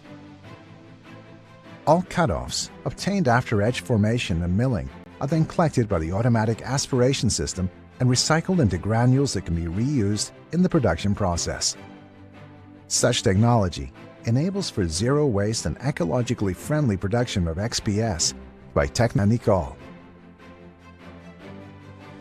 For the production of slabs up to 500 millimeters thick, there is special equipment working under the technology of thermal bonding. On this unit, the standard slabs are being gradually bonded into blocks of desired height. Due to strict requirements for energy efficiency, the thermal bonded slabs enable for sufficiently decreased installation time by one-ply installation of thermal insulation of the required thickness. Before packaging, the final product should pass quality control. Samples of the material from each batch are tested for compliance with the claimed values of thermal conductivity, water absorption, compressive strength, and geometric parameters of the slab. Only when the tests are passed successfully, XPS by TECHNONICOL is allowed for shipment.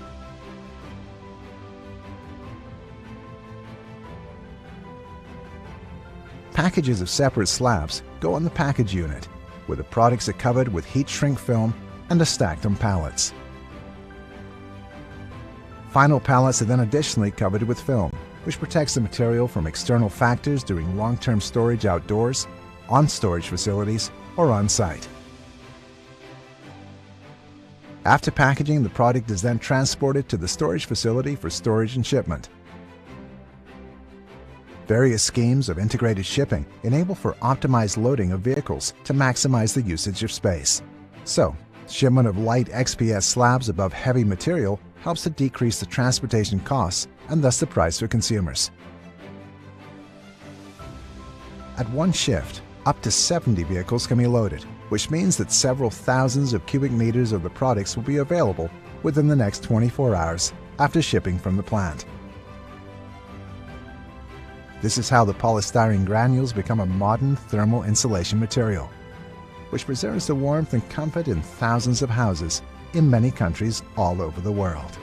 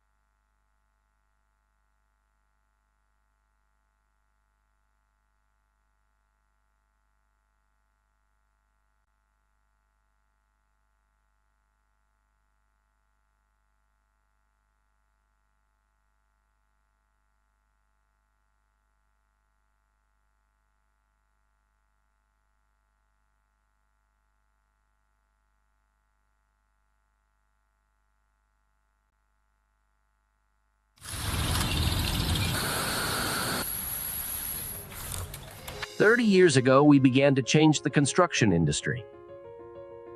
And if you get involved in a story, write your name in it. Now, TECHNONICOL has more than 60 factories around the world, 8,000 employees. We have opened 6 scientific and 20 training centers. And we release 5 new products every year. 500 million people already live and work in the houses built with our materials. Sounds cool, doesn't it? But do you think that 30 years ago it was clear that we would come to this? Only one thing was clear. In order to survive, we had to move. Therefore, work at our company never stops. Every minute someone interacts, explores, creates.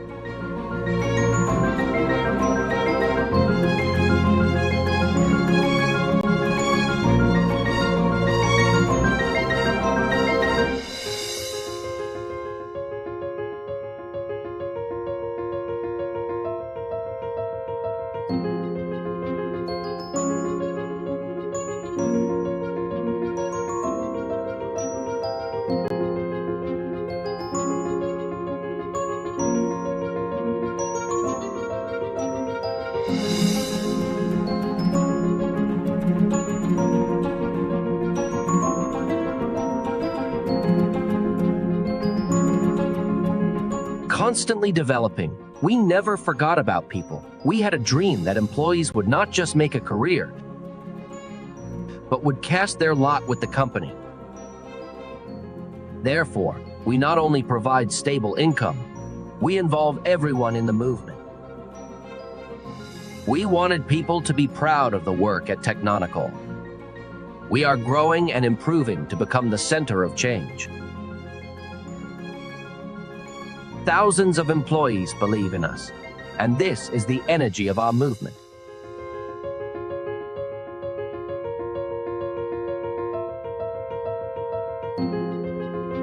We made construction technologies available to everyone.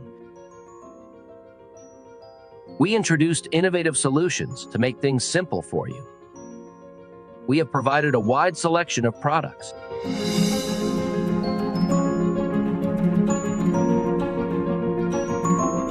We have seen a lot in 31 years, and we'll see even more goals ahead. And if you ask when a business can take a break, we don't know. We've never stopped yet. TECHNONICOL companies, 31 years. It was good. Let's move on.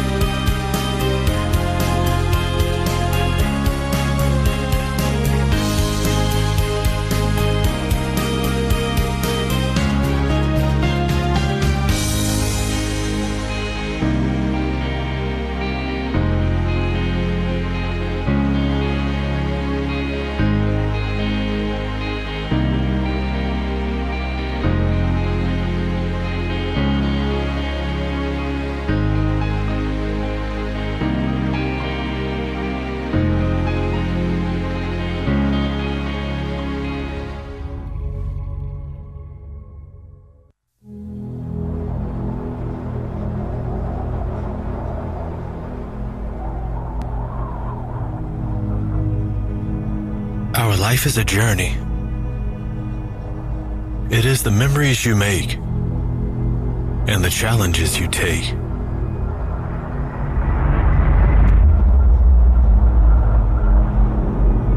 That make you who you are. But now more than ever, it becomes clear that, in fact, all roads lead to home. Even though you might think that life is taking you to a whole different world, one day you realize that the most valuable thing is to return home. L'azienda era chiusa, quindi la produzione non funzionava, gli uffici erano quasi tutti chiusi, eravamo in poche persone. Qual è il cambiamento che è avvenuto in Italiane Membrane entrando a far parte di TECHNONICOL? Allora, la realtà che conoscevamo noi e che poi è comune anche a tutti i concorrenti è quella di un'azienda mediamente piccola che si rivolge al mondo. Quando tu entri a far parte di una multinazionale che è strutturata, è come se tu entrassi in un'automobile che ha una marcia in più.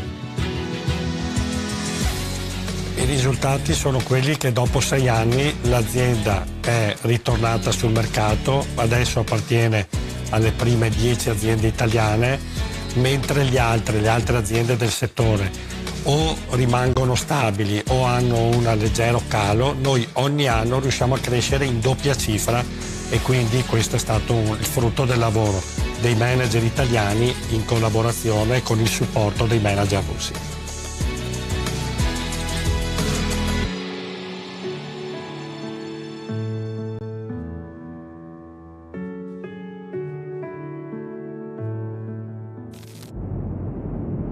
The new reality of the world hit us hard. It showed us how fragile the world is and how safe your home can be. Home is not just the walls. Home is where your family is. It is where you feel connected to your ancestors, where you know you can't let down and you look for opportunities to continue building the legacy. Mein Urgroßvater hat die Firma Börner 1882 gegründet und da selber, ich sag mal, derjenige zu sein, in der Generation Firmenanteile an das Unternehmen zu verkaufen, ist natürlich emotional nicht so einfach, weil man ja letztendlich auch einen Teil seiner Familiengeschichte weitergibt oder weggibt.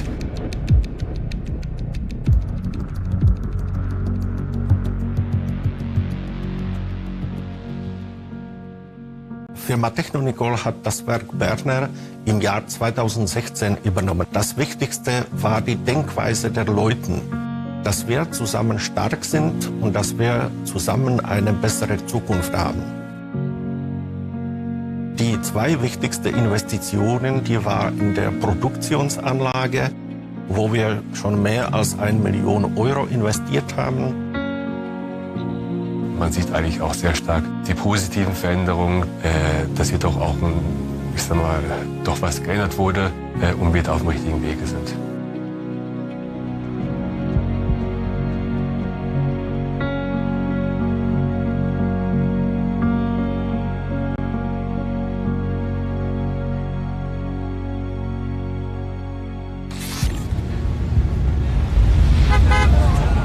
Our world is huge, and exploring it is a real pleasure. But the true happiness lies in knowing that you have a home to come back to. I think for the UK, they have a phrase, "My home is my castle," and that's good for us. In terms of our products, we provide more security. The major changes since TECHNONICOL acquired the business have been the investment program that we have implemented. We have invested 40 million euros in the factory here, but generally these are not the hugely important things for me. It's the impact it's had upon our people and their ability to grow and develop, and the enthusiasm and the passion that they feel for the company, I think, has significantly improved. The investment here has safeguarded and invested in many jobs here in the centre of Scotland, and that's why the First Minister was interested to come. Now it's natural for our staff. They feel part of the family. They're proud to be part of Superglass, but they're also proud to be part of TECHNONICOL.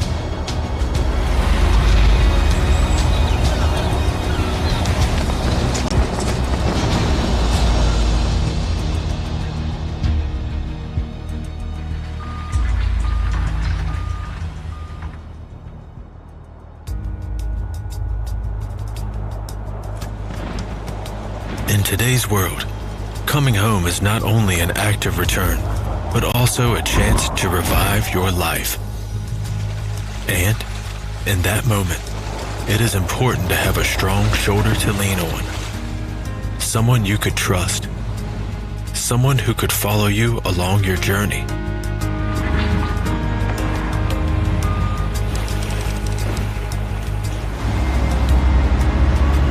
When the whole world and thousands of roads are in front of you, which one would you choose to follow next? Would you choose to follow the trodden path, or to bravely step into the unknown? It is then when you will make up your mind to build from the ground up and start a new history to be independent. Taste the new life and build a new home.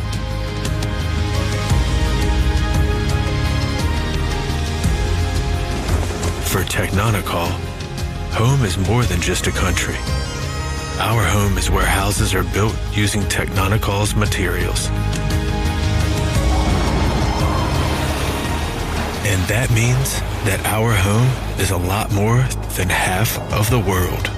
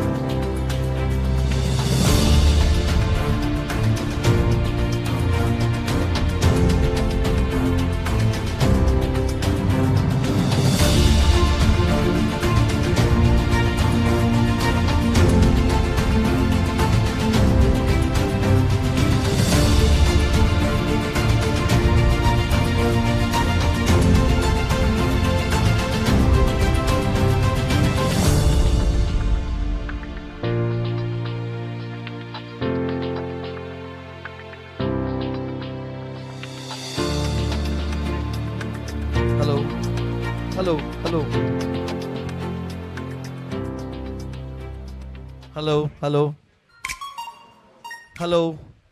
Ladies and gentlemen, now we are starting the demo.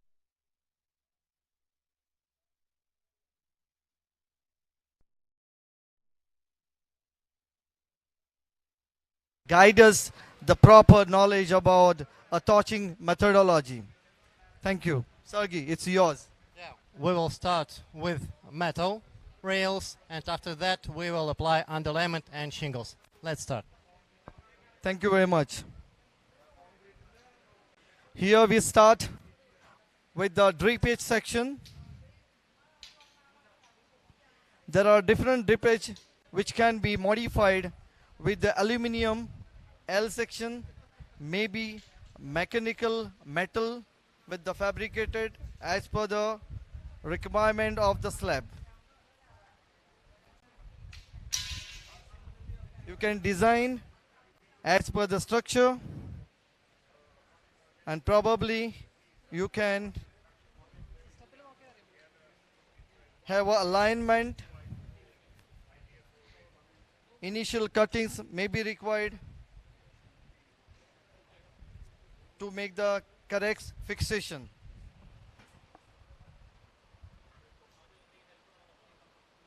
Sometimes the L section is little tough, so you need to have a little craftsmanship to adjust the flashing.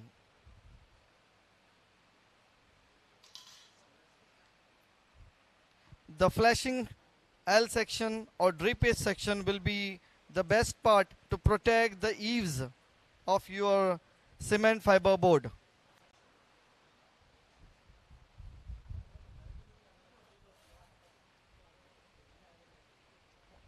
It will be all-time benefit by having the L section to drippage, so you will protect from your dripping line with the extreme water condition. This will protect your dripping edge. The water will be dripping, so it will protect the face area of the cement fiber board or any of the wood pitch roof surface.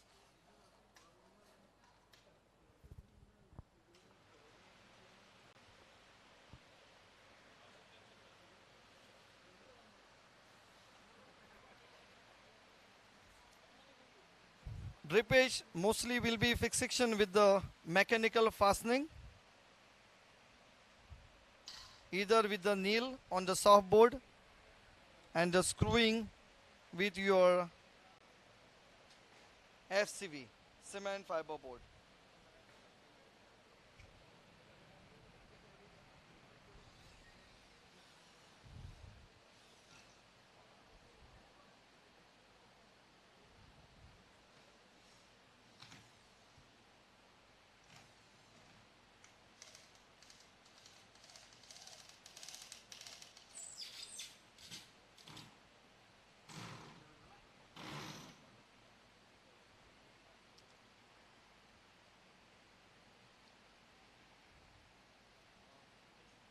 Yeah, we can use some the low line screws. While doing a fixation of the L angle section or a drippage section, you need to check what is the thickness of the internal your sections, metal section.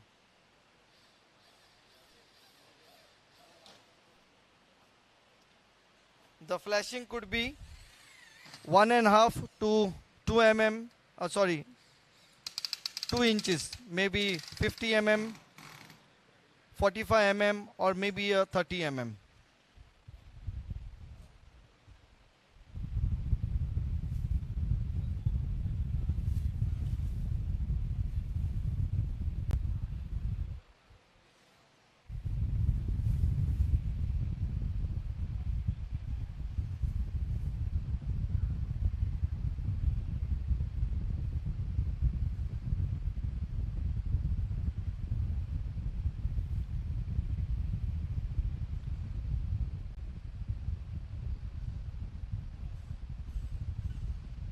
While having this fixation, the applicator required to take a safety measures.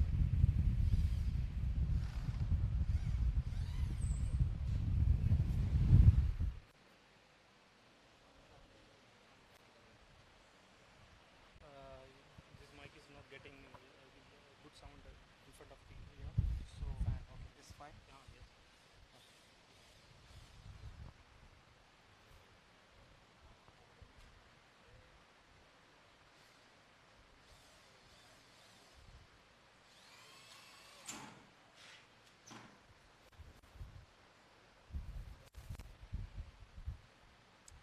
Are we going to complete fixation of dripping?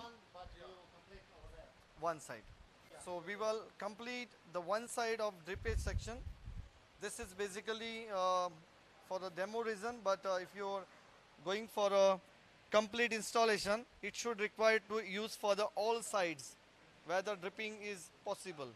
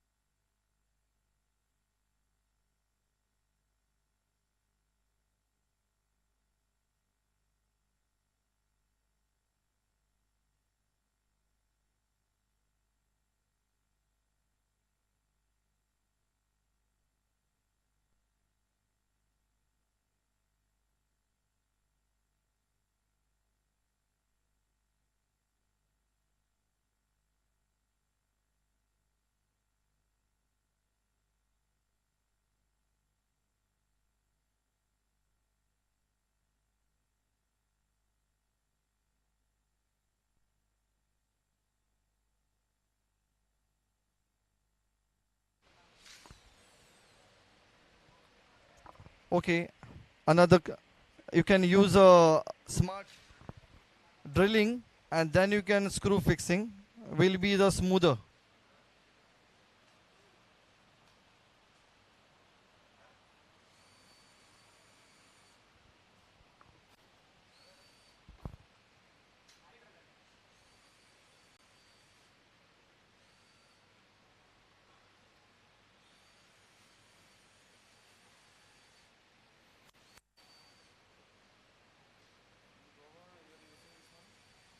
Yeah, drippage is very compulsory.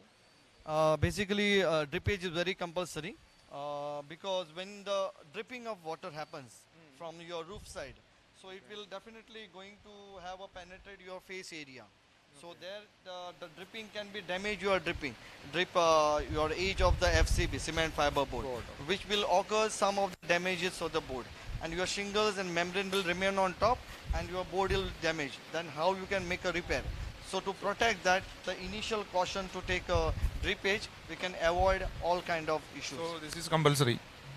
This is almost compulsory. We can say some people are not using, but this is a creation and this is a methodology to show them that this is the correct procedure. If you implement such procedure, you may have no problem for your roofing. Yeah, I agree. Thank you very much.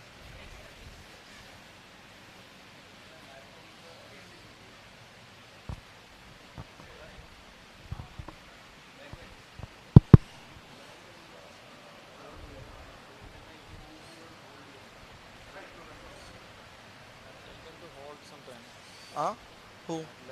Huh?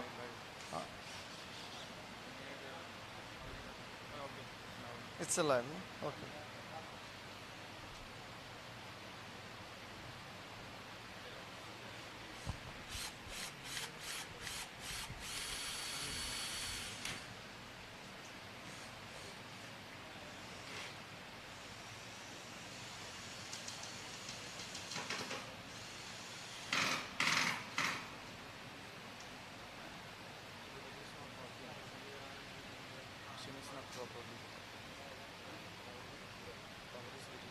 Yes. You should check your mechanical fastening machines to be fully charged, or maybe you can use a wire.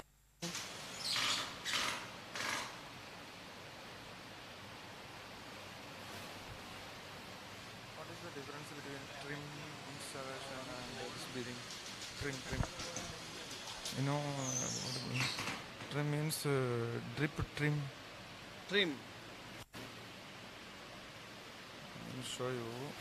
Okay, I understood your point. See, basically this is a ready-made drip section. If you want to use a modification as per your roof line, so there are different kind of drippings are available. Like I tell you, this is a L section roofing. You have also got the L with little curvature with the dripping groove. So dripping groove will be covering your entire water of the harvesting or maybe a rainwater, and it will go in a drainage. So that is the you need to make to order. That can be also possible. You can also use a drip line with the stone coated drip line. So there are different kind of drip line. It depends on what kind of customer, what kind of payment you are receiving from the customer, and what kind of thing. But this is one of the economic cheapest ready option. to Yes, spend, but this is the cheapest option where you can have a aluminium dripping immediately available on the hardware shop, and you can apply. So which will consume very minimum time, minimum money, and very economic, and basically you will serve the best to the client. Okay. But if you have a good client, you know, the can priority suggest, client, yes, sophisticated client, you can definitely make to order. You can make instead of the normal silver, or you can use for a color coating. Color coated. Powder coating, that can be done. Which if you do a little bigger thickness, then you may require pre-holes. Otherwise your screw will not go. So you need to make a pre-holes, and probably you can through with the drippage section. So primary part of a drippage section is over. Now the second layer of Ultra Plus B treatment with a torch on application. Initially measure the roof as per the given line, cut accordingly.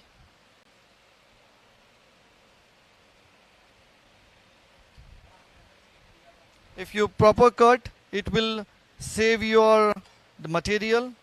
You will have a less wastage. If you directly apply, maybe wastage will be more, but if you pre-cut as per the size, then probably you will have a low wastage.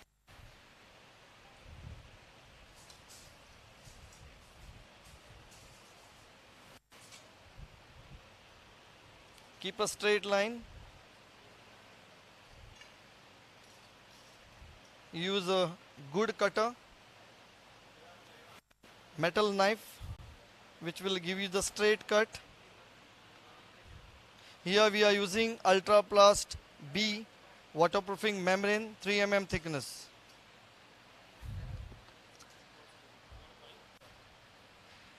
There are some special elements. If you can see the membrane, they have some special element. One, there is a branding of TECHNONICOL, and they have some geometrical sections which will help you to probably to make a straight line or touching or maybe overlapping will be easier. Same is the other side of the Ultra Plus B. You may have some kind of element which are like stars. When it start burning or start torching, it will start melting. You can see the torch which will be, there is a side torching, they are written here. So this element will bounce, it will melt, and it will start releasing the mastic out. Once that mastic has been come out, it will easy to torch. Probably we not shown you, this is a primer coating. This is a prime coating on your surface, which is called as TECHNONICOL NO1 primer. So once this primer's coat has been done, it will take at least around 8 to 9 hours or maybe 10 hours depending on the humidity. And once it is dried up, our process has been started. So after starting of this process, they have released some kind of polymer mastics from the membrane, and which will be having a good monolithic bonding between your bottom surface and your waterproofing membrane. So it will be giving you the perfect solution. You can see on the demo now, it's just preparation is starting. Most of the customer using water gutter. So Okay. if they are using water gutter, so no need for this trim and all. No, that's a different your question. Okay. Basically, drip edge is a protection of your board. Okay. The gutter will be protection of your drainage system. So it will be mounted below this. So the drip water will be down the line on your gutter system. Okay. That will protect you from how I can say, when you come out from the house, maybe the dripping will not comes on your head or on your car or on your parking. So the drainage will set you the system where water will be goes as per the drain line. So here the main mechanism torch has been started. Probably it will be in a degree of 180 to 210 degree torch flame.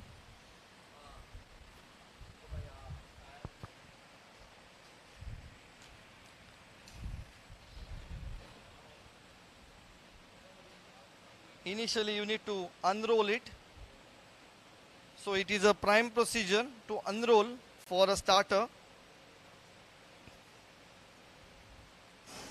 As I said, they have some special elements. If you can see, the elements is started burning. The elements is started melting, and it start releasing the mastics. So this is a major procedure which mastic and the elements melts, and it start a monolithic bonding between your bottom layer and the waterproofing layer.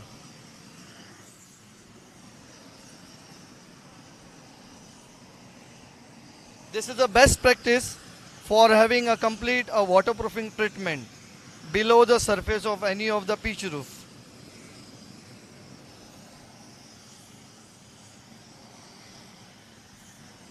Can you just hold that? You can wear the gloves. You can wear the gloves. If you are helping him, please wear the gloves.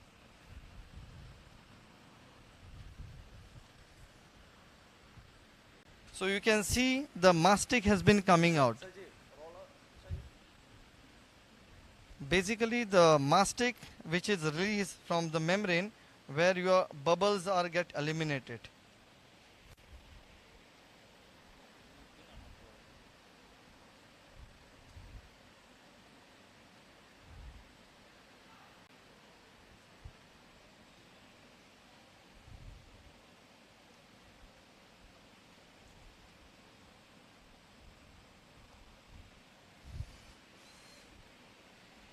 These are the temporary fastening, basically not to roll down the membrane. So if you are not using it, somebody can hold the membrane and also can be done the application.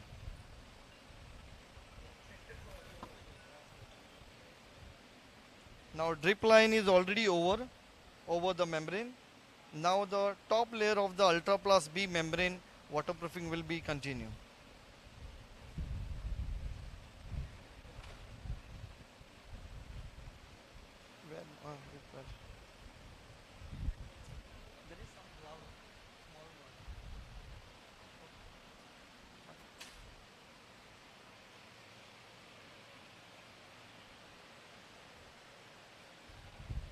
You can have this angle. This also you can, if you handle not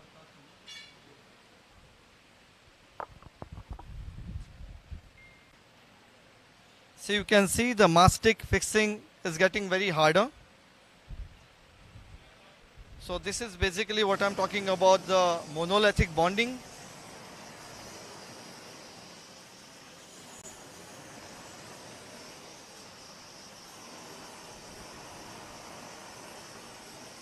When bonding takes place, you can see that your waterproofing membrane application is going in a right manner.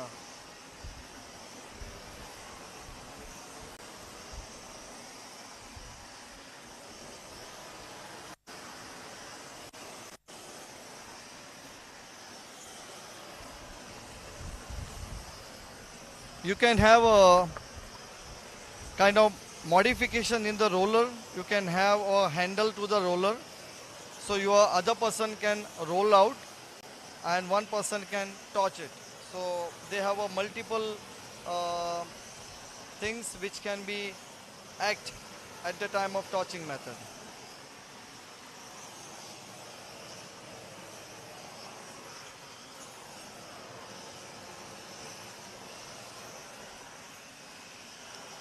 See the finish of the membrane.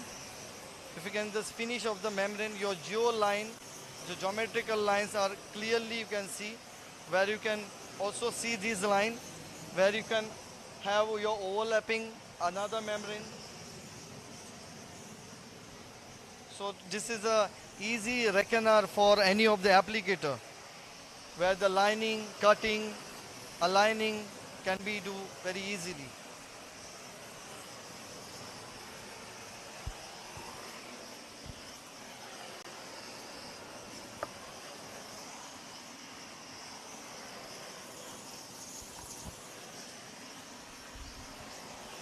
It's a message to the YouTube viewer that you can see the torching method is going on, and you can, we are at a Kochi, Rajagiri University of Engineering, and currently it's going around 35 plus degree centigrade. You can see the people are sweating.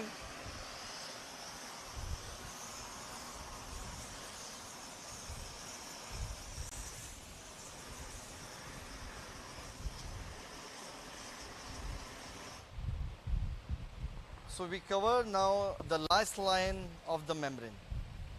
So final touch with the silicone roller, which will create a little impact on membrane bonding for the top line.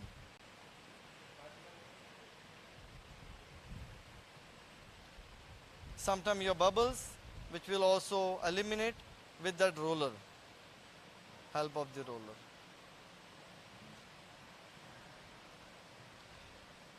So membrane has been stick pretty well, so you can consider or rely that your waterproofing underlaid has been done very successfully.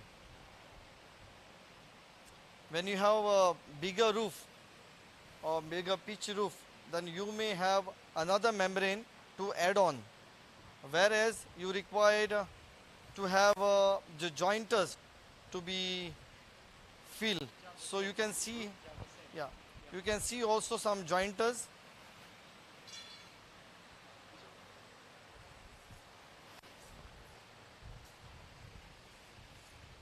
Now we are cutting another line for a membrane, which will be used for another side.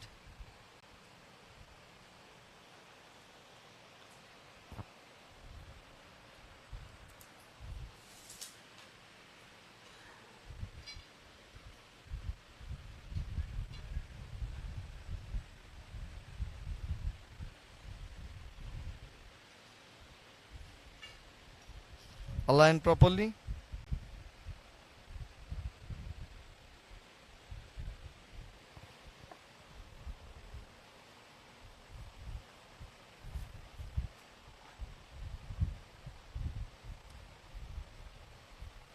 Right measurement give you the right cutting. Again the similar procedure, you need to roll it and again to unroll it for the upper part. This is a critical method where you are touching with another membrane. You required a good kind of bonding for the membrane, where we are connecting the one membrane to another membrane. This is very critical line. Your jointer line should be protected very carefully your mastic, your torching has to be a proper, so your water permeable will be very less. And if you found any of the error, then you need to check with maybe a stapula or some inspection at the time of waterproofing membrane application.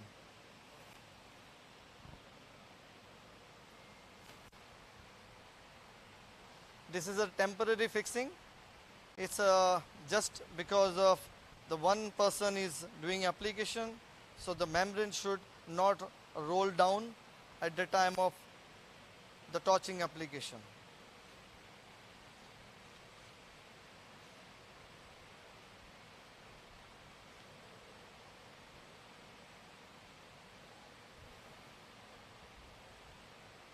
You need to be careful while doing a mechanical fastening.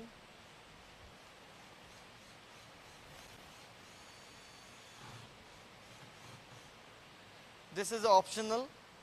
Basically, at the time of original application, the person can roll down the membrane, and that other person can hold it. But having the one person as application, so he is using a mechanical fastening to not roll down the membrane.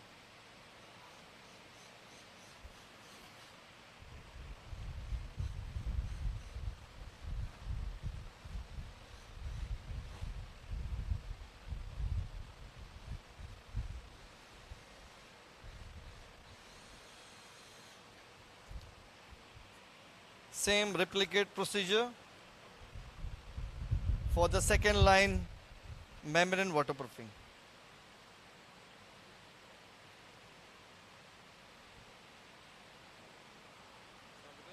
Do you have a question? No.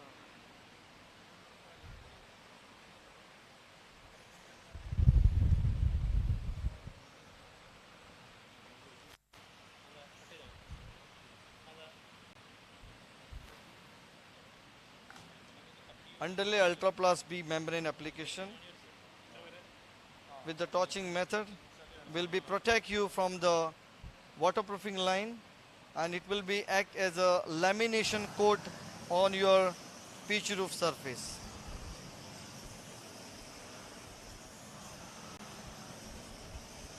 Again, the similar procedure, you can see that elements are getting melted, mastic coming out, and that bonding, which we call as a monolithic bonding, has been created between a top layer and a bottom layer.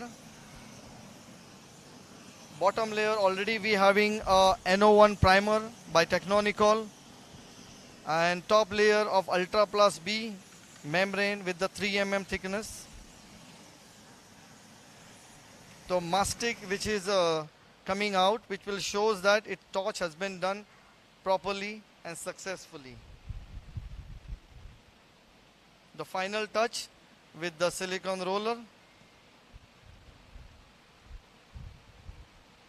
You can see clearly that mastic is rolling out from the sideline, which is a guarantee that the membrane has been torched properly. The critical line is the vertical line of the membrane to over the membrane, because these are the lines where your water can be penetrate when you're having a heavy rain flow.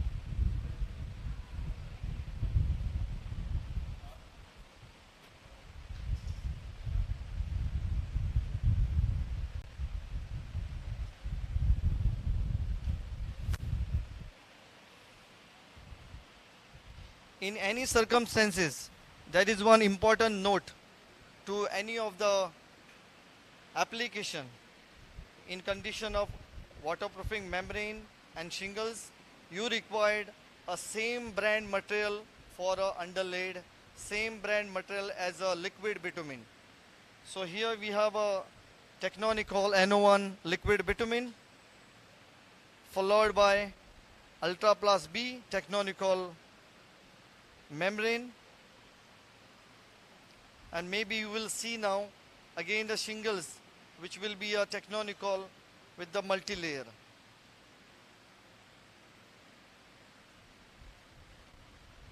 So this is one of the complete methodology where you have a membrane, liquidized primer, and the shingles with the one brand.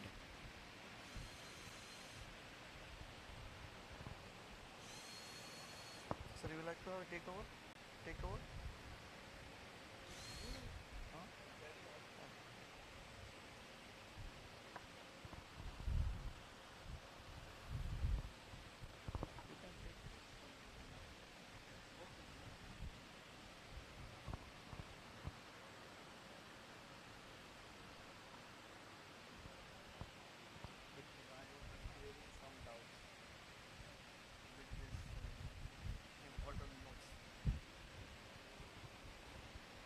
The same procedure has been replicated. You need to unroll it. The bottom part is already has been torched and fixed properly. Now we can see the good bonding, which is the monolithic bonding, what we can say. You can see from the below surface and the top surface of the membrane.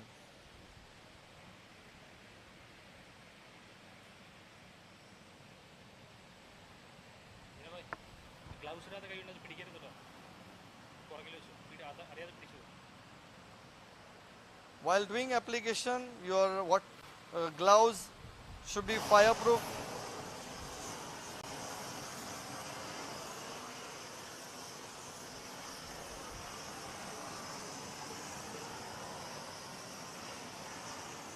As we already has been told that there are some special elements on the Ultra Plus B membrane which will get melt. The mastics comes out. You can see there is a liquid fluid which is coming up is the mastic. Again the overlapping line of the another membrane which clearly joins nicely to one another membrane.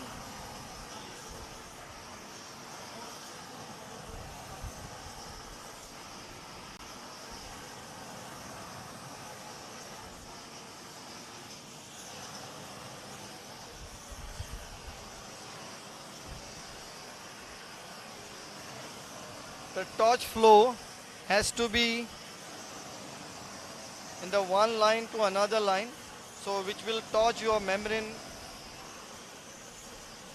and proper indication.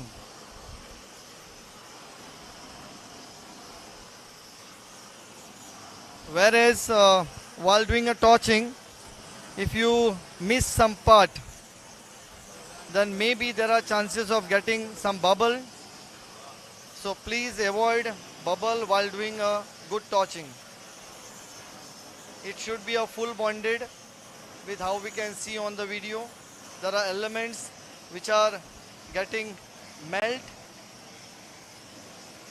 and mastic fluids comes out and it is touching to your below surface.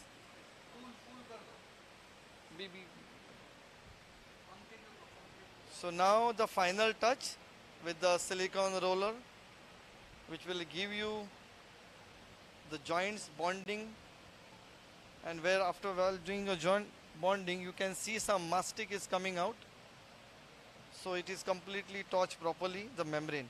This is we can call as a lamination on your roof surface.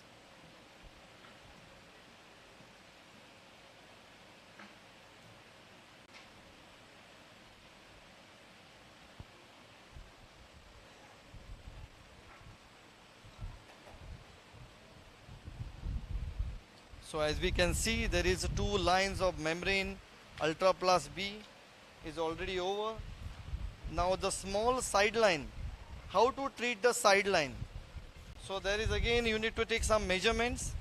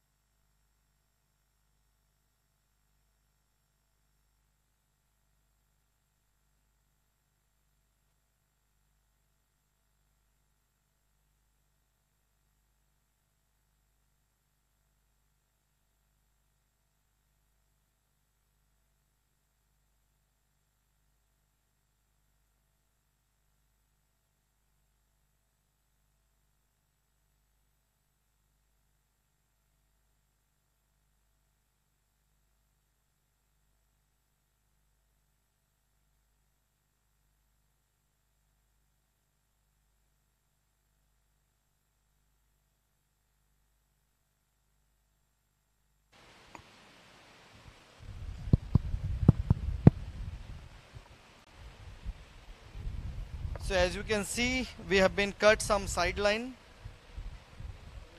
which is the corner part.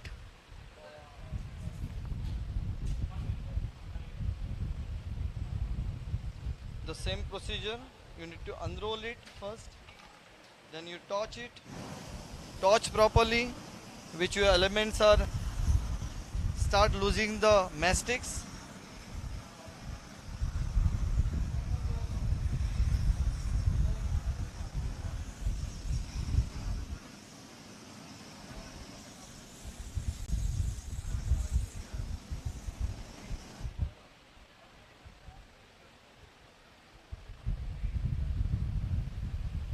As you can see, there is a good mastic has been coming up from the membrane, so you can believe that there is a good bitumen content is available in our waterproofing membrane.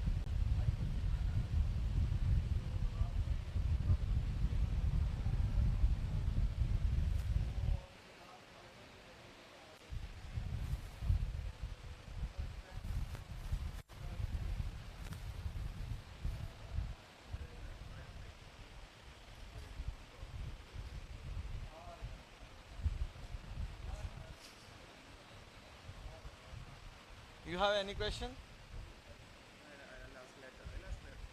No, it's fine, no problem. It's an interaction, no problem. Okay.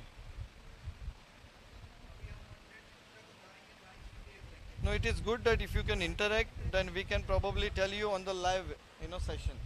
So because he is doing application and you are asking some questions, so I may, release your immediate query. Or maybe I can ask him why is like that, why is that. So that will get a good interaction between us.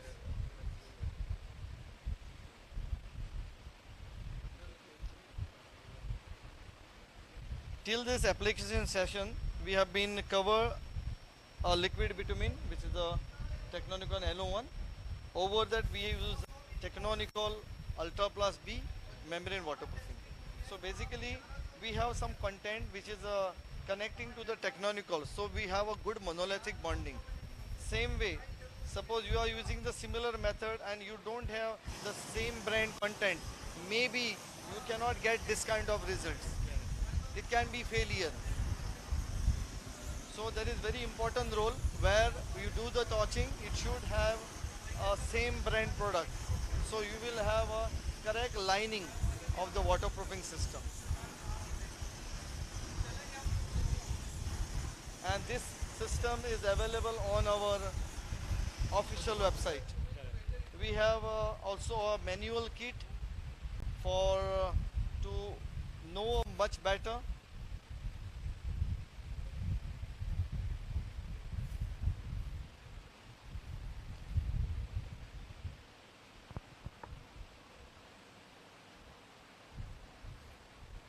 So as you can see now, there is a one side of panel which is completely over within 30 minutes. Yeah, sure. Within the 30 minutes of time, the waterproofing Ultra Plus B by Technonicol has been covered one side of the pitch roof. Yeah, part is very critical, as we have been said, is always the overlap to another membrane, and these are the critical for the heavy rains. So it can penetrate more water and it will touch to your ground surface, and that could be a big failure. Yeah, this will be damage the film. It is just a film, it's not a bitumen. It will always happen while having a torching methodology. It means that we hit, and that means that we hit this correctly.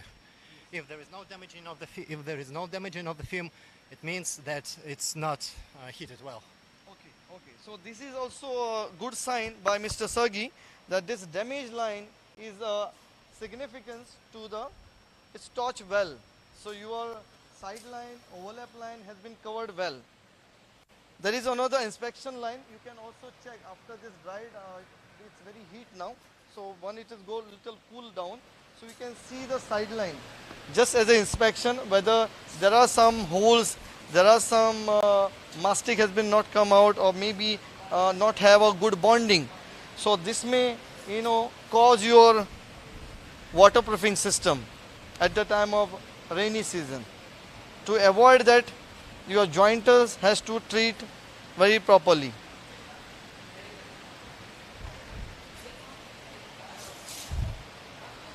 So now we are moving on to the another line. So same replicate position, we need to take a measurement, we need to cut a membrane as per the required your size, so you will avoid your more wastage.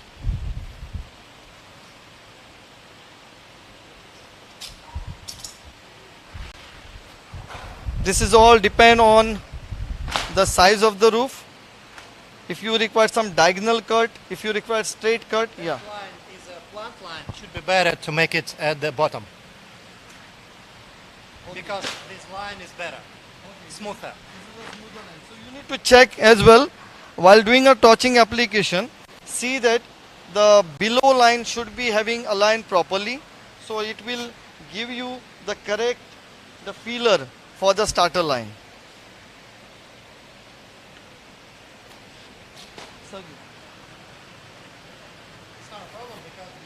Okay, okay.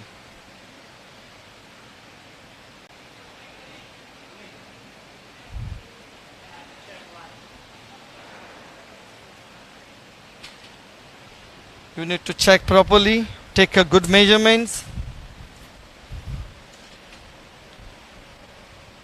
Pre-cut of the material is a very important.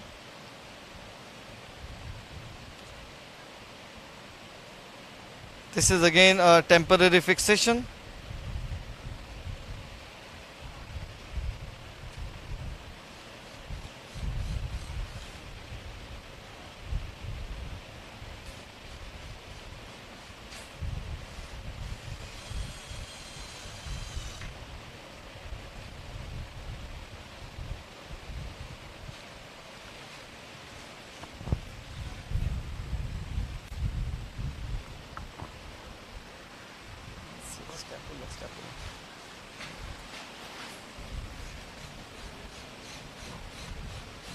Okay, so this is a line, this is a joint line. This is you can make some after the torch inspection, like whether there are some holes, there are some cut. This will be, you can have a test. Where is the cut? Where is bonding is happened or not happened? So you can have an inspection before fixing a roofing shingles on top.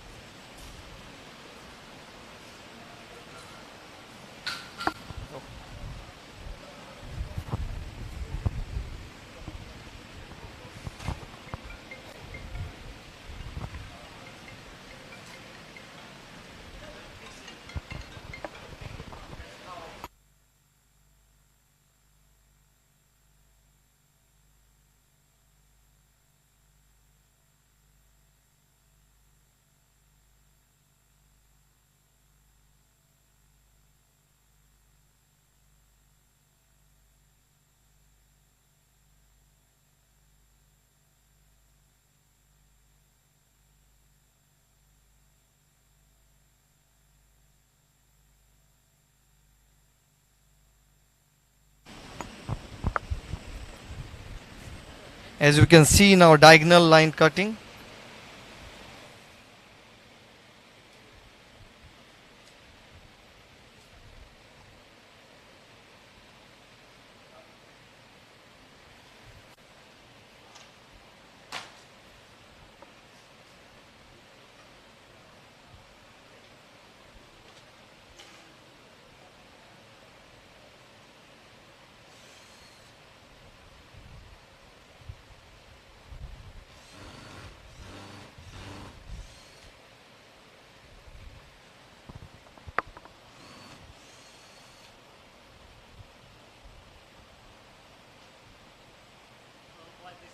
Okay. Because it's already broken. Okay, okay, no problem. So we'll.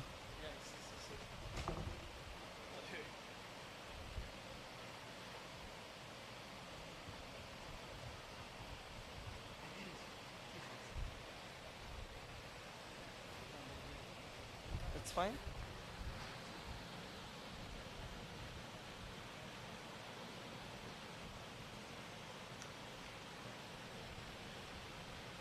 As you can see, we are doing a temporary fastening, which is membrane should not roll down.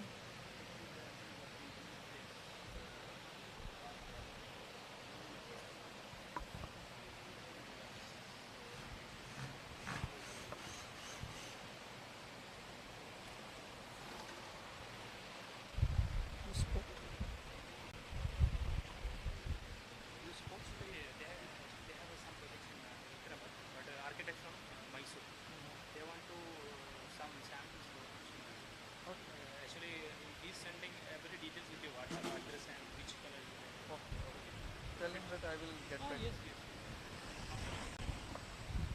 Are you set? Or maybe in between we have a break. No? Yeah. Please be careful. Yeah. More.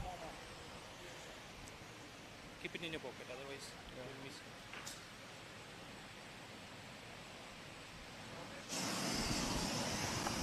it. Same procedure as we are already told. When you are starting with the torching with the bottom line, the elements which got exposed,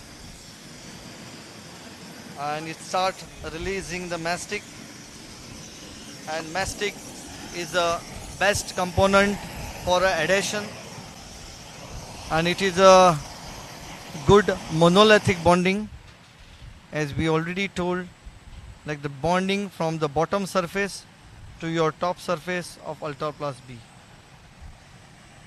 which will create a great layer, and it is a lamination to your top surface of the pitch roof.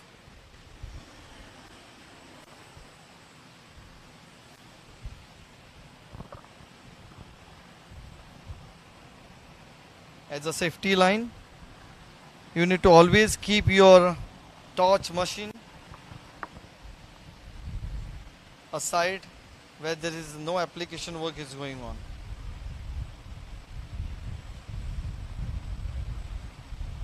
The final touch with the silicone roller.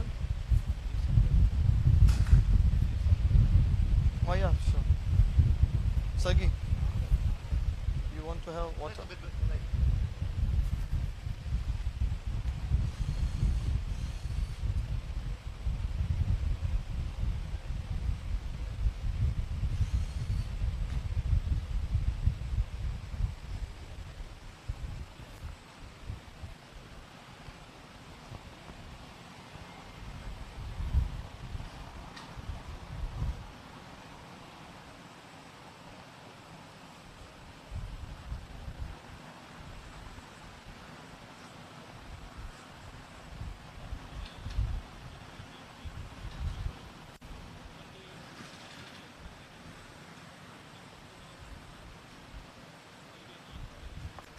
So now the another part of the membrane top layer.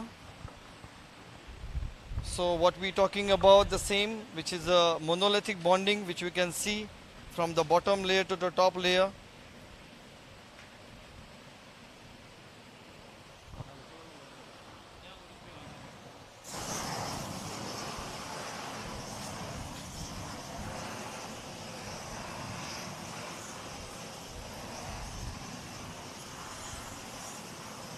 As you can see, there is a good mastic coming out, and which is a sign of good torching of the Ultra Plus B membrane application.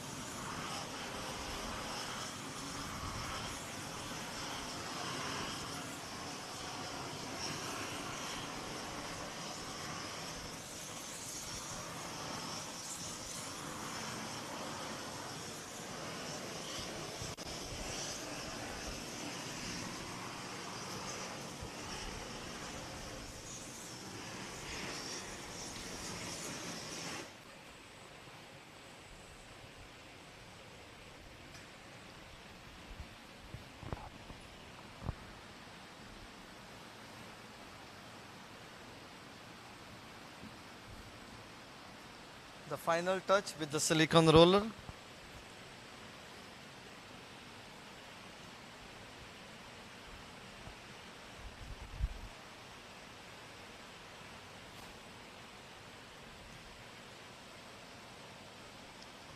Sagi, you'd like to say something?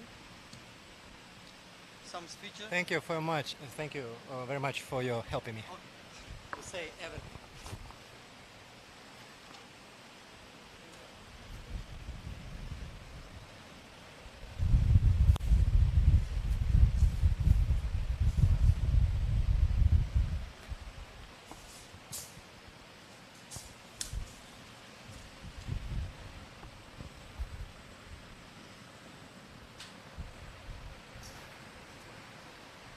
So one sideline of ultrablast with the waterproofing membrane 3 mm is over. The another sideline of the roof, which is we already covered the half of the line. So the next line has to be taken some measurements, and as per the measurements cutting, it will start again another line for the application. There is a note where you required to have a waterproofing membrane or maybe a torching system of the shingles. You should consider that your material should be with the one brand to have a good monolithic bonding. Same like what we use, the base surface is a liquid bitumen which is called as TECHNONICOL NO1. Another layer, this is a Ultrapass B, which is a 3 mm thickness. And same, after this, you will have a torching method of the roofing shingles, which is also a TECHNONICOL. So you can see the complete application has been taken care by the TECHNONICOL system.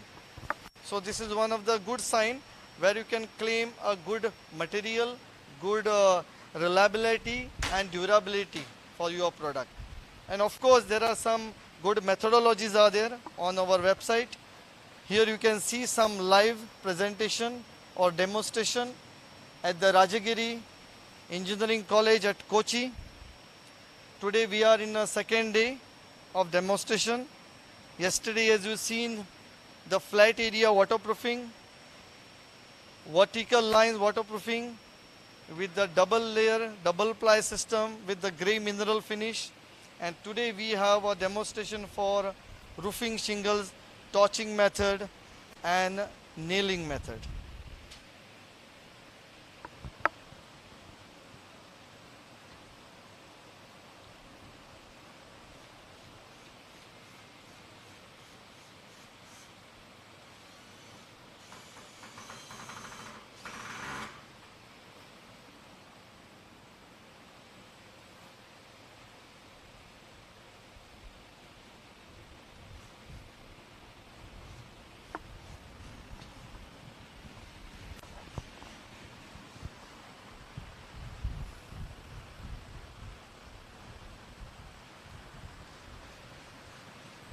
These are again temporary fastening, just to not roll down the membrane down.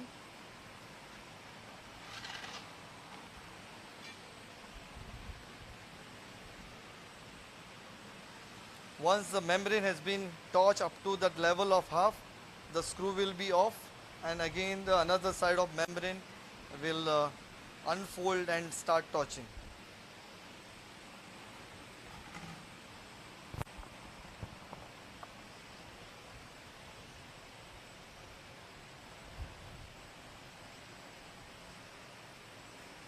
As you see, we are at the Kochi Rajagiri College of Engineering, and here we can experience the 39° of the climate centigrade, which is very hot. And we have Mr. Sagi, who is internationally a trainer from Moscow, a professional trainer who comes here to demonstrate our torching system to the viewers and the college students.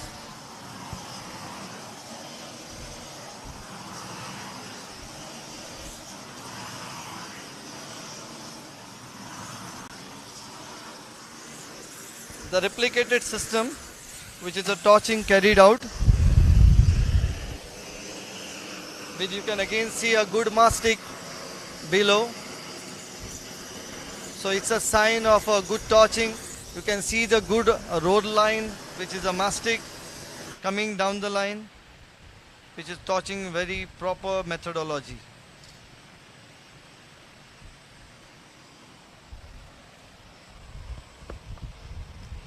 Here you need to see that your flame speed, your pressure of the gas LPG has to be proper.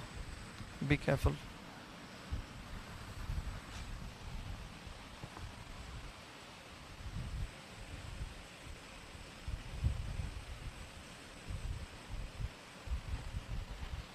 Which will gives you current, flame, and it will torch as per the recommended pressure.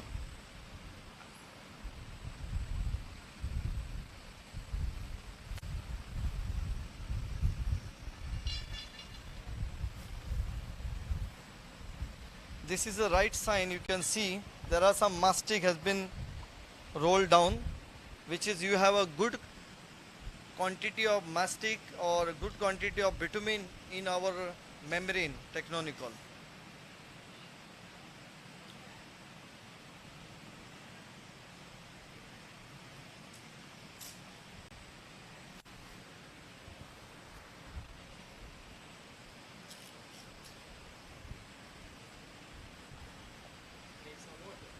Yeah.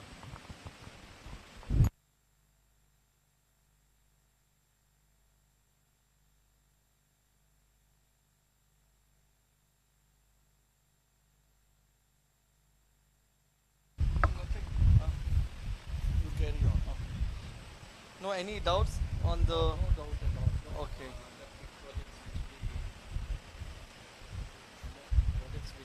Okay, we have been done many projects with the same system. If I have to give us some names, then we have like Hotel Riva Resort, which is based in Goa. There is some PN developer site, which is again the same system. Technonicol NO1 bitumen primer, along with or maybe followed by Ultra Plus B, a membrane 3 mm thickness, and followed by again a multi-layer roofing shingle by Technonicol. So it is a complete torching system with the one brand called Technonicol. So we move on to the another side line, which is a cut line. Again we need to start the procedure, measurements, cuts, and again we can use a torch membrane.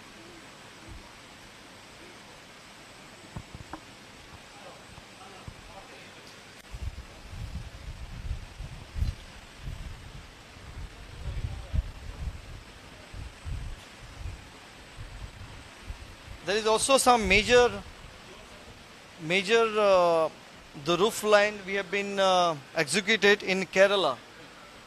Can you tell me which can be a roofing system you have been used at Technonicol in Kerala? Which part of the Kerala? Actually, we are mainly using the nailing method because of the, some budget constraint. We are mainly using the nailing method, but we are mostly pitching this kind of roofing system for the architects and engineers. Because of they are understanding the how yes. This is will be a more protection. Yeah, sure. You will be having a no water permeable, or there is no water penetration in correct. line. Yes. It's a ideal waterproofing system for the entire roofing. Great. So we only recommend this kind of roofing method for our client and customers. So do you think it will be helpful for your vendors or your business partners, or maybe the student of the Rajagiri? Yeah, sure. Actually, couple of my CPs here, actually they want to learn how to install, how to how to do our system is going going, and as well as our Rajagiri students, they will get a good exposure, industrial exposure for actually they are growing their career as well as. So I think it's a better opportunity for our CPs and our Rajagiri students. Thank you. Thank you so much. Thank you for your words, Mr. Sabit.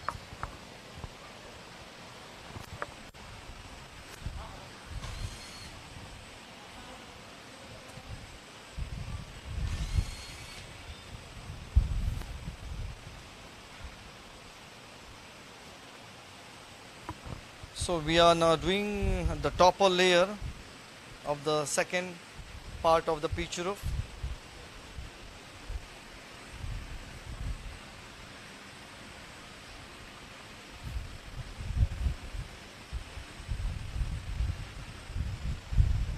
So similar system has been very much useful in a tropic climate, like where there is a lot of rains, the heavy rains, you found some false ceiling get damaged, you can found some roofing system get damaged. The reason is some water penetration, the damages, the structures and the inside roof dampening. So to protect that, the system will be a perfect solution, and which you avoid the excess water permeable to the inside your house, and this could give you a complete waterproofing solution for your pitch roof. As we are seeing now,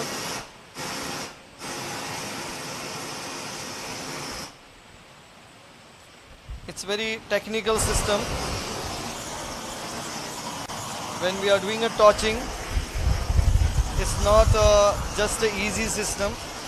You require control on your hand, control on your machines, which is the flow, the pressure of the air and also gas, the fire pressure. Everything has to be control, synchronized, so then only you can get this result. So probably you require a good training from the officials partner to your applicators, so they will not do any mistake while doing a torching application.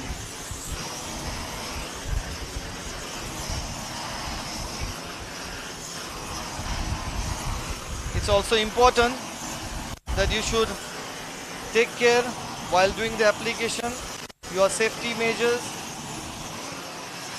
safety tools, and simultaneously you can see the bonding should be full bonded waterproofing system.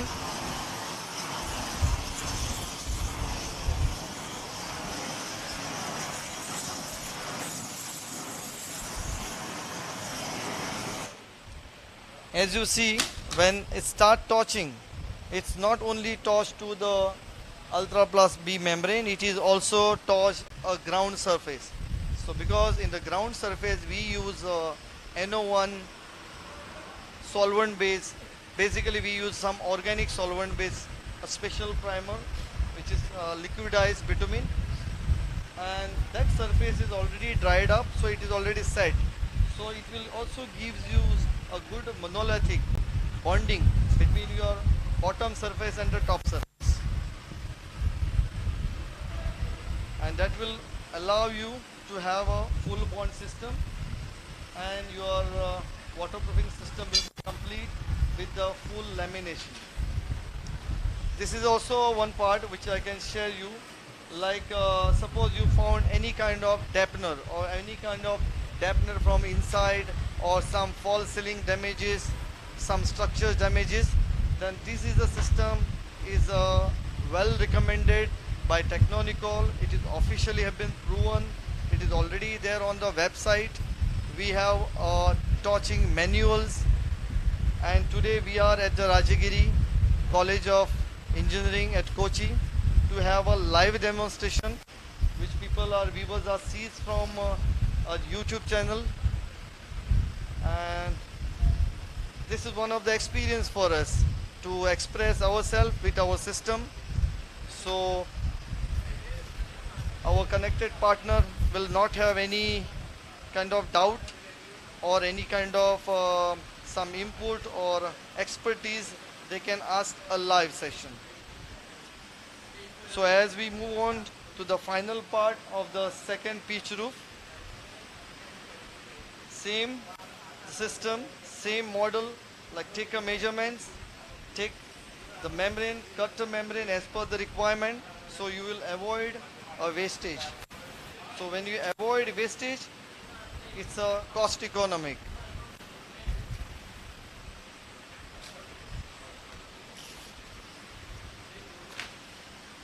the small part which is covers.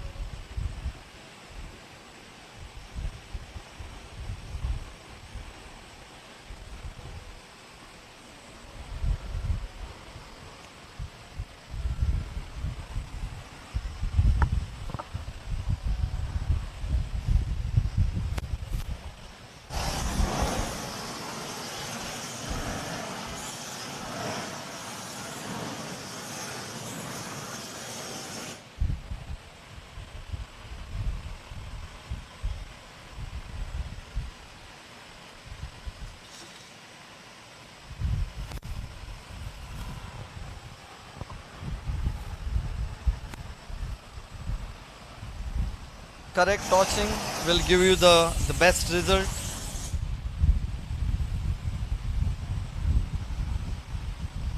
These are the critical lines where you need to see that the joints, overlap joints, the side line, the diagonal line should be properly has been torched. The final touch with the silicone roller.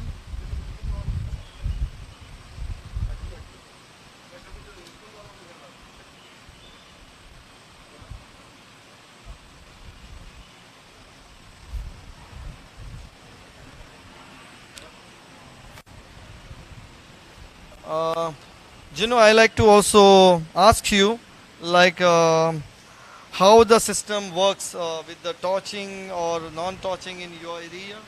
Yeah, it's actually good for our industry, especially for the primary roofing. Actually, this nailing is not only we recommended for the architects, especially in Kerala for this resorts, the primary, this Arctic area and all.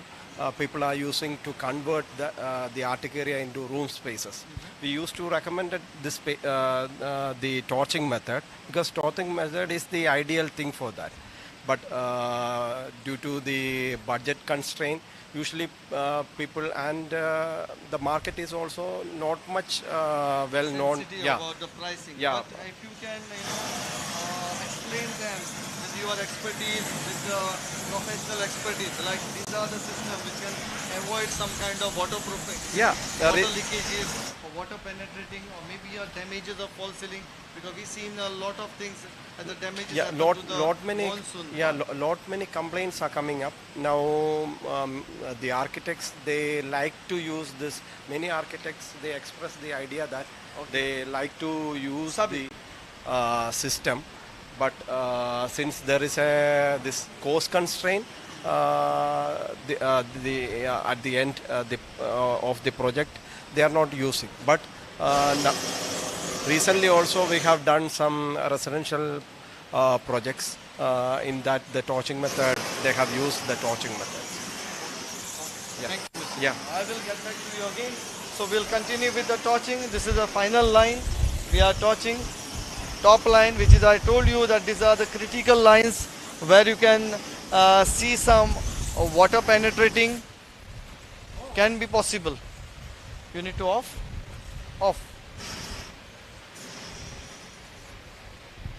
Okay, so I can say that the waterproofing Ultra Plus B membrane torching of the two-side roof is completed.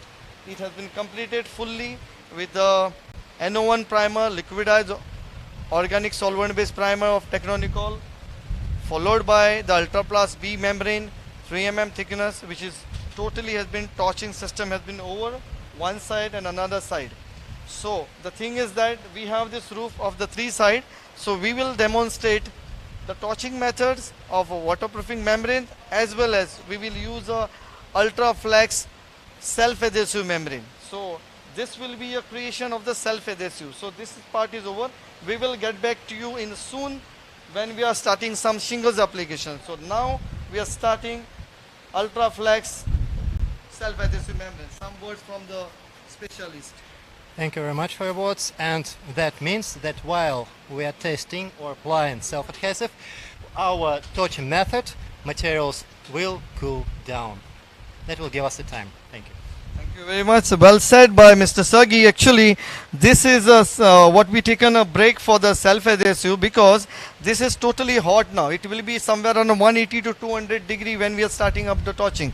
So the torching will be little cool down so we can do our shingles application of torching. So meanwhile, we will go ahead with the ultra flex membrane, which is self-adhesive.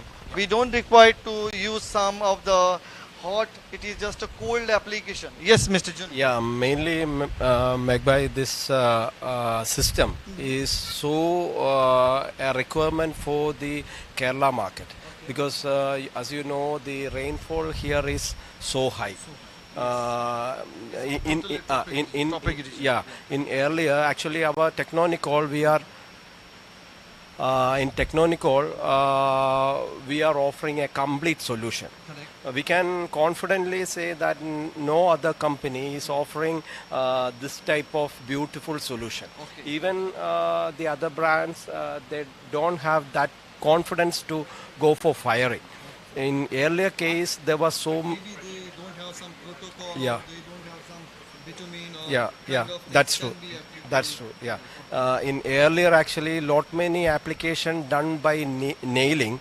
There are so many drawbacks happen to the architects. When we have talked with them, they used to tell that they have received drawbacks by installation of nailing. So it will be failure. You mean to say some yeah, failure, especially in the primary roofing, the water sweepage is happening because of the downpour. Nowadays in Kerala, actually, if the rain is there, the downpour is so high. So 50 millimeter, 30 millimeter rainfall. Yeah, so much. It will be like the full pressure. Yeah, like full pressure. On your roof. So this will be the ideal system. Ideal system for our market, especially in Goa, the Western Ghats and all. Yes. I would like to give some word because I am mainly from Goa. So Goa, we are doing most of the 85% of the roofing line with this system. Yeah, so but they have been already developed in a very fast manner. Yeah. Because we have some good architect, good consultant from Goa. I think they may listen if they have been seeing our YouTube channel. Because we also visited some of the projects and we have seen in and some our of the big. architects are very keen on going for a torching method. They don't want anything to penetrate to the slab. So it is a good kind of support we have been got. Even some good projects. I think Suri project we have PN developers, then Riva Resort. So there are many projects. Right now in Bangalore we are associating with Chaitanya Homes. Yeah. We have also Bangalore International Airport. Yeah, International So Airport. there are a lot of things which is coming up with this system and people are adopting this. So this is just as we know in Indian market actually it's opening to this innovative techniques. Many solution, even our XPS, the Ultra Plast, Ultra Flex, everything in the initial stage, the market is showing some limitations because of the budgeting for this product. But now the stakeholders, they understand, even the architects, civil consultant, they know the requirement and now the market is opening for this type of products. Yeah. So thank you for your words. Yeah, we'll thank you. get Thank back you. to you. So we have Mr. Alexander. He's a technical director for Russia, Moscow. I like to have some interaction. Yes, well, okay. How is this, everyone? You can see, please. Well, actually, there is a big difference between the market that we have in India and that we have in Europe or in Russia and so on. So, the most popular technology of application of shingles in Russia is the nailing method. So we normally have wooden deck, and on the wooden deck we have then self-adhesive. That's exactly what we are going to we are going to show right now. Yes, and then nailing application. But here in India, I would think that almost 90% maybe of decks are concrete decks. Yes, and that's why the torching technology is so popular here. So, and it's very important to use the whole system, not just not just the shingles, but to make all the layers that are required. So when we have the concrete deck, then it's always must be primed. Then always we need to have also this underlayment. Yes, and after that, torch applied shingles, like we will show you a little bit later. Yes, so. So it will be a complete system for people who are having a lot of water issues, some water penetration and heavy static pressure on the roof. Yes. So it will be a much recommended.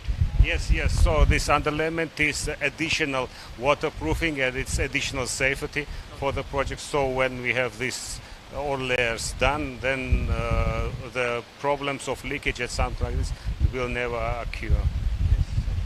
Okay, thank you for your words, Mr. Alexander. Thank you so much. So we'll start off now. Self-adhesive membrane, which is we can say as a cold application. So as you see in this roof, we are completed one roof side with the NO1 primer followed by Ultra Plus B membrane. As you seen, we also check some detailing like ceiling part, overlapping part, the joining part to the another roof. So these are some special measures that have been taken. And this is one of the detailing which is initially we have been mounted as a drippage section.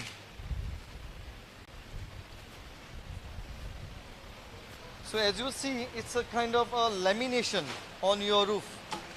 If something, a lamination is happened onto your roof, you will be more you will tension free for any kind of water or any kind of static pressure of the water has been dropped on your roof. There will be no issues because you are safe from the waterproofing line. Yes, now we are in the procedure of self-adhesive membrane. Self-adhesive membrane is basically a cold application, just take it from cold application, and it's having a sleeves of the film. It's a PE film. PE film. Yes. Okay. Protecting film, and if you remove this, you will have a adhesive below the membrane. So this will help you out to stick well on your base surface on the pitch roof.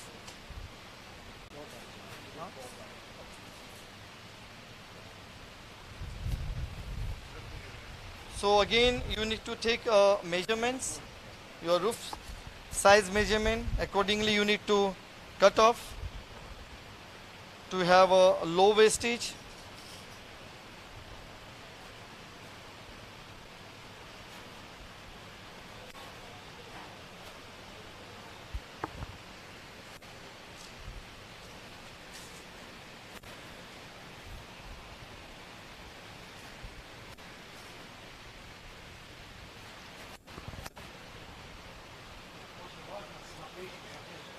This membrane, Ultraflex, is very soft membrane. We call as SBS modified membrane, sterline, butadiene, sterline. So this is very flexible, so you need to cut very gently. It's not like unlike your Ultra Plus B. So this is basically we call as a cold application.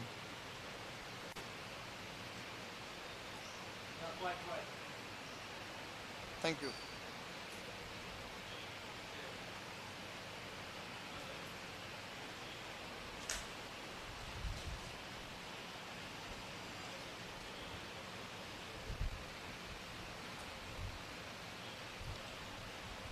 If you see that the torching application against the self-adhesive is a very fast application, self-adhesive, because you are already having adhesive built up in your membrane. So just remove the sleeves and just apply. Here you need to just take care of wrinkles. You need to have some low wrinkles. You need to have a straight line of the membrane, just aligning. the same format of Ultra Plus B, it is a very hard application. You need to have a torch with this gas torch, and also they have a kind of 180 to 200 degree.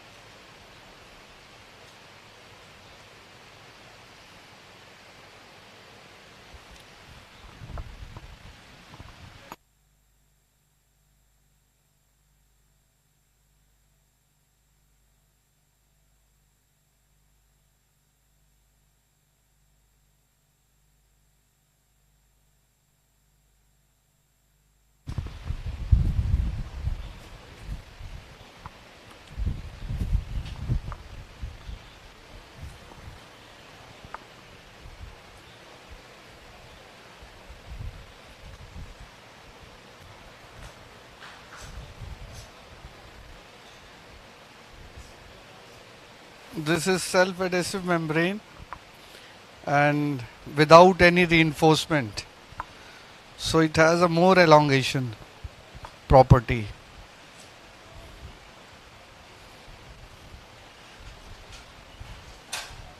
While cutting, one has to be very careful.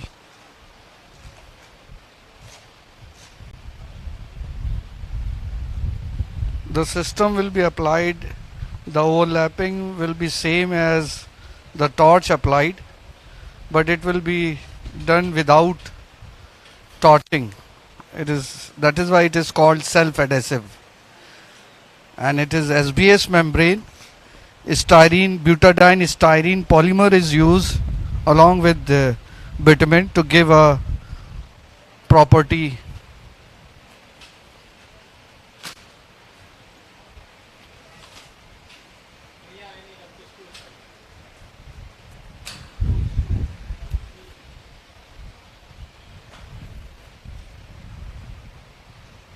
Again, for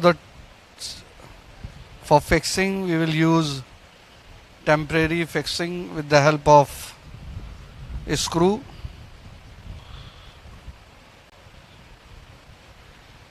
Aligning the membrane before any application is an important part of the application,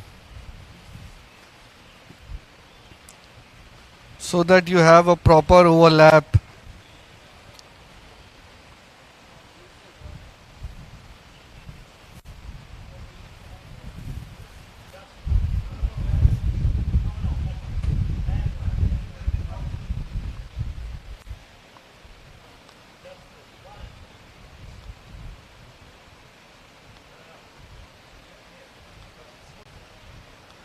Temporary screwing is done just to hold. Otherwise, in rare practice, this is not done.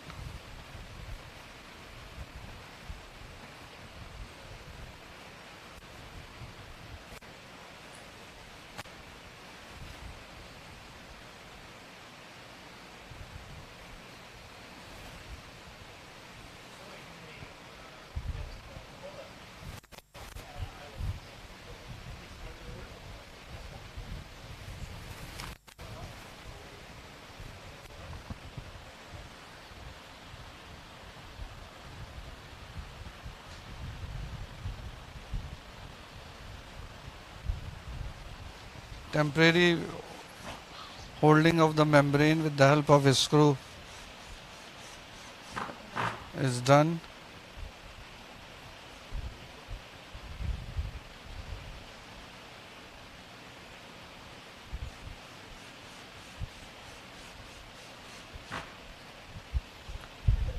In self-adhesive, we have underside bottom of the self-adhesive membrane, there is a release liner. So you can see the gray part underside of the membrane. This is a release liner which will be removed. You will see how it will be removed, and simultaneously the membrane will be fixed to the substrate.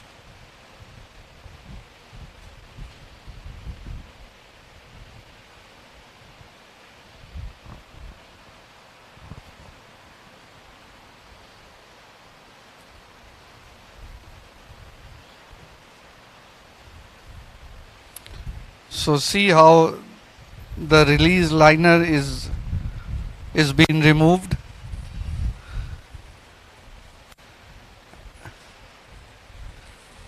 And underside of this is self-adhesive membrane. Now you see how this will be fixed. You can see the thickness is sticking to the fingers. So it is self-adhesive membrane.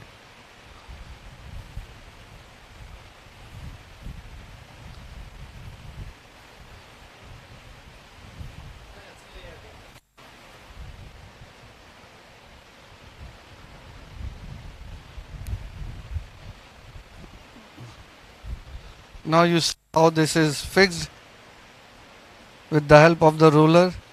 No flaming, nothing. Simple, easy application.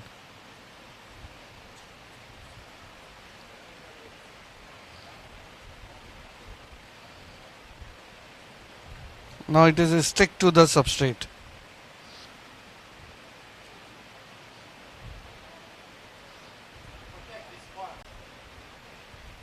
It is the rich part is very important, and that has to be taken care and given extra precaution, and this portion has to be properly overlapped.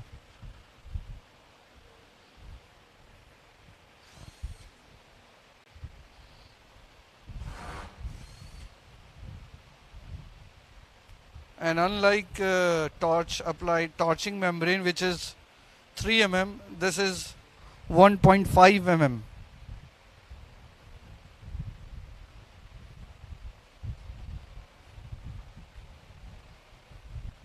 And you see how simple is the application. You have to just remove the release liner and press the membrane to the substrate. That's it. And while pressing, you have to ensure that there is no air bubble left between substrate and the membrane, because that can cause damage or delamination of the membrane when there is a lot of heat.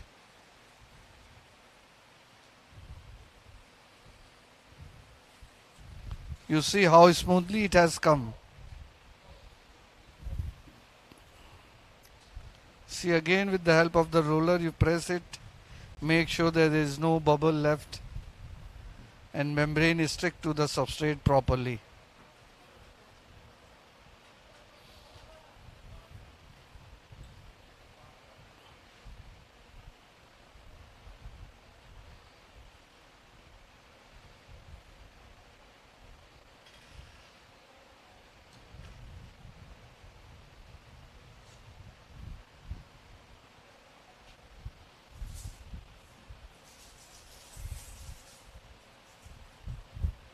That bottom part.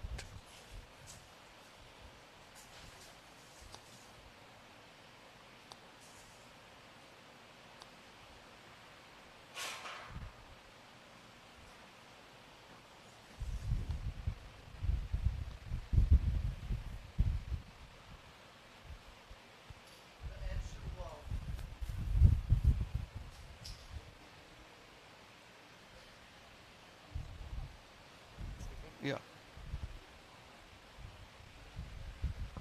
And you see the edge is being little extended. Any specific reason for extending the edge? No, it is just for a sealing purpose. Okay, it is just for the sealing purpose, because after this application done, there will be some kind of dripping edge. Okay. If it is, you don't have any dripping edge here, you have to keep it little outside. Okay. Otherwise you can cut line. Yes, yes. It depends on the application and depend on the how the client's requirement. Okay. It can be extended or it can be terminated just before the edge of the 20 to 30 mm inside the edge when you are using a dripping or flashing. And when you are not using the flashing, sometime you have to extend the membrane portion outside that outer periphery.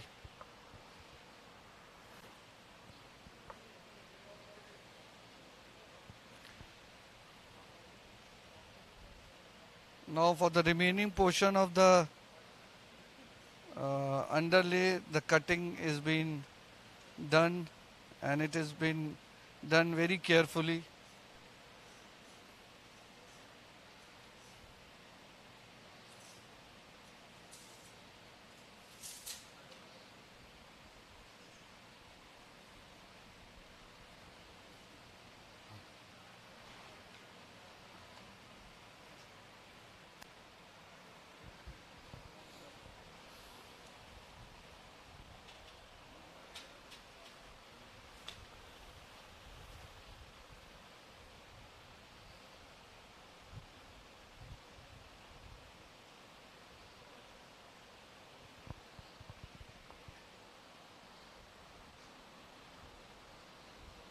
This is all primer.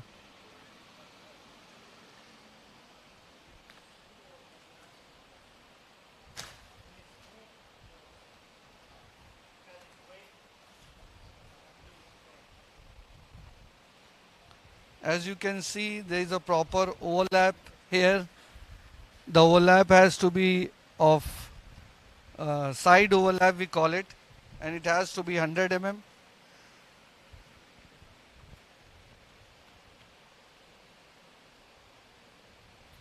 And again holding this membrane temporarily with the help of a screw.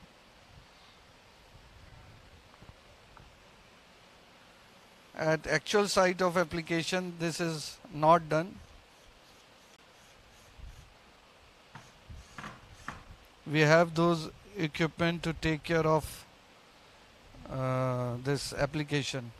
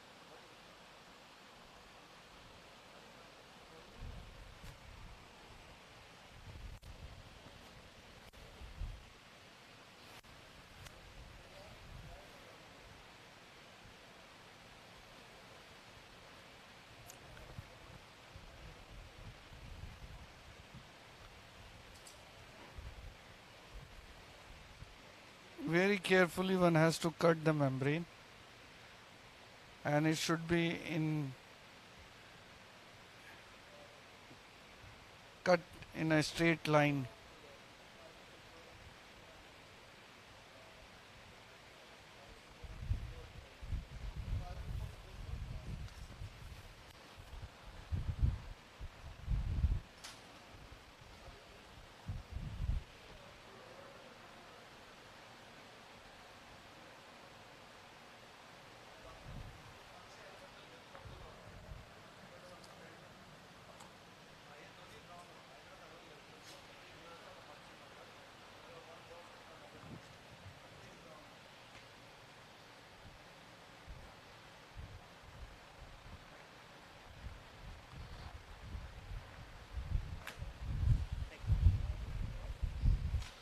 So you can see this is a valley portion, and this is been properly overlapped. And this why? Because you can see these portions are critical, and if it is not treated, water can get through these areas.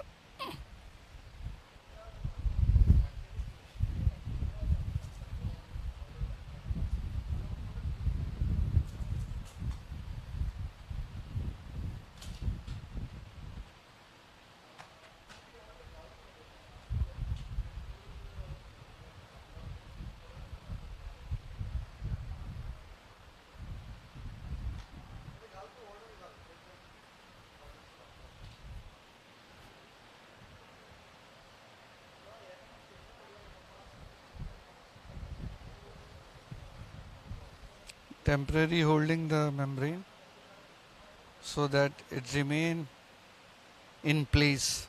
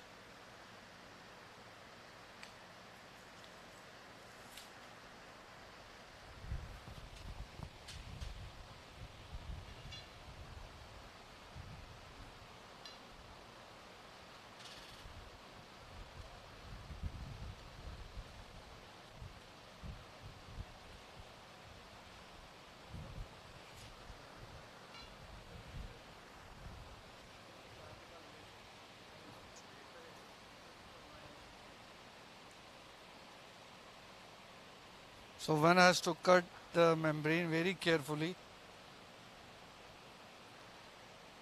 because in waterproofing and especially in preformed of waterproofing, this preparation of the substrate, cutting of membrane and all that are a critical requirement, and many success of this waterproofing depend on all these few small precautions. One has to be more like emphasize on these.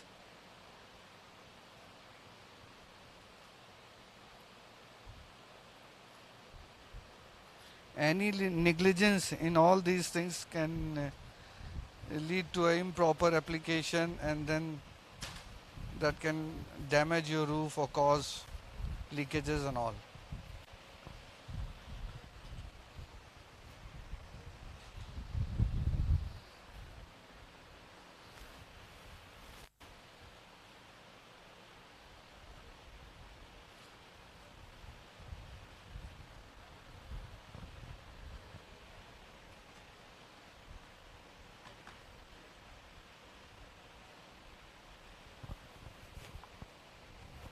Again, you can see this overlapping is a very critical part. Again, you can see that 100 mm of overlap has been taken.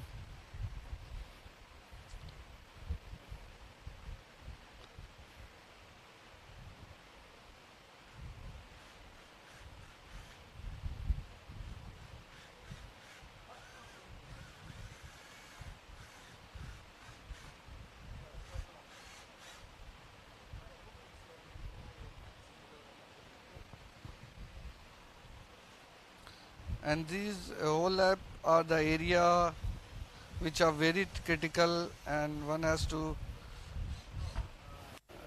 take extra precaution while doing these or while addressing these area.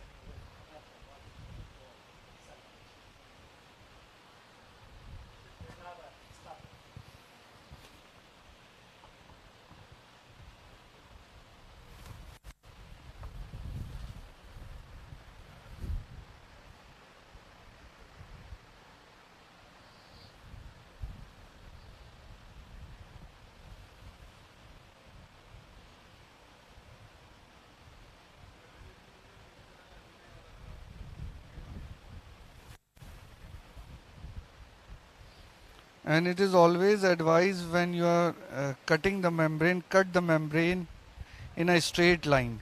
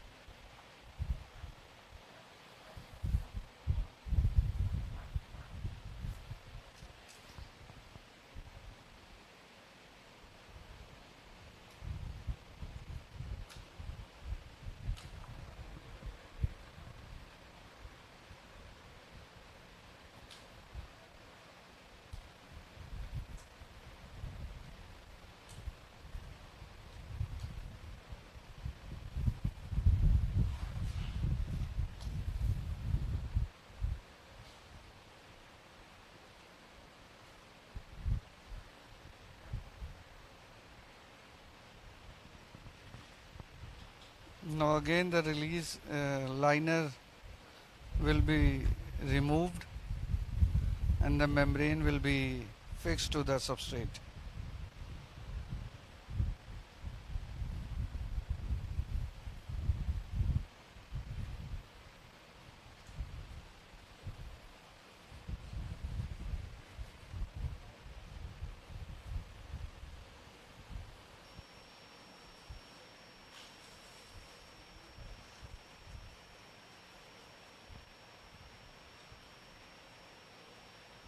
And you can see the covering the hip is very important. Now it is ensured that it is properly covered and no water can get through these part. You can see it is properly covered. So if there is any rain, it will not get or penetrate through this.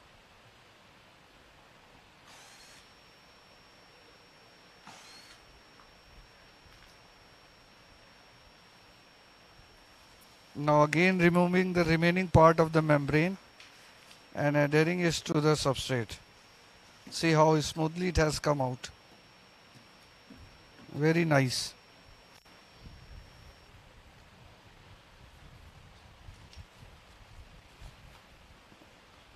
Now the subsequent membrane will come over this fixed membrane.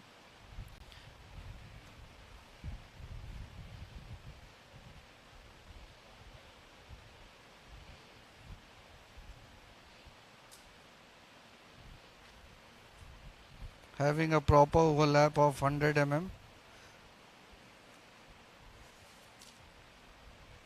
with the below membrane which is already there.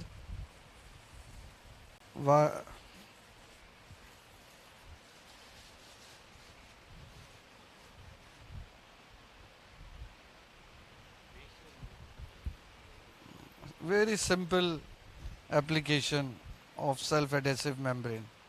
Just removing the release liner and pressing it and work is done. It is a very fast application, faster application than the torch applied.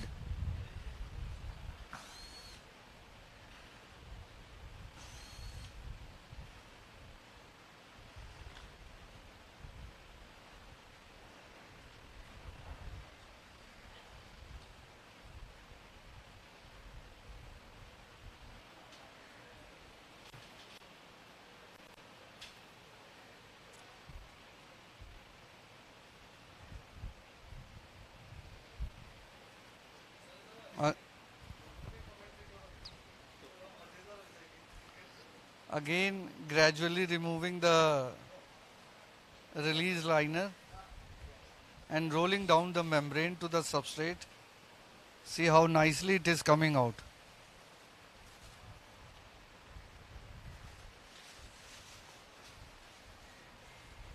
And then pressing it in such a way one may show that there is no air bubble left.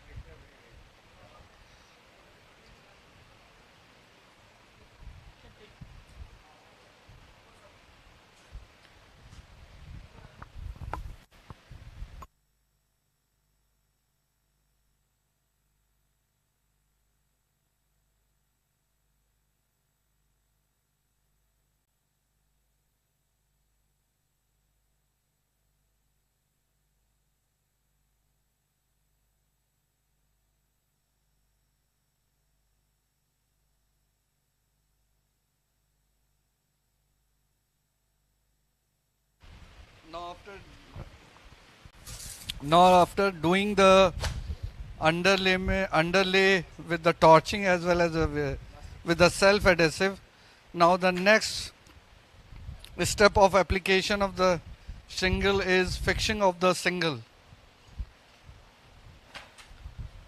Now the fixing of the shingles start from the bottom and then it move to the ridge. Yes. Thank you very much, Mr. Amar. Now you can see the starter line of shingles application on a self-adhesive membrane. As you've seen, we have a surface of one-sided Ultra Plus B and another side membrane covering with the Ultra Flex self-adhesive. So as you've seen, now our technical person is doing some aligning. This basically helps him to align a shingle line properly. So the same will replicate on our roof structure.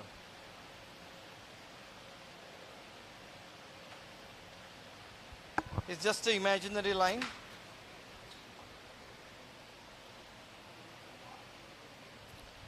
Which will create, and also you can identify how many shingles will going to mount on top, and you will get proper measurements. First of all, the application for shingles. Application for the shingles, the line. Yeah. The choke for line. This is a choke line. This is very important role.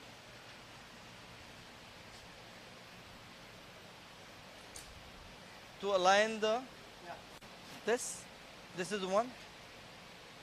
This is a cut line. Alright. So you can see there is a line. Just you can bounce. Yes. Perfectly you found the line. So this is very important. When you have a good roof with aligning with the roofing tiles or shingles, so you will require some kind of line which will gives you correct alignment. You required 2 people to make this line draw.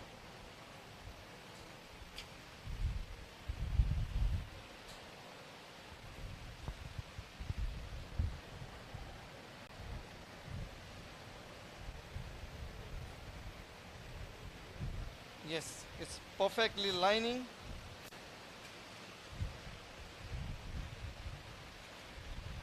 Are we starting with the torching or the screw nailing method? So now, primarily we will be starting up our nailing method on the Ultra Flex membrane, which you have been seen, the bitumen membrane, one is Ultra Plast, Ultra Flex. So now we are going ahead with the nailing method on the top of Ultra Flex, SBS modified membrane.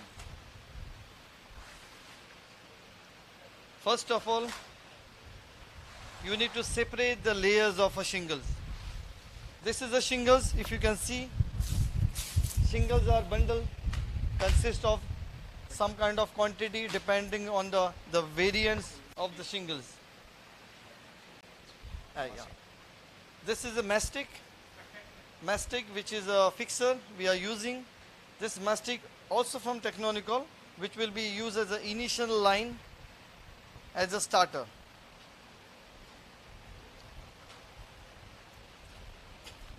Yeah.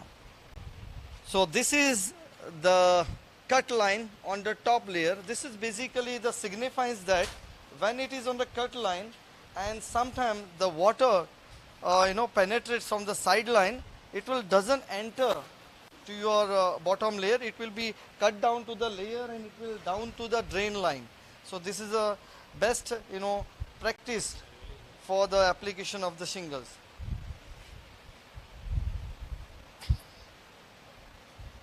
This is a additional adhesive we are using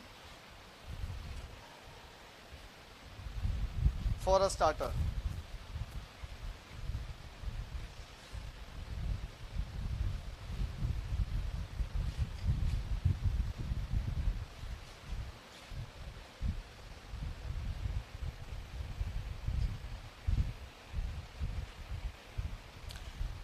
I like to clear one thought, like this mastic has been using for a starter just because we are not using any ultra plus B membrane here, so we cannot torch.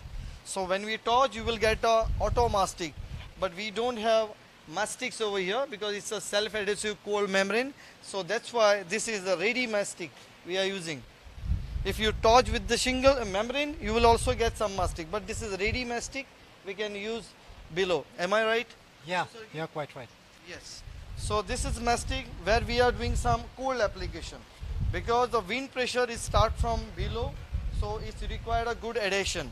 If you don't have a good adhesion, it kind of blew off your shingles with the heavy wind pressure.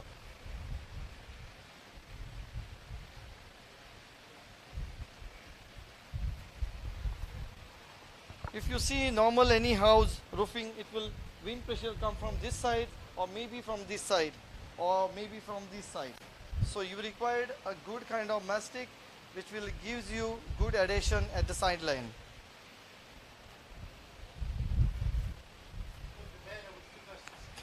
Without the microphone, please help us. It would be better to make a start line with 2 persons.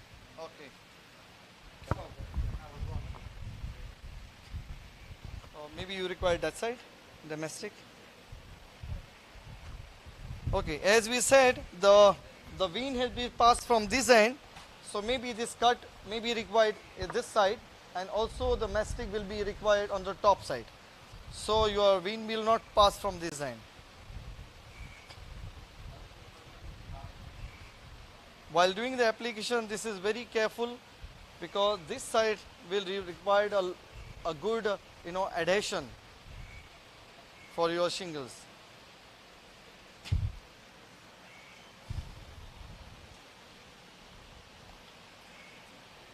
Correct line will give you a correct result on your rooftop. So you can see, just I would like to highlight you, this is a cut line which is specially designed for sometime water. The overlap will be done over here, so maybe this water line will not go inside, so it will be stick harder and it will be run to the shingles. So you are more safer with the water line. Also take a note, the screw or the nails which is required, it's required on this line or maybe a little over the line, but over the laminated.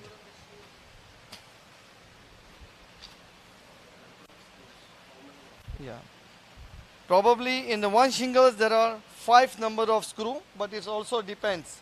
The wind pressure is too high, then it will go maybe 7 to 8 or maybe a 4 lines.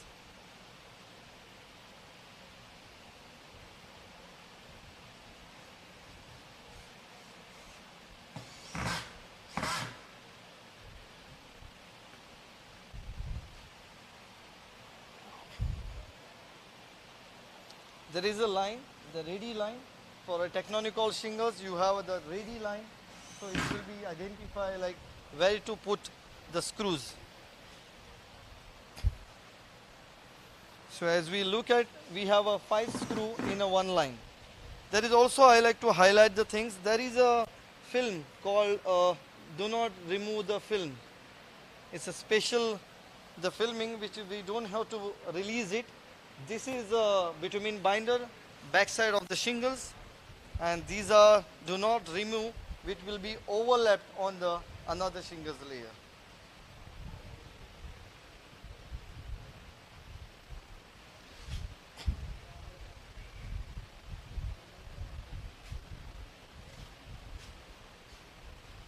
Three kg, 3 kg. Okay.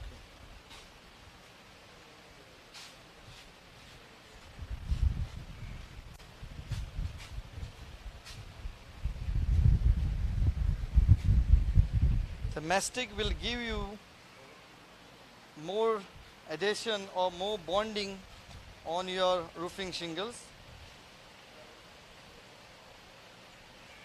Especially this mastic will overlap over here.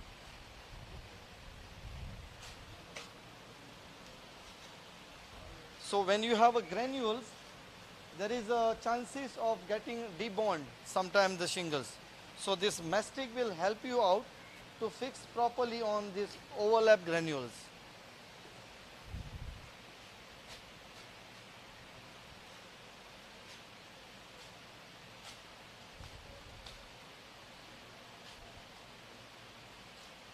And again your that fastening will be come over here.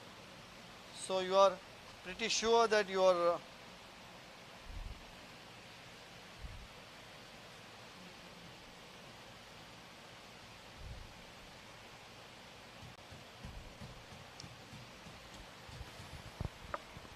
as I said, the proper lining of a shingles will give you a good feature for your roofing system. When you see from the far, there will be a straight line. You will have a good design pattern as per the recommended in the application.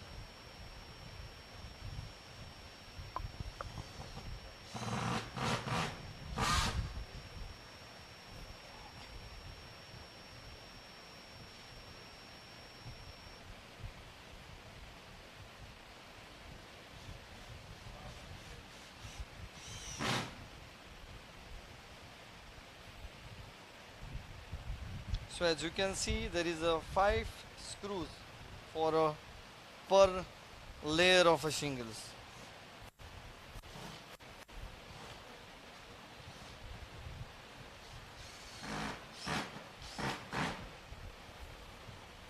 And they have some special head, and there is a washer which will help to not to penetrate below the shingles. So it is much needed. That washer is very important role for a screwing of shingle, because due to the properties of the bitumen and fiber, it's a very kind of flexible, so it can immediately can absorb it, so you don't have any control on any of the nails. So that here will help you out to protect the shingles.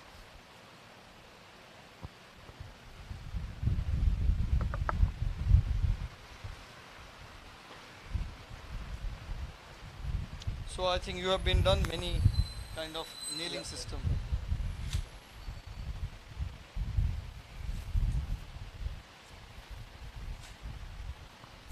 So you have some separate line apart from this, or this is something a different line?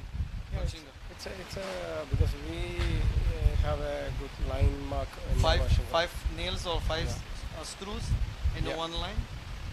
Usually, we used to insist that, but fabricators they used to limit. It's a good sign, like the edges you have one, yeah. In between you have, and middle you have one. Yeah. So I think this is a good combination. Yeah, it's a good combination and good adhesive strength for your shingles. Suppose you have around 150 bar pressure for the air, wind flow, then also you may have a good chances of it can stick properly on your. Ideal for some of the hilly areas in Kerala actually. This Munnar, Vagaman and all. So in that case, actually, it's so beneficial. The wind pressure over there is too high. It's higher altitude spaces. So okay, so thank you. We are just moving ahead. So we have another side cut. So again, you need to take a measurements. What is you required? So you can cut accordingly the shingles. So when you cut as per your requirement, your wastage will be low in any side.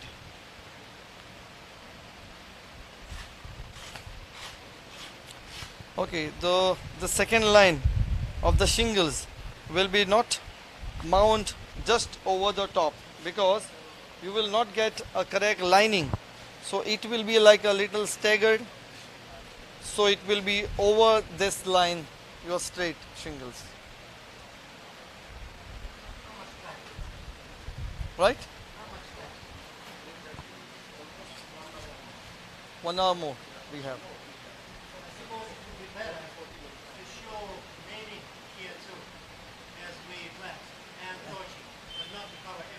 No. Only we can cover as much as we have in a time. Yes, line.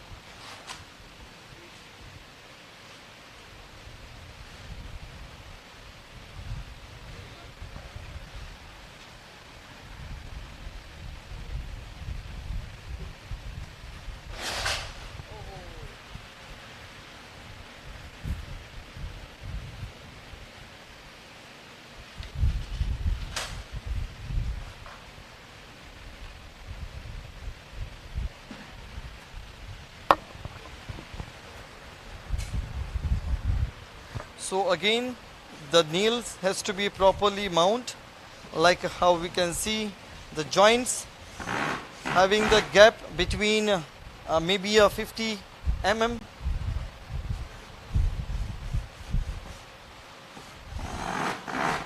So every jointer last should be a nail or screw. So it will have a good pressure to fight towards the wind load.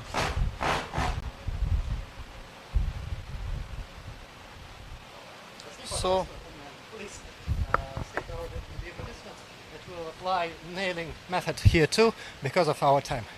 No problem. Okay, so we have a little low time. Basically, we have only 1 hour left, and if we need to cover this entire roof, we may require at least around 3 hours.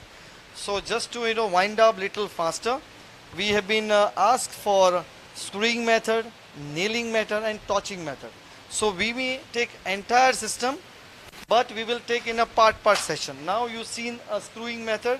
You will also see a nailing method here, how the nailing has been taken place.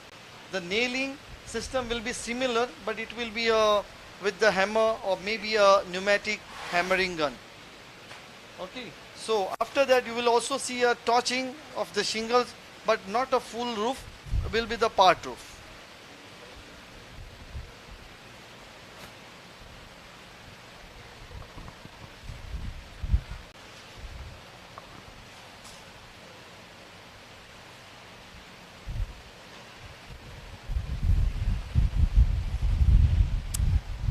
So the same system, we have to cut the line.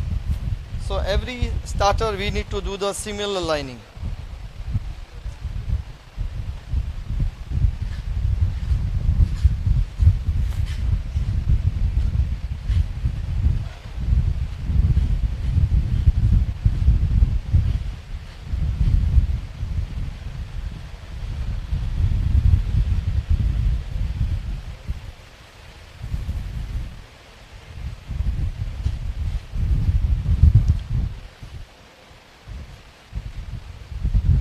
It was planned that we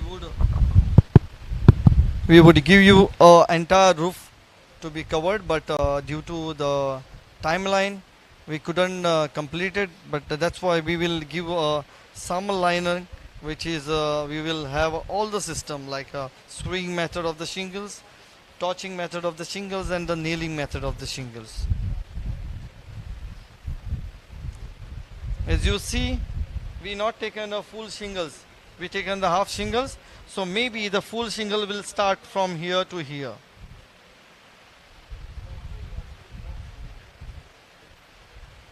So this is a correct thing where the shingles is mount. Your nail is again over this shingles line. So you will have a double protection for the shingles.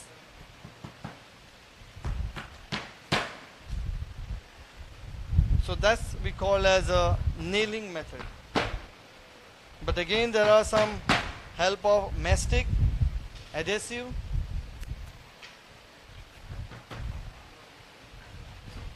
This is a line which we have been cut it. So same line we are doing a nailing. So we will press that side line so water will not drip into it. Again the full line shingles, it will be overlapped on this line, so your screw are hide, there is no screw will be visible, so there is zero kind of penetration water into your screw, so you will be perfectly correct as per your methodology.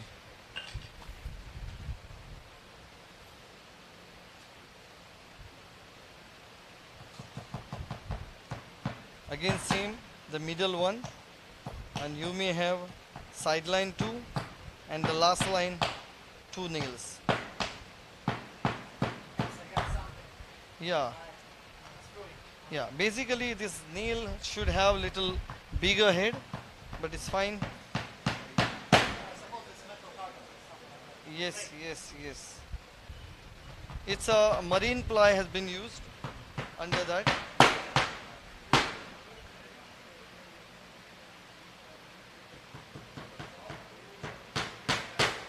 As you see, the line cut is here, and on top there is a overlap.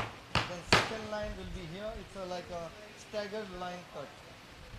So every line you will have an overlap line for the another shingles.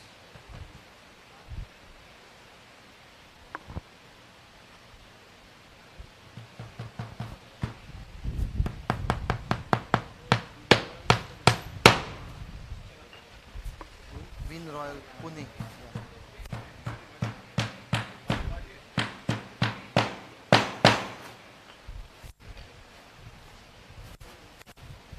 So you can see now there is a shingles line which properly maintain alignment, which gives you the correct impression of multi-layer shingles.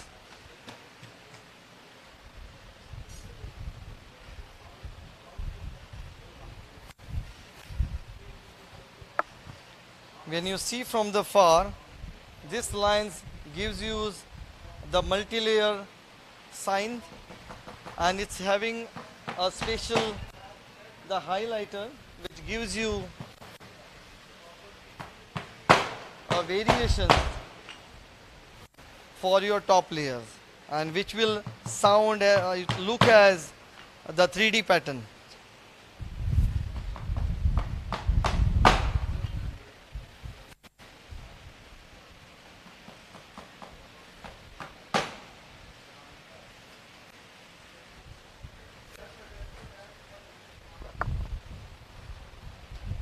So what's the next, Mr. Sergi? We'll cut that part. Okay.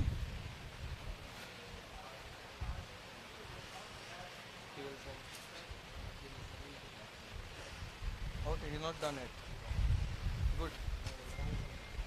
He realized now. Okay.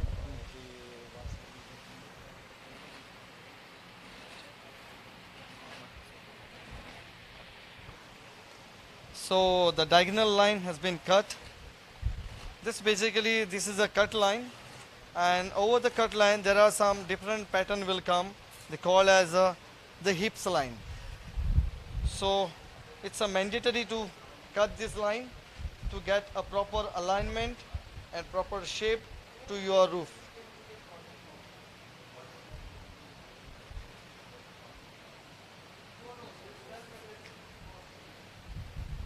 If you don't have proper equipments to cut, then you may spoil cutting the shingles, because it's not wasting. We can apply for some other side.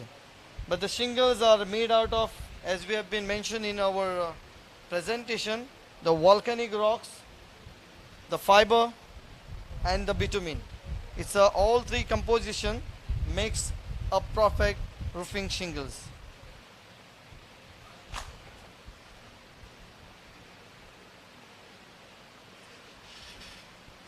So the instrument is very important to cut. So we'll get a proper cutting line.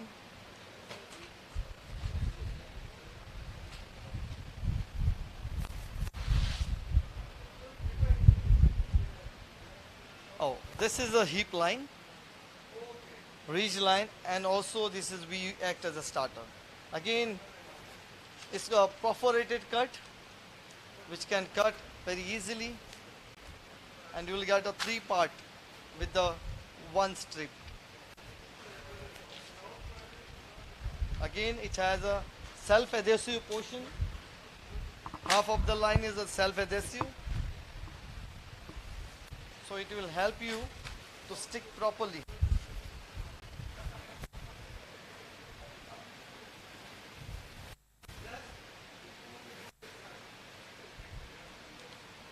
It's more flexible material.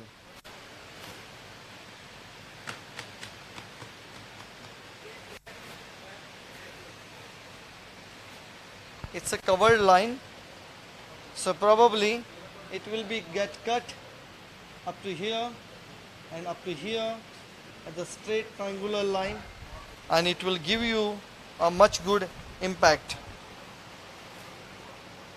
for your ridge line factor. Must be screwed or it must be nailed? Yes, yes, yes. This is the highlighted. This is a wooden board, so we can nail it, or maybe cement fiber board. We can screw it. So either anything can be done.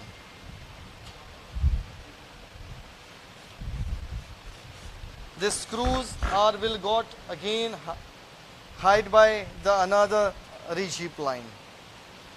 So there is nothing the mechanical fastening will going to disclose.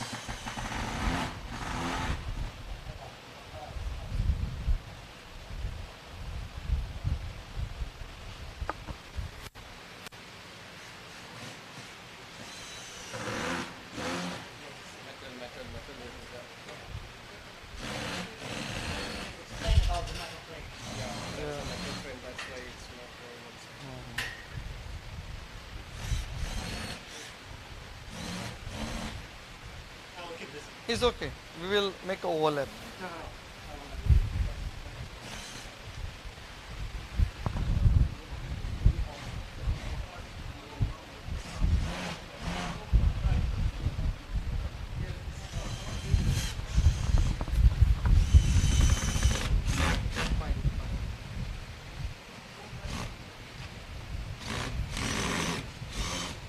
The fastening is very important because this is the overline of the roofing shingles. So if you not have a overline, so it may kind of, it can blew off, or it can be, off from your line. So it will be again, the repair will comes into exist. To have a complete, a proper installation, you could have a good mechanical fastening.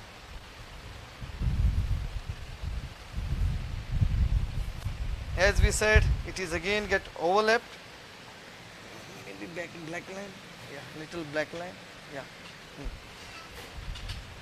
Once it is get overlapped, your screw will get hide with another panel of a ridge line.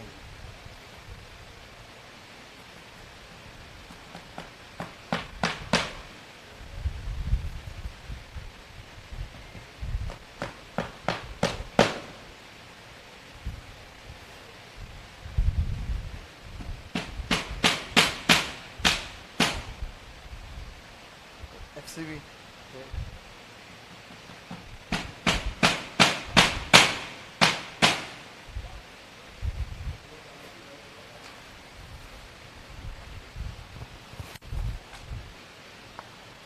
So as you have seen,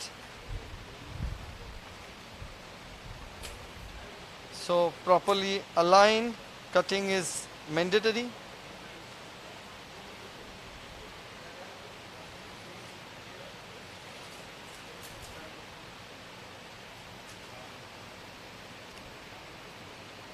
This is one of our decorating line, so we will decorate nicely your house with the interior exterior.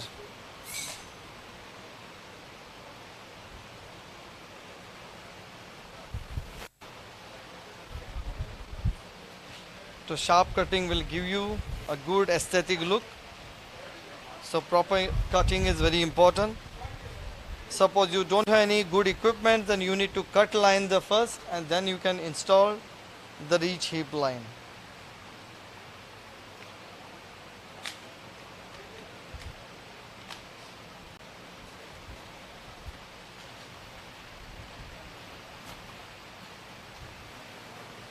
Just detailing silicone roller to make an adhesion strong. Due to heap line is already having a pre-adhesive, so it will get attached with the pressing with the roller.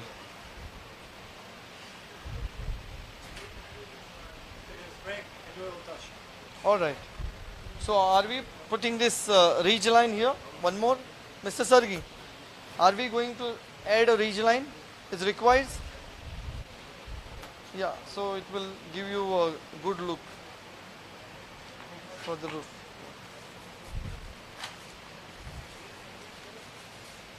Directly we can apply.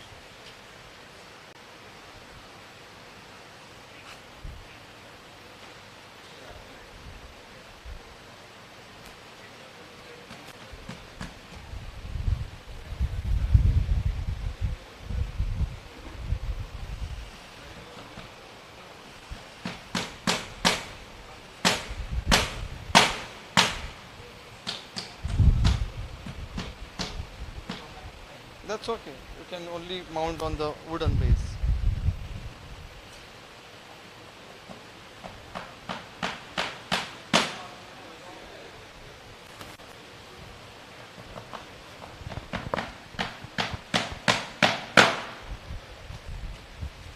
It's a very live session. It's not so easy. Yes, thank you so much.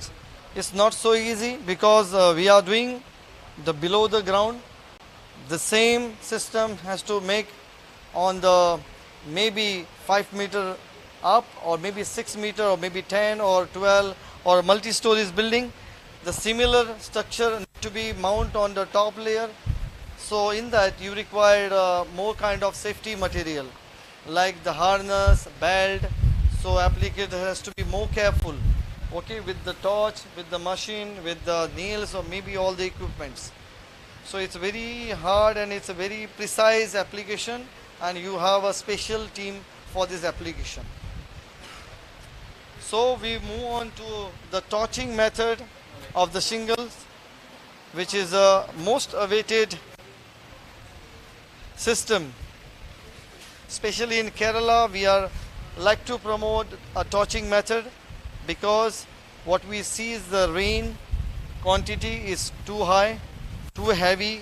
They have a good static pressure which is on the roof surface.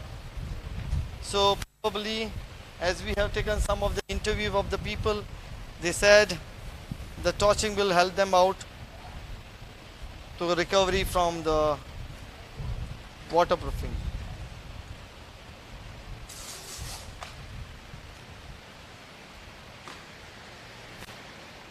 So as you've seen, here there is no mastic is required. We are directly going to attach the shingles, because you have this bitumen line, also you have this bitumen membrane with the mastic content. So when it is got torch and burn, it will give you mastic and it will touch accordingly.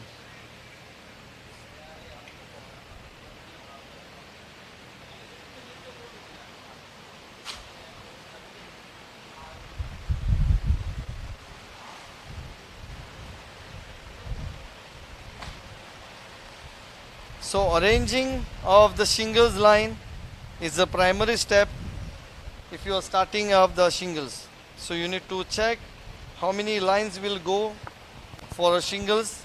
Accordingly, you can release the line. And probably if you have some color variation in the bundles, then probably you should take 5 to 6 bundle, mix it together, and you can go for application.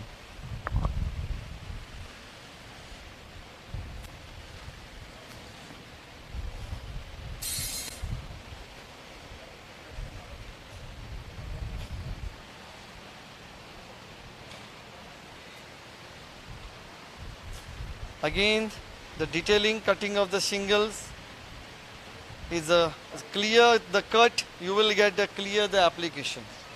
So it has to be a clear cut, so it will give you the good impact on your roofing application.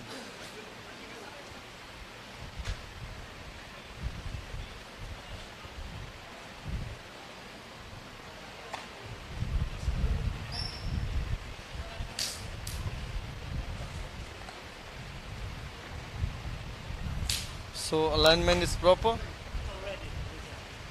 It's already started in activating this bitumen. You can see the shingles line is already active. Once it is open the line from the bundle, the bitumen line get activated.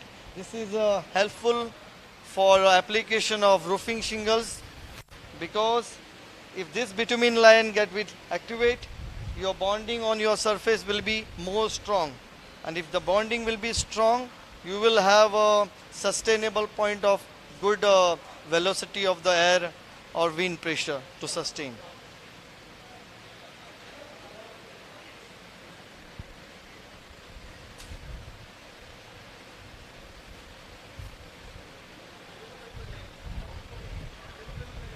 So the next step will be, after aligning of shingles, there is a torching method will start. The torching, again, we have to blow our gun, hot gun, into the membrane.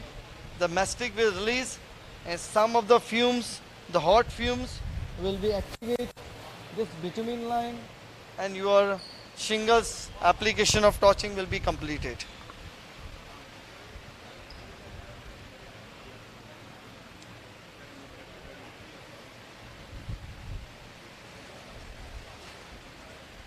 As you can see, our professional trainer is wearing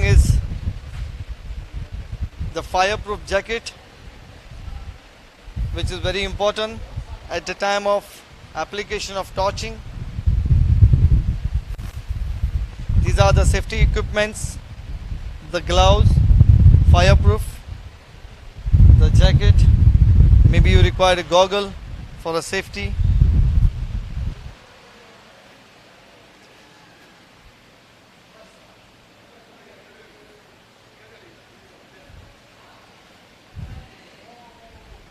It's a professional methodology of application, because you need to handle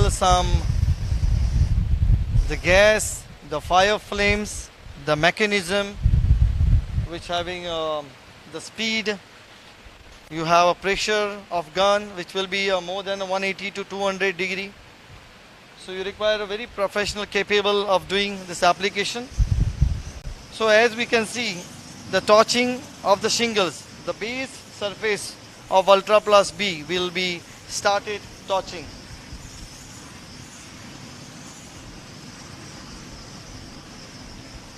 So this is basically he started activating the bitumen binder on top layer. So once the bitumen binders are released, we can get some good mastics. And when we can get good mastics, our adhesion of the shingles to the membrane will be perfectly bonded.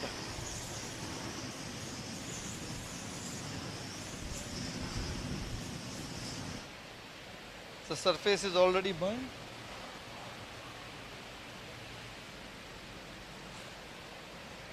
Immediately the shingle has to be mounted because the bitumen is already hot now.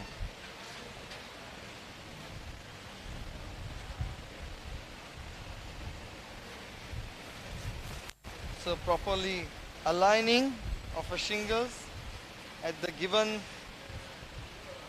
the chalk line. So this is the proper way. That is not burning on the shingles, it is burning on the underlaid membrane, and at hot fumes the bitumen get activated from the shingles, and the Ultra Plus B membrane release some mastics, and it gives you the adhesive to stick the shingles.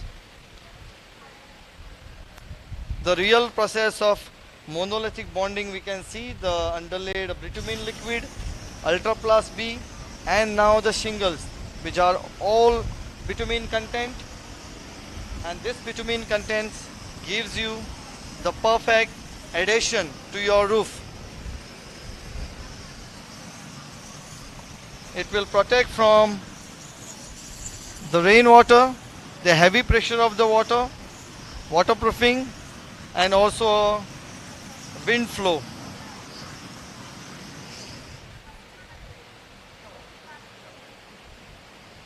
This is the bitumen binders.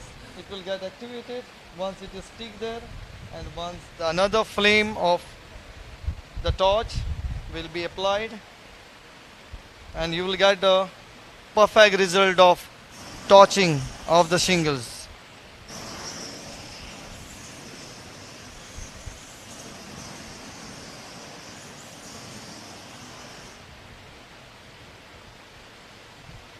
Do not remove the filming, it's already marked.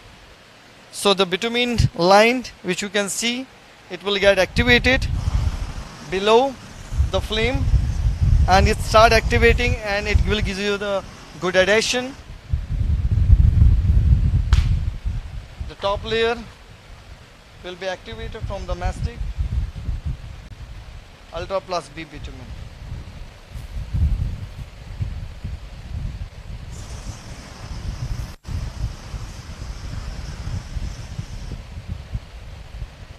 within 15 to 20 minutes you will get a good adhesion to see. Once it is dried up, it will be full adhesion. And once a day after day goes, it will fix like a rock on your roof. So it will give you the best roof solutions along with the treatment of torching.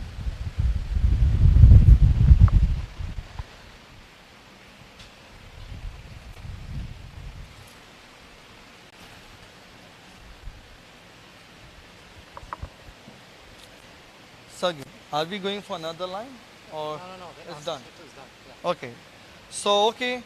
So we will take only one line of the torching because the time is rushing. We need to finish before.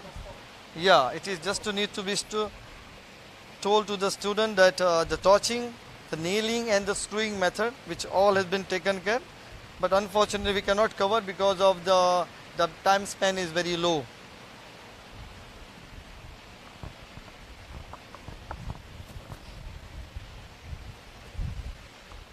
Stone coated?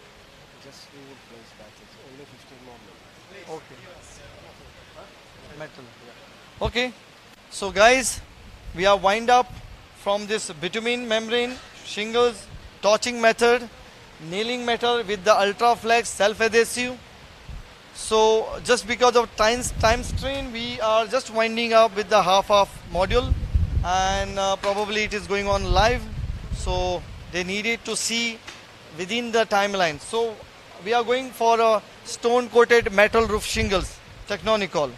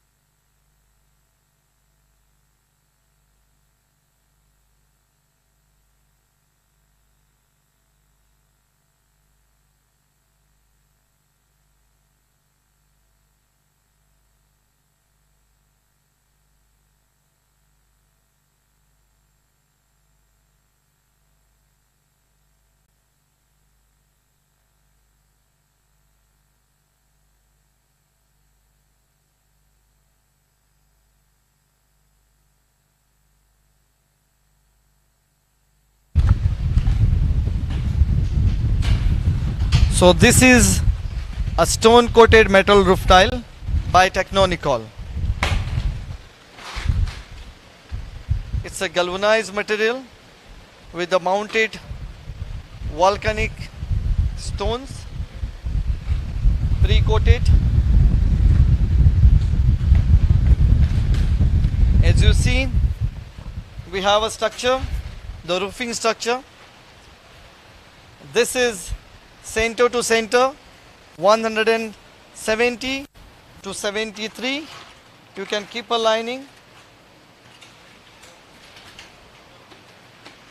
The purlin gap should be 370 to 372 as per the fitting line. The purlin you can take as 30 mm up to 50 mm tubular section, or maybe you can go for a top line section. So yeah, so now this is a completely a mechanical fastening material.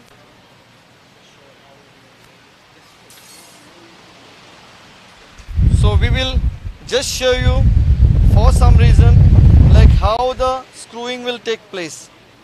There are fastening will go one on the below line and one in the top line.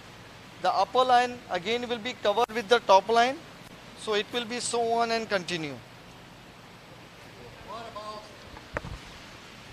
What about mechanical fixation? So we should fix it at the top side, here, here, and over there with 3 screwing, and to fix it right here, nearby the zamok. Alexander, not here. Let's solve joints. It's not about joint, but almost the same. Yeah, and fix like this, and like that, with 3 screws. In that case, we fix both. It's not like this, 15 screws per square meter. 50 screws per square meter. This is the common calculation. This is the methodology with the mechanical facet. Yeah. So another screw will be on the top line. Yeah. After that, at the bottom line. And while we screwing the bottom line, we fix and this bond and this bond. Both. Both ends.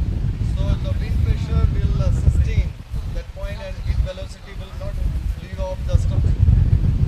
Would you like to say something? No. Any doubt? It's done. Please. No, there is no doubt. If you done one sheet, it will be helpful for. No, he didn't get you. Please louder. If you can do installation for 1 or 2 sheet, that will be. After the ceremony. Yeah. We can do it. Thank you very much. So we'll take a break for the ceremony and we'll come back again. Thank you very much.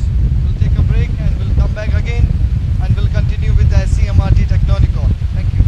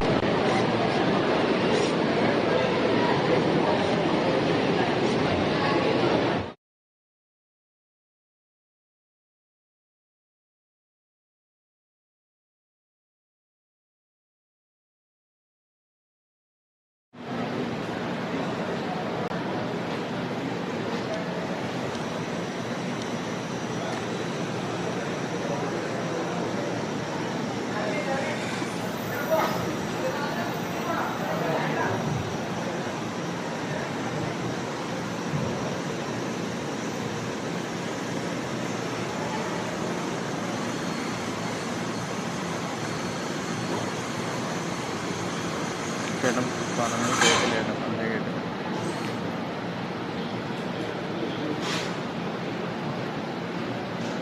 ഞങ്ങൾ അകന്നകന്നാ നിൽക്കണത്. കുഴപ്പമില്ല ഞാൻ സംസാരിക്കണില്ല.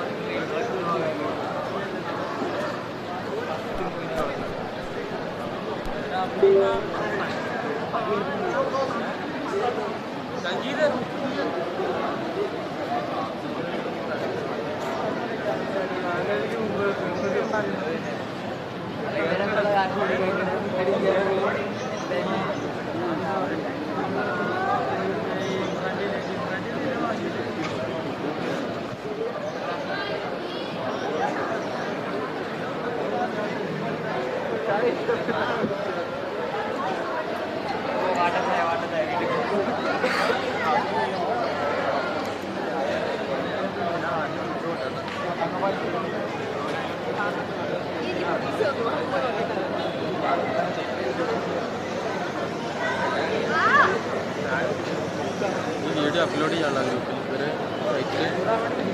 ഒരു idea ഉള്ള പണി എടുക്കുമ്പോൾ തന്നെ water proof test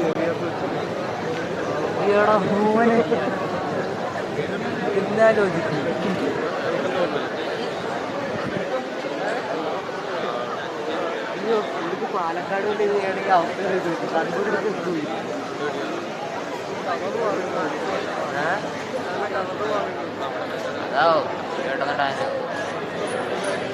Kannur കൈൻ്റെ അവിടെ കണ്ടോ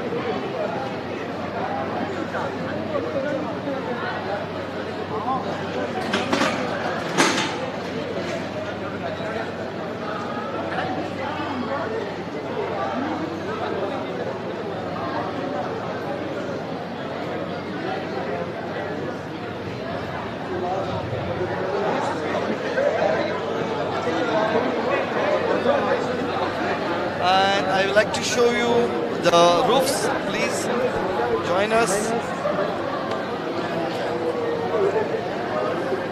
Gino, Sabit, please. So this is our roof. We have been made some demonstration. Yesterday we have been done a demonstration with the waterproofing, with the granule finish, grey mineral, APP, flat roof and some vertical roofs, which you have been seen yesterday. And today we done a roofing pitch roof system with the Ultra Plus B, TECHNONICOL NO1 primer, TECHNONICOL Ultra Plus B, and TECHNONICOL shingles with the torching application. So this is a complete solution for who has some problem with the water leakages the problem with the false ceiling, the problem with the dripping, age, melting, all the things will be eliminated with this torching system, which gives you a complete lamination system on your pitch roof. With the shingles, again a torching method.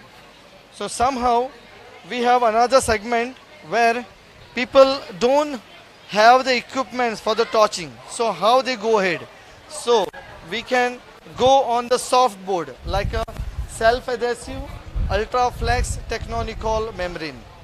Below you have again a bitumen based primer, and shingles are fixing with the mechanical fastening, maybe screw or nailing. So this is all prototype about the roofing with the torching and the nailing method. And as you seen, the another structure, which is the stone coated metal roof tile by TECHNONICOL. Which structure you can see, this is a metal structure which having the center to center 375 mm to 370 mm depending on your tightness of this product, and you can mount with the mechanical fastening with the top line as the below line. So this is all short about, and I think we should wind up with this seminar come session from Rajagiri, and I like to thank you for all our dignitaries, all our business channel partners, my colleague Mr. Sabit, Mr. Gino, Mr. Amar, our international guest Mr. Sergey Alexander, he is our technical director from Russia, and I will also thank about for the principal, father, and the students, volunteers, and you people who taken a nice video YouTube section, Mr. Vijay. So it's a thanking note, and I would say bye. Take care.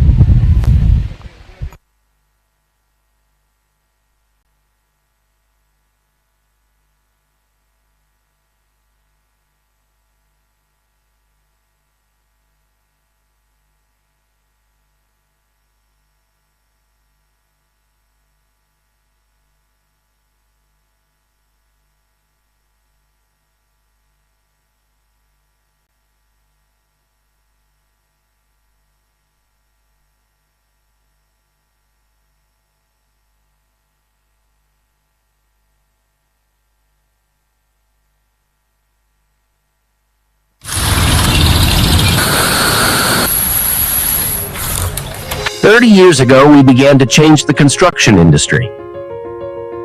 And if you get involved in a story, write your name in it.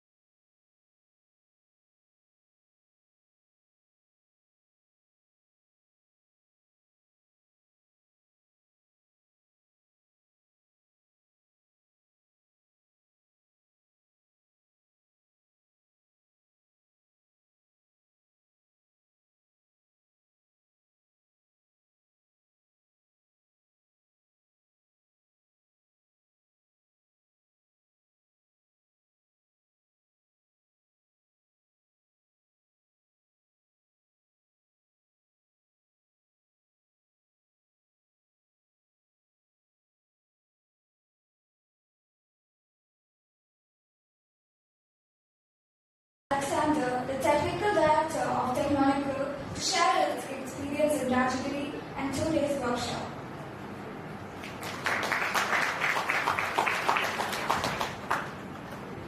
Okay, I would like first of all to thank all you, all our audience who were through these 2 days together with us, and for listening us, for your interest about our technologies and about our materials.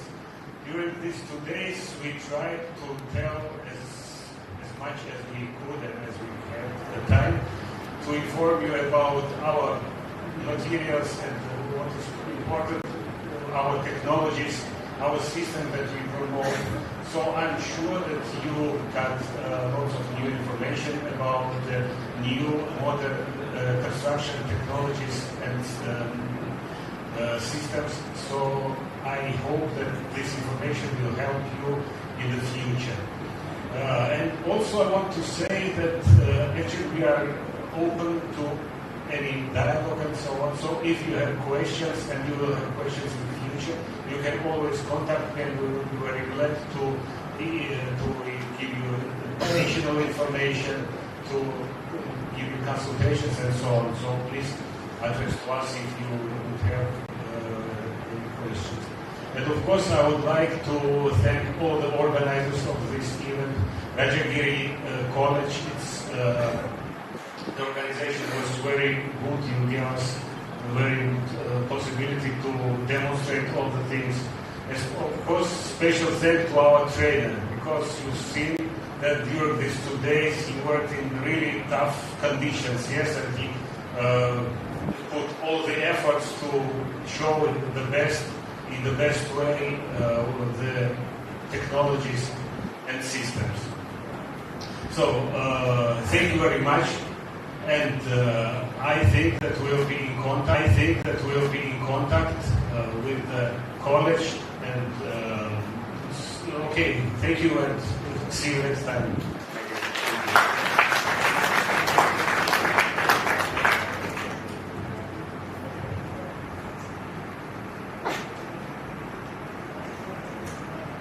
Now I would like to invite Mr. Rajagiri to collect the certificates from Mr. Alexander.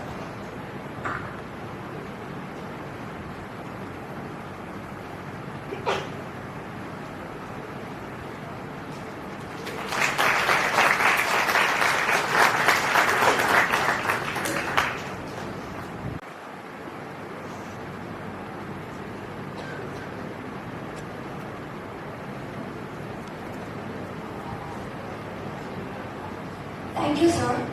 Participants can collect the certificates from Rajesh, sir. Now we are moving on to the closing ceremony. I would like to invite Dr. P.S. Srijit, the principal of Rajagiri School of Engineering and Technology, to address the gathering.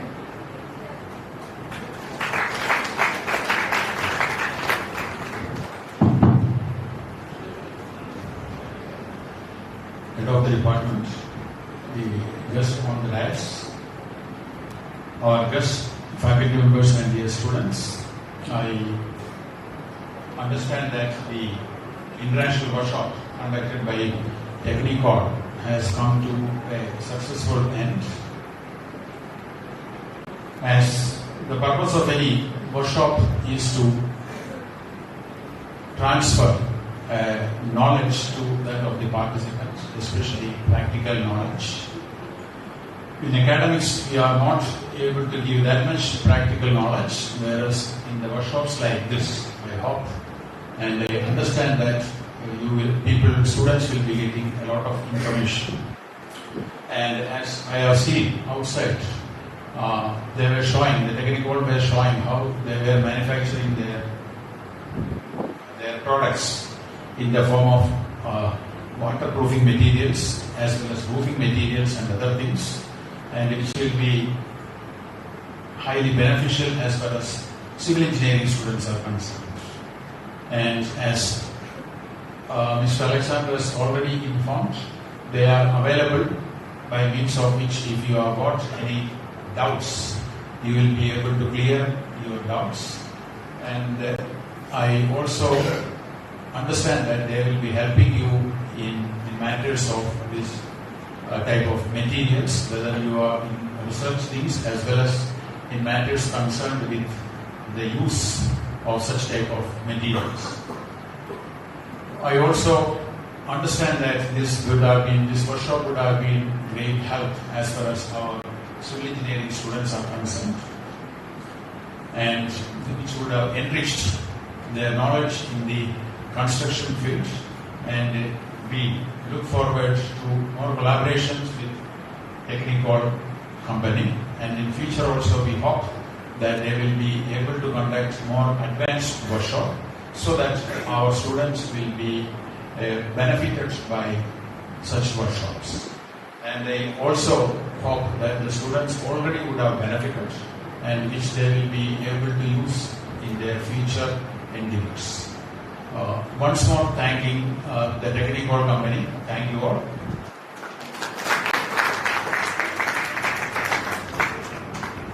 Thank you, sir. And now I invite Dr. Binoy Elias, Head of Department of Civil Engineering, to address the gathering.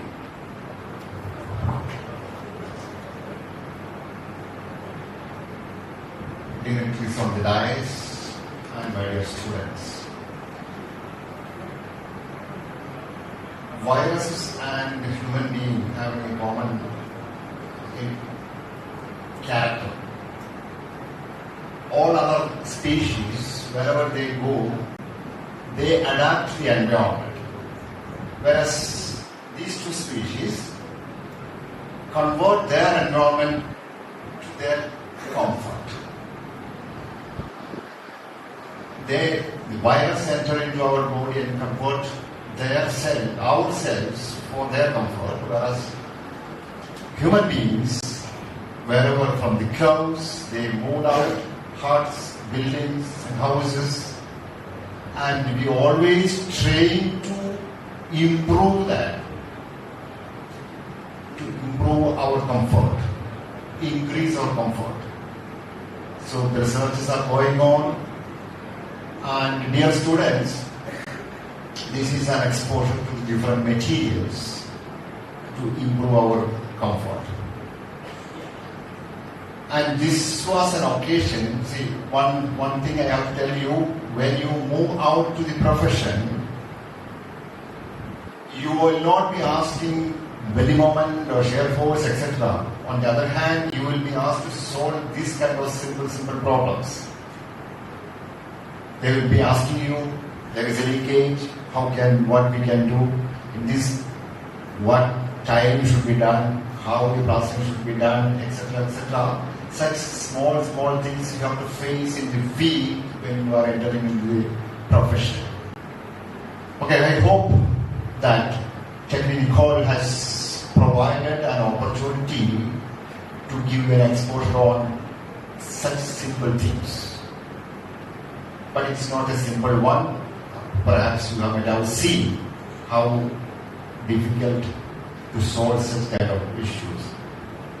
Okay, I wish you have a better exposure to this field in future in connection with the Technical. Okay, thank you. Thank you, sir. And now I invite Anaga Manoj to deliver the word of thanks.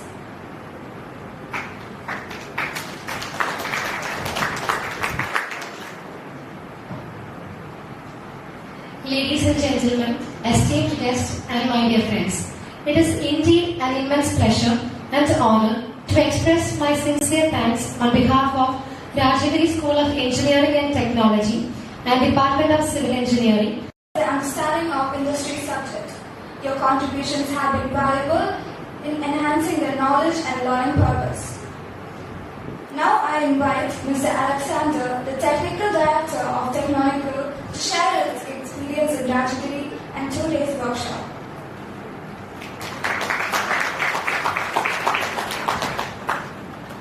Well, okay, I would like first of all to thank all you, all our audience who were through these 2 days together with us. And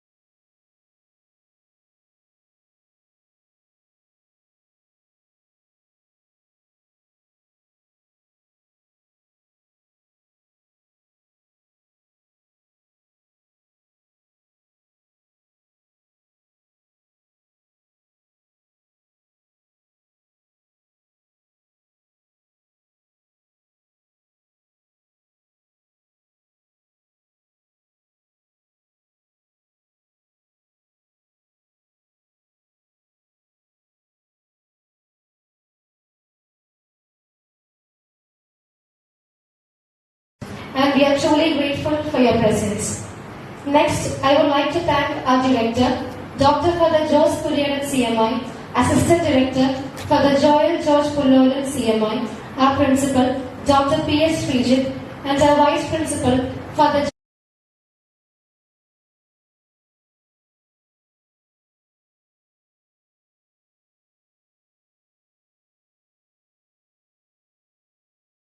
support and participation in making this event a success. First and foremost, I want to extend my deepest gratitude to TECHNONICOL, who have graced us with their wisdom and expertise. Your insights and contributions have added immense value to our event, and we are truly grateful for your presence.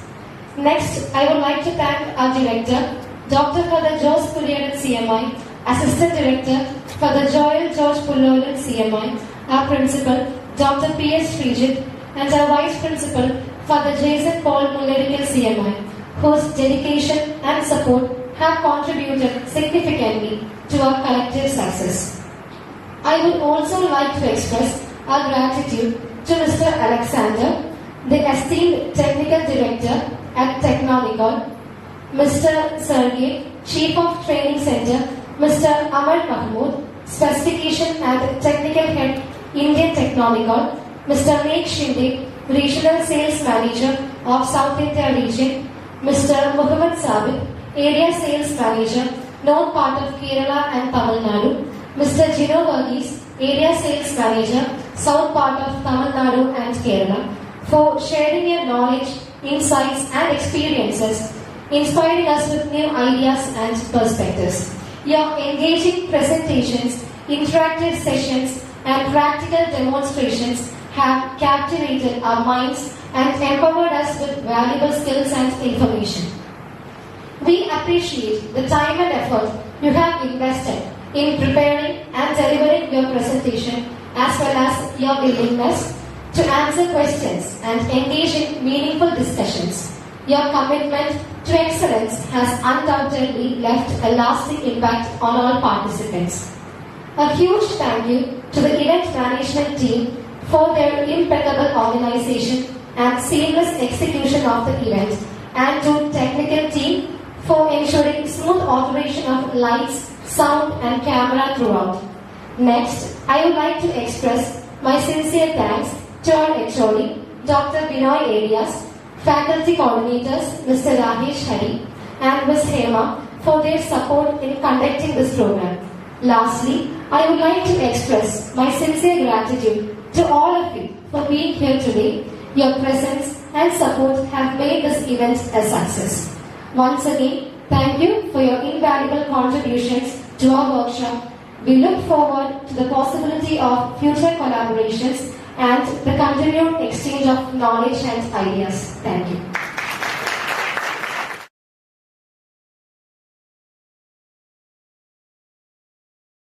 To wind up the wonderful workshop, I would like to remind you that the journey of learning and exploration never ends. Let us show our appreciation for our speakers with a round of applause for our outstanding presentation and insights.